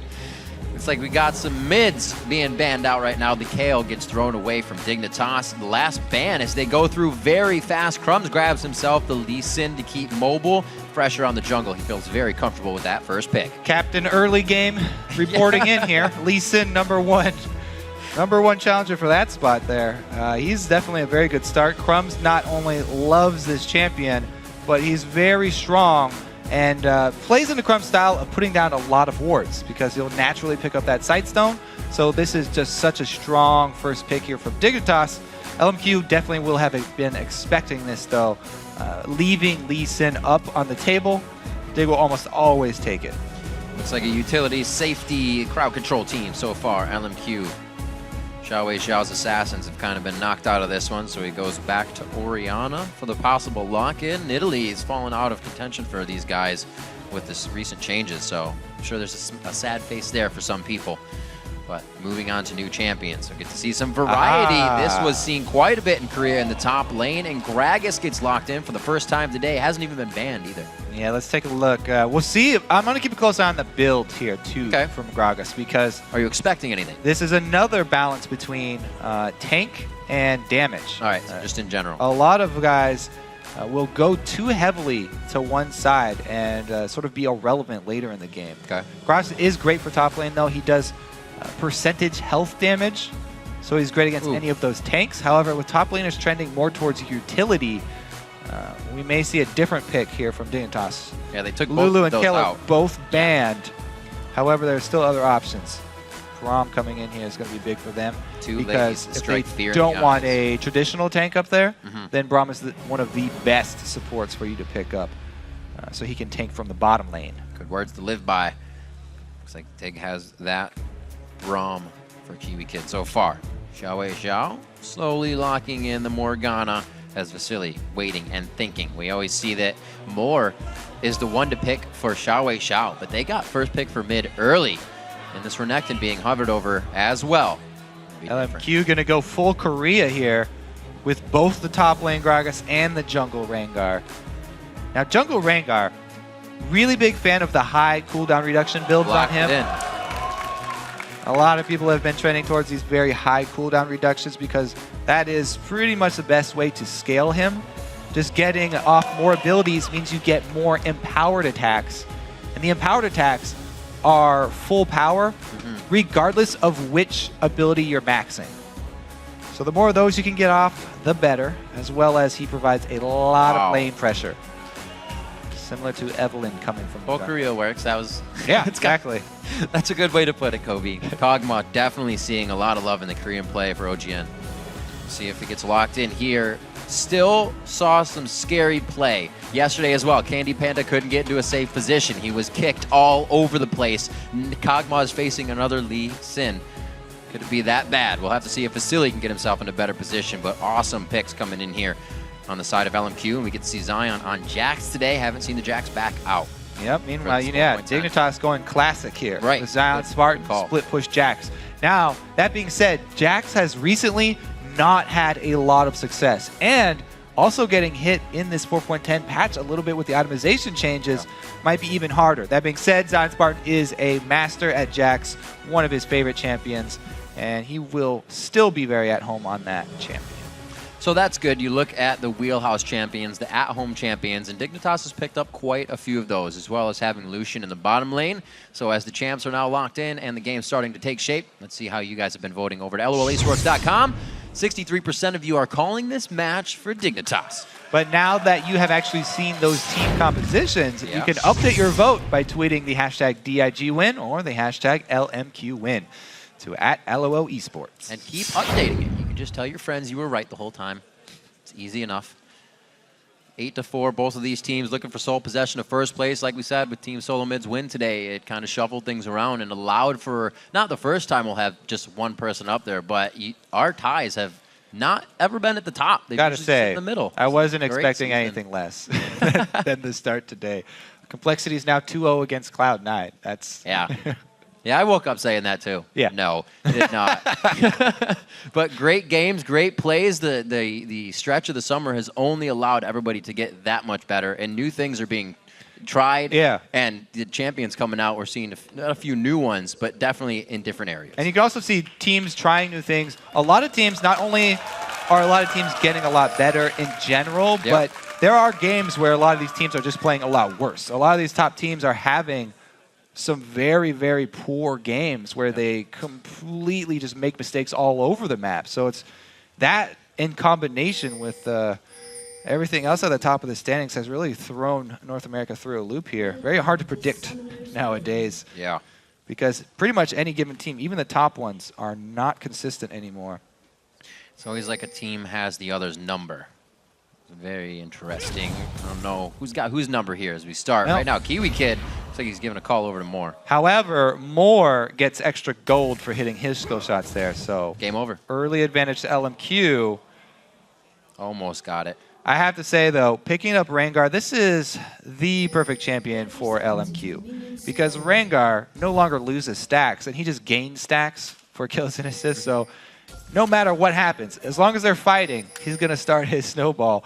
As somebody dies for Dignitas, then No Name will continue to stack that up. And I'm very interested in his build, as a lot of people have been going Pharaoh Flare into cooldown reduction and tank. But some have even been selling the Mad Dreads and going with a spirit item. At what point would that happen? So you can keep the Mad Dreads for a long time and get the spirit item. It gives you a lot of jungle camp control. Cacao, I think, did this first. Wow. But then Mad Dreads is actually one of the most efficient items to sell. You get 70% of the gold back that you paid for it when you sell it. So you can just sell it later and not even have to create the Pharaoh Flare if you don't like that item. However, a lot of people do like to complete it because it gives you that ward. Yeah, wards are cool. Always good for junglers especially. We do have the lane swaps here coming out, and the semi-standard double jungle going to commence. As usual, we will keep an eye on that 3.5-minute dragon, see if Dignitas try and force it, and what LMQ can do to interrupt it. We have not seen very many successful ones as of late. It was really just that first EG attempt that caught everybody off guard. Something we got to point out is in their attempt to get Shifter off a huge lane push, they actually did, putting him on Syndra here, and they're already trying to focus him with a little bit of pressure, so they won't be kind of countered by all that Shifter pressure this game with lane sieging. Yeah. Shifter, I mean, Syndra. Syndra, she has no Ziggs, but she does have a decent wave clear of her own. Thing is, both of these mid laners were also hit by the Athene's nerf, so they'll be on fairly even footing. This matchup didn't change too much, except that overall, with less magic resistance, the kill pressure is a little bit higher. So a little bit more dangerous if a jungler does come around. Or two will be receiving. We will be receiving a lot more damage. Look at this mirror. Yep. Easy peasy. Like you said, when this happens, usually you take over the other side of the jungle. The river just becomes the midpoint of that. You can see hovering on both sides, Deja Vu. Also, we do have to note this ward by LMQ down at that dragon. So LMQ will be alerted if they go to start it. They know that they're moving for it now. We have a recall from Moore, but it would take him so long to get down there. I think they're going to give up on interrupting it. And now it's just up to How well can Dig juggle the aggro of this dragon to avoid damage? So far, doesn't look like very well. They're just Taking putting a a lot higher of health hits. bar on it. Yeah. It's really just putting the HP in there. That's just brute force there. All right, that's good though. 10:02. We'll be looking at another dragon to come up. They have the time on that. It'll be quite after the buffs, so it's not really going to coincide with what happens on any of those objective engagements. And that is a pretty substantial, 900 gold now. Really. Pretty big pickup for them. LMQ will be alerted though. We talked about that ward. They'll know when the dragon will come back up. Rengar's just trying to get to level 6, by the way, as quickly as possible. A lot of kill pressure once Orianna is 6 in lane. Middle is very easy for Rengar to gank. It's all going to be up to Shifter. Yeah. Quick reactions. He'll have to land a good stun if Rengar decides to go for that mid lane for his first gank. First back for the mids. We'll see what they come out with. As we've said, the 2v nuns kind of put those mid laners on an island, so it'll be up to them to really harass each other down and keep the rotations from coming out of mid lane. 5 minutes in, so we've got the matchup, but it's the Zion Spartan and Kiwi Kid, and Vasily and more on the other side. Kiwi Kid trying to get some CS for his buddy over there. Does have the Targon. A quick chat with Shifter. We'll get this situated.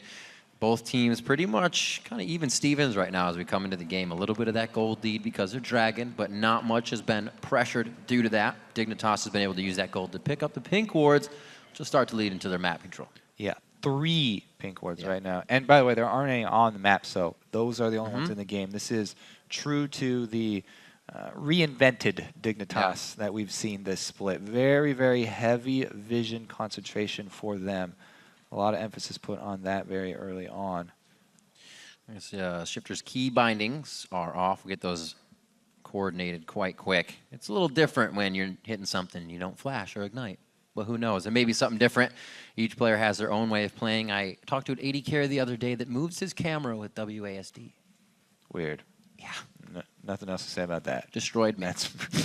He's practically challenger, so he's pretty good. Everybody has their own way of doing things. They're actually talking about it over in OGN today when somebody's mouse went out. They kicked it out and couldn't get it to work. And you're like, if those settings don't all come back the way you usually play, things get tough.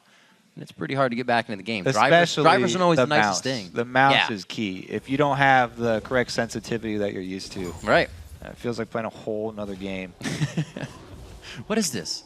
Still in the same one? Am I playing CSGO right now? Yeah. We're still in the same game. However, Dig versus LMQ, game 4 here of week 6. And we are back 5.5 minutes in. Still no kills, but that dragon towards Dig we were talking about. And instantly as they get the chance, they place those 2 of 3 pink wards onto the map. Sneaky little move here, though, Crumbs. Not only do they have Jax Braum, crazy stun combo, but adding Lee Sin damage in here. Very volatile lane here for Vasily. Let's see how dangerous this does get. Everybody coming to the party. All right, pink ward's going to see him, though. This will be a 4 versus 3 if they can catch someone. Can't catch anybody. Good pink ward. Does get taken out, though. All right, so no real gain here nor there. That didn't stop Vasily from farming, and Namacutie still 2 versus 3 in the bottom lane. Deep. Oh, yeah, we're going to get a fight out of this one. 3v2, no name. That's going to be a concussive close lockdown. Ackerman, the body slam over the wall. Scuttle weak onto Ackerman, and that's going to be a black shield that may help, may not. The crowd control's already been used, so the damage hits through, and it's going to be a shield save. Wall the flash!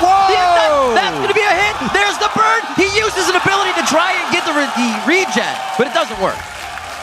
That was just a very poor call from LMQ. Close.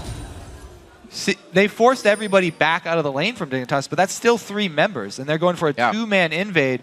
Top squad there, Vasily and Moore not really reacting with the invade. So it all falls apart for LMQ. This is the early game that we talked about, early advantage. And we talked about these stuns coming in big. Counter-Strike hits both. Damage from Lee Sin, pretty easy here. Now Shifter, the knockback hits, but the ball didn't touch him. So it wasn't a stun, just the knockback. However, Shifter gets 2 more balls on the ground right behind him, and they're still in range for his ultimate. Oh. Those 2 extra Syndra balls on the ground just behind him there, adding enough damage. And they're even able to buy enough time. 20 to 30 seconds in the jungle. Last time we saw him, it was 6:40. They're going to pick up the blue as it respawns. And that slow move by Xiao Xiao over to try and help Ackerman because he was CSing in the mid lane. Yeah, he got a few more CS, but cost your top laner their life. Scrog's going to have a hard time getting back into this game. Good play there to get themselves back over. The knowledge of that being stolen, though, is there from the pink ward. He walks right past. He's going to go ahead and clear that. Looks like he knows it's there, though.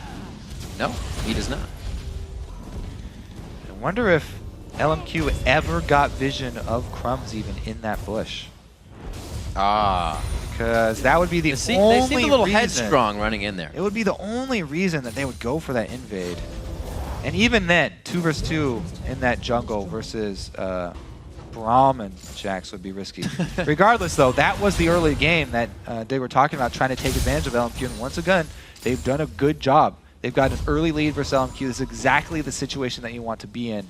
We'll see how LMQ actually react to this one, because in the past, they have just continued to try and make moves and keep up the pressure. We'll see what they do once they get this level 6 Rengar. Yep. What you want to do, fully stack your Ferocity, and then probably go gank your Orianna lane, because Rengar jumping in, you can time your Shockwave right as he lands, easy land the snare, and you can actually have 2 snares. All that damage in the time of the CC will probably be enough. Could work out for them quite well. We see the back from Xiao Xiao in the mid lane. He's only got CS up on Shifter because he took Wraith Camps just now with no name. That's usually how Xiao Xiao gets himself in that high CS gold situation. Crumbs and Kiwi Kid hovering this spot right here. Crumbs liking the spot when he just wants to pick apart a team, and they make sure they don't get any of their objectives or any map movement. Yeah, they were trying to prey on the blue buff handoff, but Xiao Xiao already has his blue buff. Wasn't going to pick it up. And a little bit of a mistimed attempt there, but not going to cost him. Here it is, the mid lane. Let's see if they can pull off this combo. Looking Shifter, he gets warned out. Not going to be enough. They throw the Shockwave in. There it is, the finisher. The kick goes up, but No Name doesn't really go anywhere. And it looks like they're going to be able to get the kill they wanted. Like you said, Kobe, waiting for 6, and it worked out. Yeah, a little dirty, though. Being alerted there, he had to jump to the minion and then barely got his empowered snare off. No Name escapes by the skin of his teeth. Good ultimate from Xiao Xiao to pull Shifter back into range. Close call here. Crumbs tried to get that counter gank off. But again, as we talked about, LMQ, they continue to try these moves. That one pays off. Gets them one step closer to back in this game. Let's see what Dig can do, trying to set something up.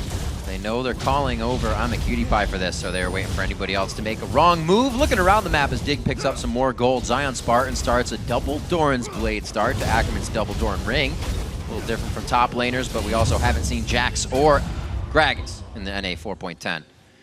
2 dragons in a row for Dig is really big. With the increased gold value of that objective, you really can't give them away as much as you used to. Crumbs especially has been very vocal about how much emphasis you should put on the dragons nowadays.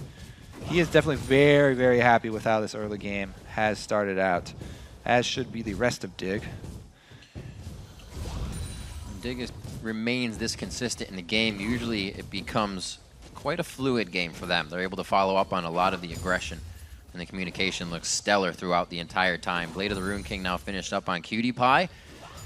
Be able to just use that to farm in lane. There's really no objectives to force LMQ into right now. So Crumbs, he's going to go looking. Yeah, Cutie Pie definitely going to go with that Rune King into Ghost Blade build. He's very happy about the increased for Ghost Blade active. Smile from ear to ear when he heard that guy was back. See if they can collapse on this invade. Looks like they're coming out of base. Ackerman and No Name wouldn't really be able to do much to solidify a kill between those two beefs of Crumbs and Kiwi Kid. So it looks like they make it out safely, but they split. They are being a little bit dangerous. Well, yeah, in they're their here. trying to bait right now. Yeah. No Name was trying to stay out of vision, so they could actually collapse if Crumbs decided to come over. Doesn't happen for them. Normally, it's very dangerous to invade Rengar's jungle because he has so much mobility inside his own jungle, being able to use the bushes to his advantage. Xiao Xiao gets collapsed on. Oh, only 1 hit of concussive blows. No follow-up there from any auto attacks. 2-1 in kills. Both teams respecting the power of each other. And LMQ is really keeping it in mind that they got to get Vasily big. He hasn't really seen any dangerous situations yet. LMQ's playing the game they want. Yeah, let's see how long top lane. Whoa, here goes the ulti. That's Kiwi Kid. He grabs a lot. That's the ulti as well from the Shockwave. Crumb's just on the other side. He is toying with fire right now, sitting on top of a ward, and he knows it. Yep, once again, multiple ultimates by LMQ used on a single player, just the support there to get them the man advantage on the map. Now they really want to contest this blue. As long as he keeps blue in between goal side, he can't catch a Dark Binding, but they finally pull it back over to him. Better get it in the bush. Crumbs might try and smoke it. Oh, he baits him in with that. Is it going to be worth? Living Artillery coming down. They still have vision from that, but it's not full range from Vasily yet. He's only got the rank 1. This is going to be big. They get out of the explosive cask, and it's going to be the hit. Blade of the Rune King comes off. Flashes the binding. Cutie Pie just at the last second. Now, they weren't able to get a kill off of that, and they left top lane alone. Right, this that teleport is a was Jax. big. Yes, Jax got hit a little bit with the changes, but he's still a beast in the late game as far as split pushing goes. Getting that Sheen, he's going to take this down quite fast as well. So hits there. Crumb's quite hurt, so he won't be coming out of the jungle after this. You can see him blinking on the screen. Zion's going to need at least one more wave, and he may actually be pushed off of this. Going to see Ackerman coming top. So Dig is kind of setting up. They know they have themselves a gold lead, and they've been pressuring it quite well. Crumbs may have gotten himself into a scary situation there, but they pulled out of it. Yeah, and this, on the other side, this Rengar here in the jungle, he hasn't gone for some very early cooldown reductions. Let's see if he upgrades his boots to the city or not. A lot of people have been getting the Kindle Gem rather than that giant spell so they can have more offensive capabilities with the lower cooldowns. What? He actually is trying to get an early Randuin's Omen. That item was hit so bad in the 410 patch. Well, if you're an 80 carry, then you're smiling. Yeah, it's great for you guys. All the tanks. It's an item you got to put in your pocket now. We're not seeing any Sunfire capes just yet early either, but the top laner is not really ones to build. See the early Triforce going to be in the hands of Zion Spartan. We talked about the Sheen coming out behind Ackerman. Going to see a kick to the fat man on this one. The double, if he can hit this, great. There's the one. Oh, the concussive blows goes on. That just means he's going to be locked up with the extra damage on top. They lay down the cherry. Who's going to get it? Who wants it, guys? That's what they're saying right now. Well, they definitely want Jax to get it. It's going to be no focus. As long as LMQ isn't getting anything out of this, they're good. Crumbs will take it. Not too bad overall. Great pickup there. Crumbs with the Sightstone as well. Also on Kiwi Kid, they're utilizing this. Free moves through the jungle, getting him kills like that. Yeah, I was wondering how bad did they want to put that money on Zion because he had Flash? They don't want it on him that bad. An assist will be just fine for him. Crumbs can take that money. Maybe Crumbs can use that to further advance their mid-game here with Lee Sin. He has hit his main two items here, the mobility of the Sightstone plus his jungle item already. What's that? I can't hear you. Jax is beating on a turret. Kiwi Kid always adding aggression, and he's toned down his... Pretty early here. Oh dear. Got in range. LMQ trying to pick off Shifter in the mid lane. They still see him as a very big threat, and why not? Taking down the damage dealer, the front end burst on your team is no easy task, and would easily give LMQ mid turret. Now they're forced to sit back and let Dig ward their side of the jungle again. Interesting, dangerous invade here. They don't have too deep of wards, because LMQ have set up some defensive pinks of their own. But man, they are just holding on by the edges here. This is jungle battleground. This is pretty taunting. Quickly play, going though. to Dignitas' favor. But Vasily gets one there. Farming right in front of the enemy. It just kind of puts him on tilt that No much teleport more. for Ackerman here, so another Dragon going for Dig. Will they just go for this anyways? It's pretty late. Oh, the Culling's going to be right up front. Not actually used just yet. He holds it. Now hitting No Name. No Name splits off to the left. A two-man Shockwave not doing all that much damage, but Ackerman comes in to disperse the fight and give them the section off they need, taking down Zion. Oh, the hit from Crumbs. He comes in, taking down No Name. A little bit of jungler love back and forth there. And it looks like they're going to have the aggression in mid. Yeah, LMQ not in position in time, so they pay for it. Not only Dragon, but also No Name going down there and answer. It was a great ultimate from Ackerman. Got to give him credit there to pick up the Jax kill. But even with just that, it wouldn't have been an ideal situation for them. Dignitas just skyrocketing out of control here. A great start, too. Yeah, great initiation there. Shifter not hesitating, pops off the ulti. Yep, perfect job. That's exactly what you want to do when you have a Garth's ulti, is knock everyone away except for a single target that you're trying to kill. Shifter, beautiful stun over the wall while Crumbs is going for the kill. This time around, good coordination from Dig, and they've had that Dragon timer down pat. 1, 2, 3, and that's where most of the gold does come from for the team. The Dragon's been controlled, the map has been controlled. The first pick, Lee Sin, came in, and he's got full kill participation, 3-0-2 in the 5 kills of the game. Crumbs getting Lee Sin is not an easy thing to play against, and that was their priority pick. Yeah, it's going to be harder for LMQ now because Zion's getting out of control. See if he can save these. Such a badass Kiwi kid. Save these minions for Shifter. Does get the Targon execute on Cannon Minion. Yep. Cutie Pie's almost got his Ghost Blade to go along with his Blade of the Ruined King. Just waiting. It'll be close. They all laughed at him before. Not anymore. He's not the hipster. 19 minutes coming up on the clock. A 6,000 gold lead. It's been a while since we looked towards the top of that scoreboard, but Dignitas has definitely given themselves a lead where they can make some errors, but they've been playing very consistent and haven't even fallen into that realm. 2 turrets in their favor right now. Still looking to drop mid, but that's LMQ. When they know to set up defense, it's going to be a little bit harder to get past that front line. Yeah, you can see pretty much they're just fighting over their own jungle right now. Dignitas slowly encroaching on LMQ territory, throwing down the ward. Zion gets caught. Boom! Back and forth. Actually hits him into it. I think he should just let himself die there. Smart move. Can't really get anything out of that. The turret goes down to mid lane. Multiple 4-man ganks right here. However, not expecting that. Dignitas, they're able to perform their 4 versus 1 at the turret, so they get an objective with the kill.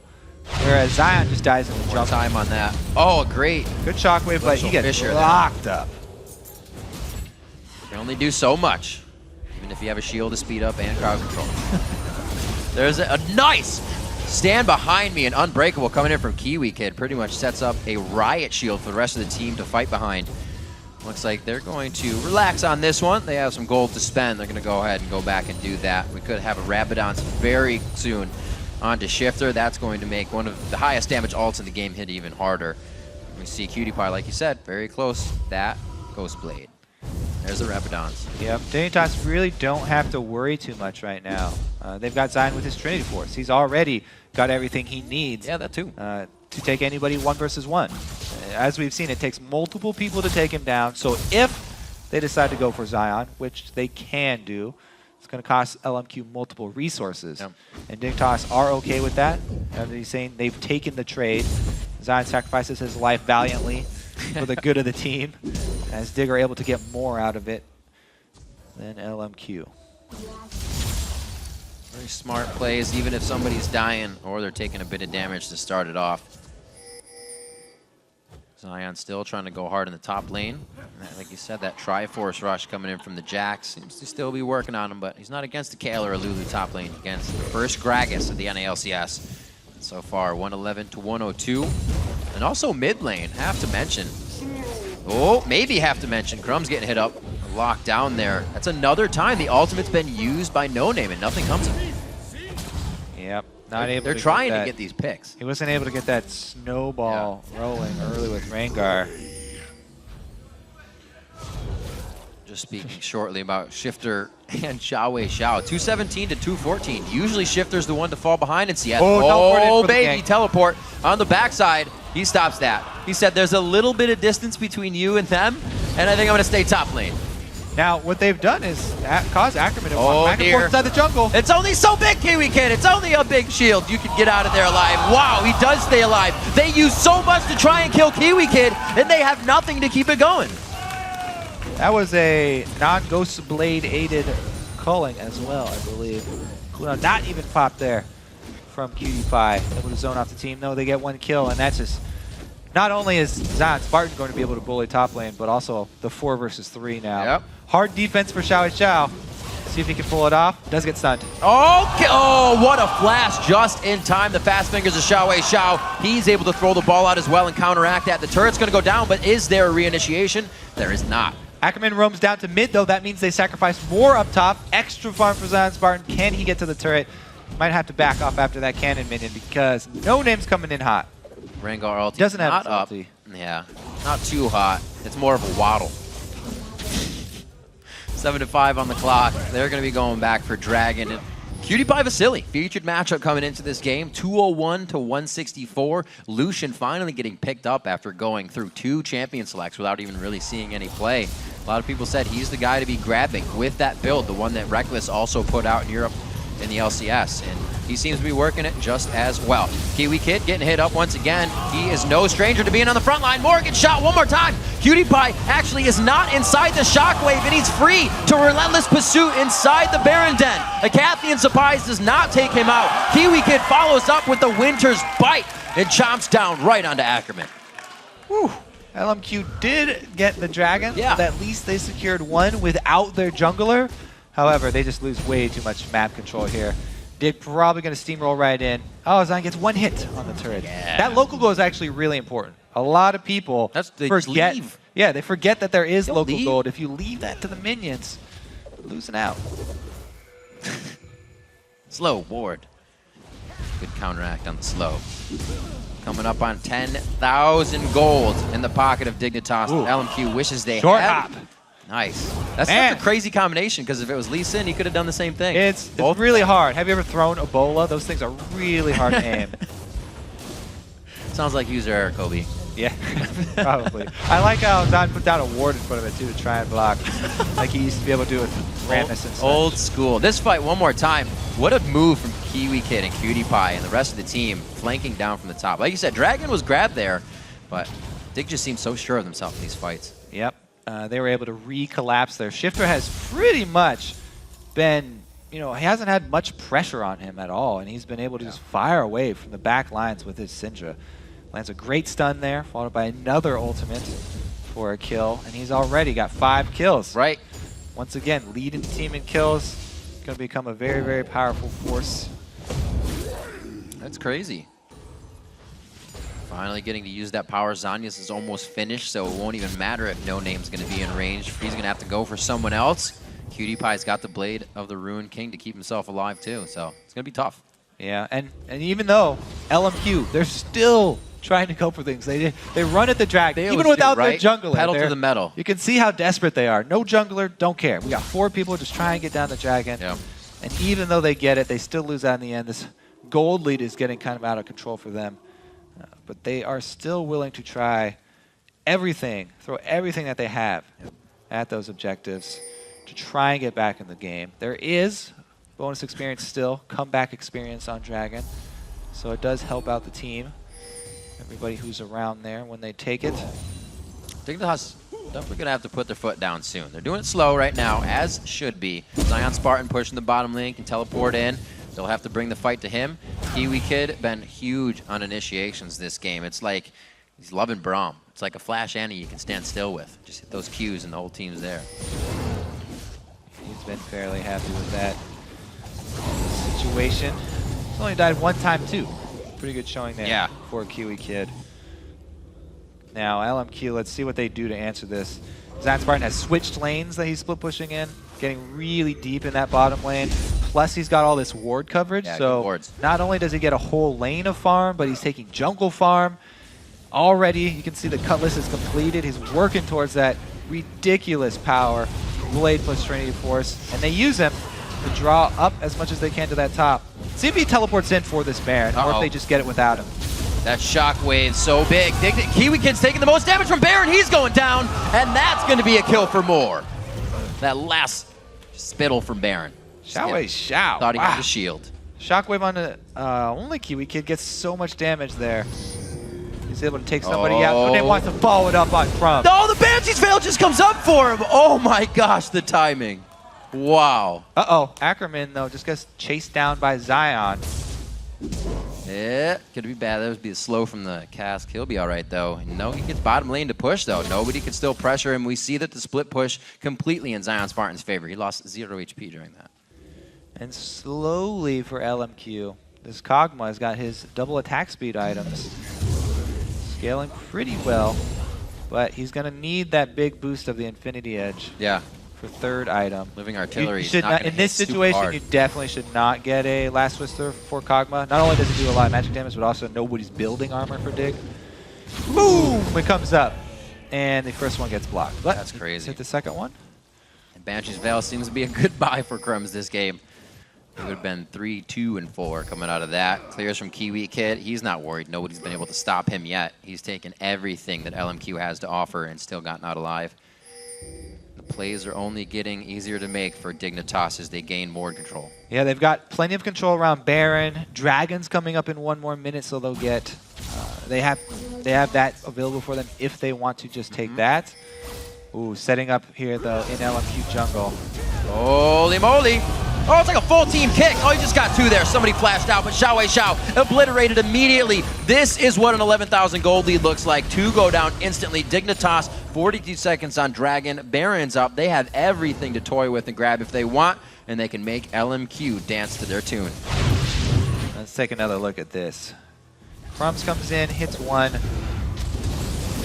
More dash, gets the kick onto Moore into Xiao. Oh. It's just like being bobbled up and down. I don't think it touches the ground. Yeah, there's no way for LMQ to actually venture into this Baron pit and get vision. So at this point, they've only got their lives to lose. Nothing to gain here. Everybody's got a dash, a jump, something on this team, and Kiwi Kid can follow that up too. He'll be right on the front line with that dash or jump or the defense peel. And hey, it's not the end of the week. This is the beginning of the week. Dignitas looking good. Yeah, that's right. They usually come back really strong at the beginning of the weeks. See how they finish it out. We saw Skara on Kiwi Kid's headset in the beginning, kind of chatting to the team, talking it up. Most of the chat was with Shifter. Maybe it was something different, saying you're going to get focused. I don't know. It seems like he's taking control of that. 5-1 and 2, 309, hitting out over 20 CS on Xiao. Not something you normally see, especially coming from Shifter, one of the lower farmers. Yep, he's had a very solid Sindra game here. His roam over at the beginning, when LMQ did their ill-fated invade with the 2 Ackerman and No Name, was very timely. Adding an extra kill for Dig. And it's kind of gone to plan for them. I mean, they talked about how much they were going to put into the early game, and it's the key to taking down this LMQ team. Pretty much all going according to plan, and they've executed very well since then as well. Dragon after dragon after dragon. Only that 1 for LMQ that actually cost them 3 people's lives. And LMQ is waiting right now. They're saying, where's Dig? We're just farming. Our lanes are super pushed out. But is this where LMQ kind of starts to put themselves in the positive defensive position? Because they banned out all of Shifter's Siege, so it's going to be a little harder if they can't dive under the turret. It's hard to dive a Gragas, hard to dive a Morg. Well, it's actually going to be pretty Oh, here we go. LMQ getting pretty desperate. They force the fight. Dodge. 14,000 gold behind. They're doing what they can to get this fight on, but Dignitas knows they have the cash. There's the hit. The Winter's Bite just missing. And for what it's worth, that was just more going down. The turret may take some damage here. So they forced the fight because they have nothing to deal with Zion Spartan now. Zion Spartan, he's the strongest 1v1 on the map. Won't matter. Nobody can go deal with him, so they just force the fight to try and get the TP and hope that they can kill somebody before the TP completes. So it doesn't even matter about getting to the turrets. It's about spreading LMQ thin. So far, 1 out. Moore's back in 1 second. Still very low in levels. This is almost where LMQ loves to fight, when they can keep returning to the fight and keep it going until they whittle you down. This time, with such a gold lead, Dignitas can make errors and still be in the lead here. Back to Zion Spartan and the split push. They're going to start spreading LMQ thin on their own baseline. Yeah, they like to fight, but they like fighting fair fights. This is kind of like LMQ are wielding a spoon and Dignitas have an AK-47 as far as gold is concerned. Damn. That's a rough fight. That's a rough fight.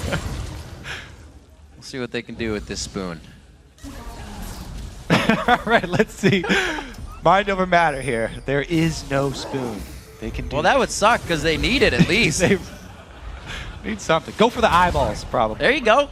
Get the gouge. We got it. All right, plan in action. See if they can set the priority straight. Going on to the mid turret here. Coming up 32 minutes in this game. There's the ult. What a Kiwi Kid. Unbreakable. Very nice. Looks like they're going to be able to do this. They feel pretty comfortable being this close. Looks like No Name is just eating the culling from Cutie Pie. They're onto the turret now. And Cutie Pie with Infinity Edge as well. Gotta be very careful here. Without Zion Spartan on full, well, Yeah, he's what's still Zion on doing? full split push. Classic Just Zion. LMQ doesn't care.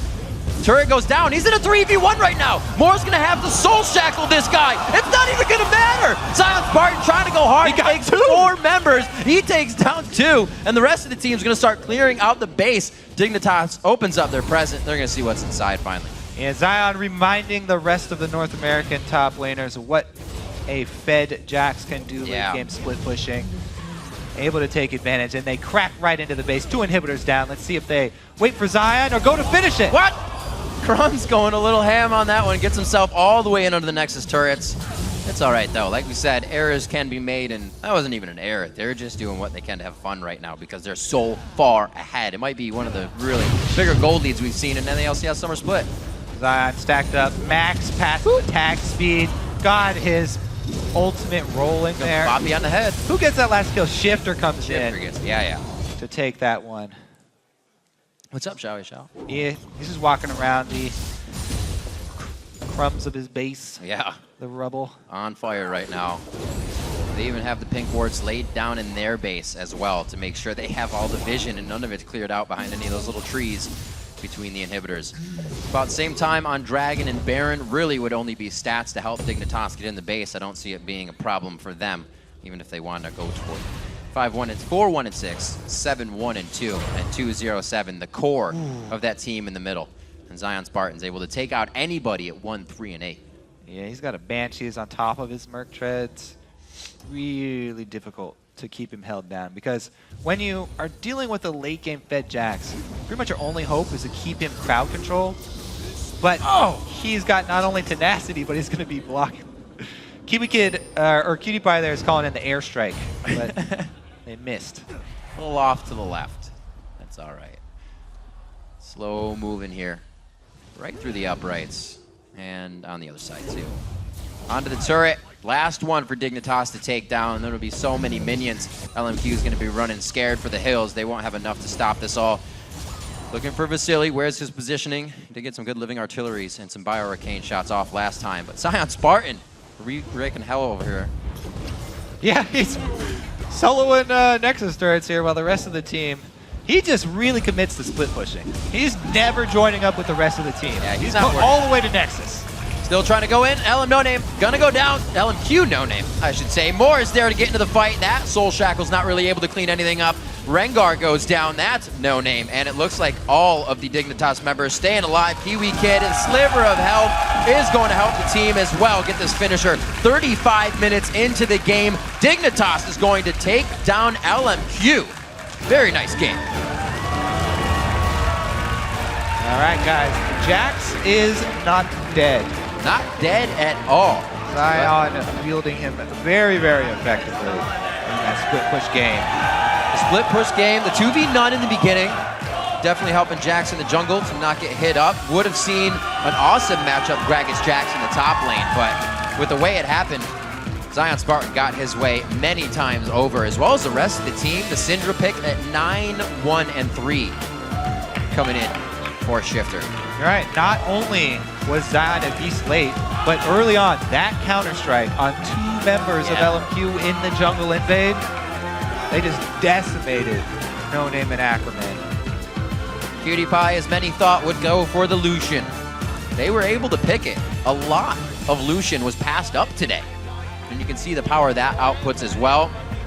Cutie Pie talking with Kiwi Kid right now, just how awesome that was. Kiwi Kid as well. Just the brute force he came out with in Braum this game, soaking up 3-4 ultimates in a fight, somehow seamlessly getting away, and then the team cleans up.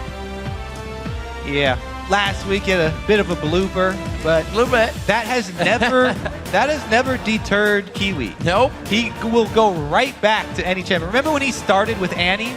He flashed tib. There were several missed flash tibbers, but he never gave up on the champion. He kept playing it, and eventually he mastered it. Same thing with Thresh. His Thresh in the very beginning, yeah, a lot of bloopers. However, he keeps at it until he masters his champion. It's kind of the same thing he said when he went into top lane. Yeah, he might have had the most deaths at one point, but top lane. Yeah, he might have had the most deaths at one point, but he got better, and he always said. And he transferred down to bottom lane. Yeah, he always said, I have the potential to kind of just be the best. I've been given that position. So he takes that up even at support as well. Good guy, Kiwi Kid. Yeah, I think the best thing that Kiwi Kid ever did was going down to support. Yeah, Yeah, absolutely. You always so need a much smile success on the out support. Keeps things on the up and up. Right now, actually, we're going to send it down to Jat, who's standing by on the blue side. What the fuck? I know.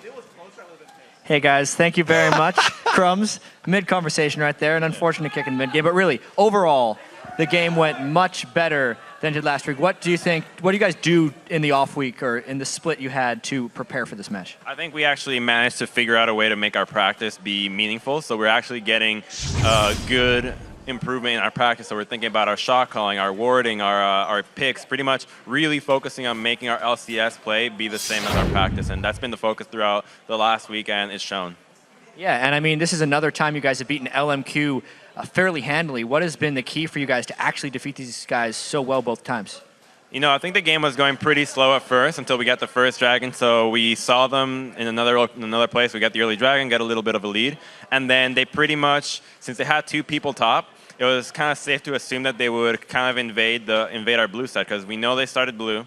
So you typically want to invade a blue when you have a 4-man advantage, and then we double warded that with a lot of pinks. We put a lot of focus in that, and then they just walked right straight into us, and we killed them there. And from then on, it just snowballed out of control for them.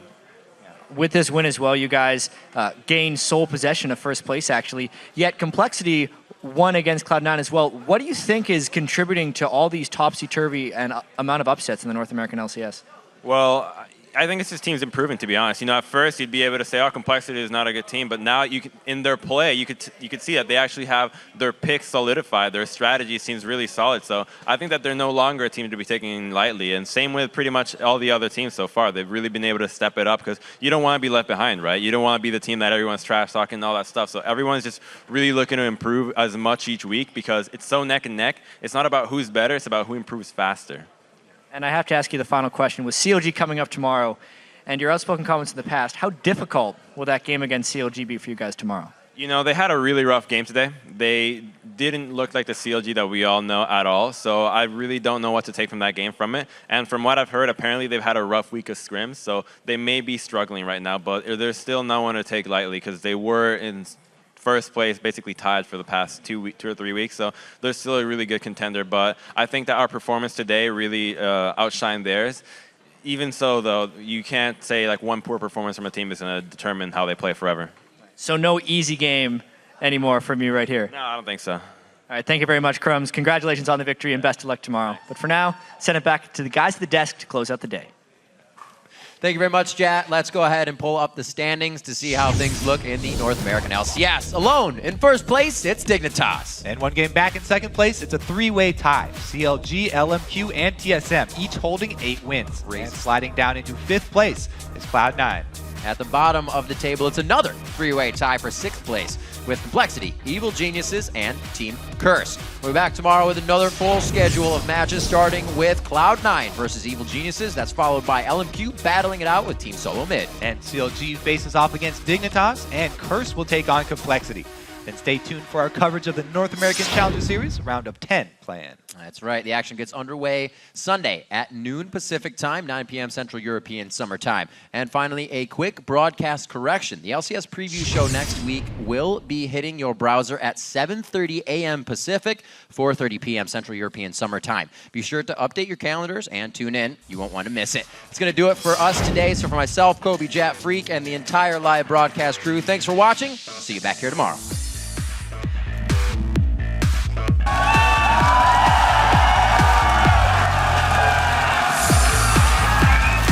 Okay, we can turn. We can push them in. Push them out. He's gonna go in. He's gonna go in. Double lift. Look at double lift. Got it. Double lift. Double lift. Good job. Look at Seraph. We can chase. Link Seraph. Go. Link.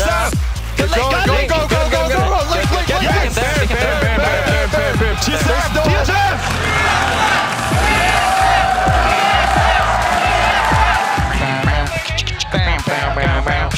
Fair.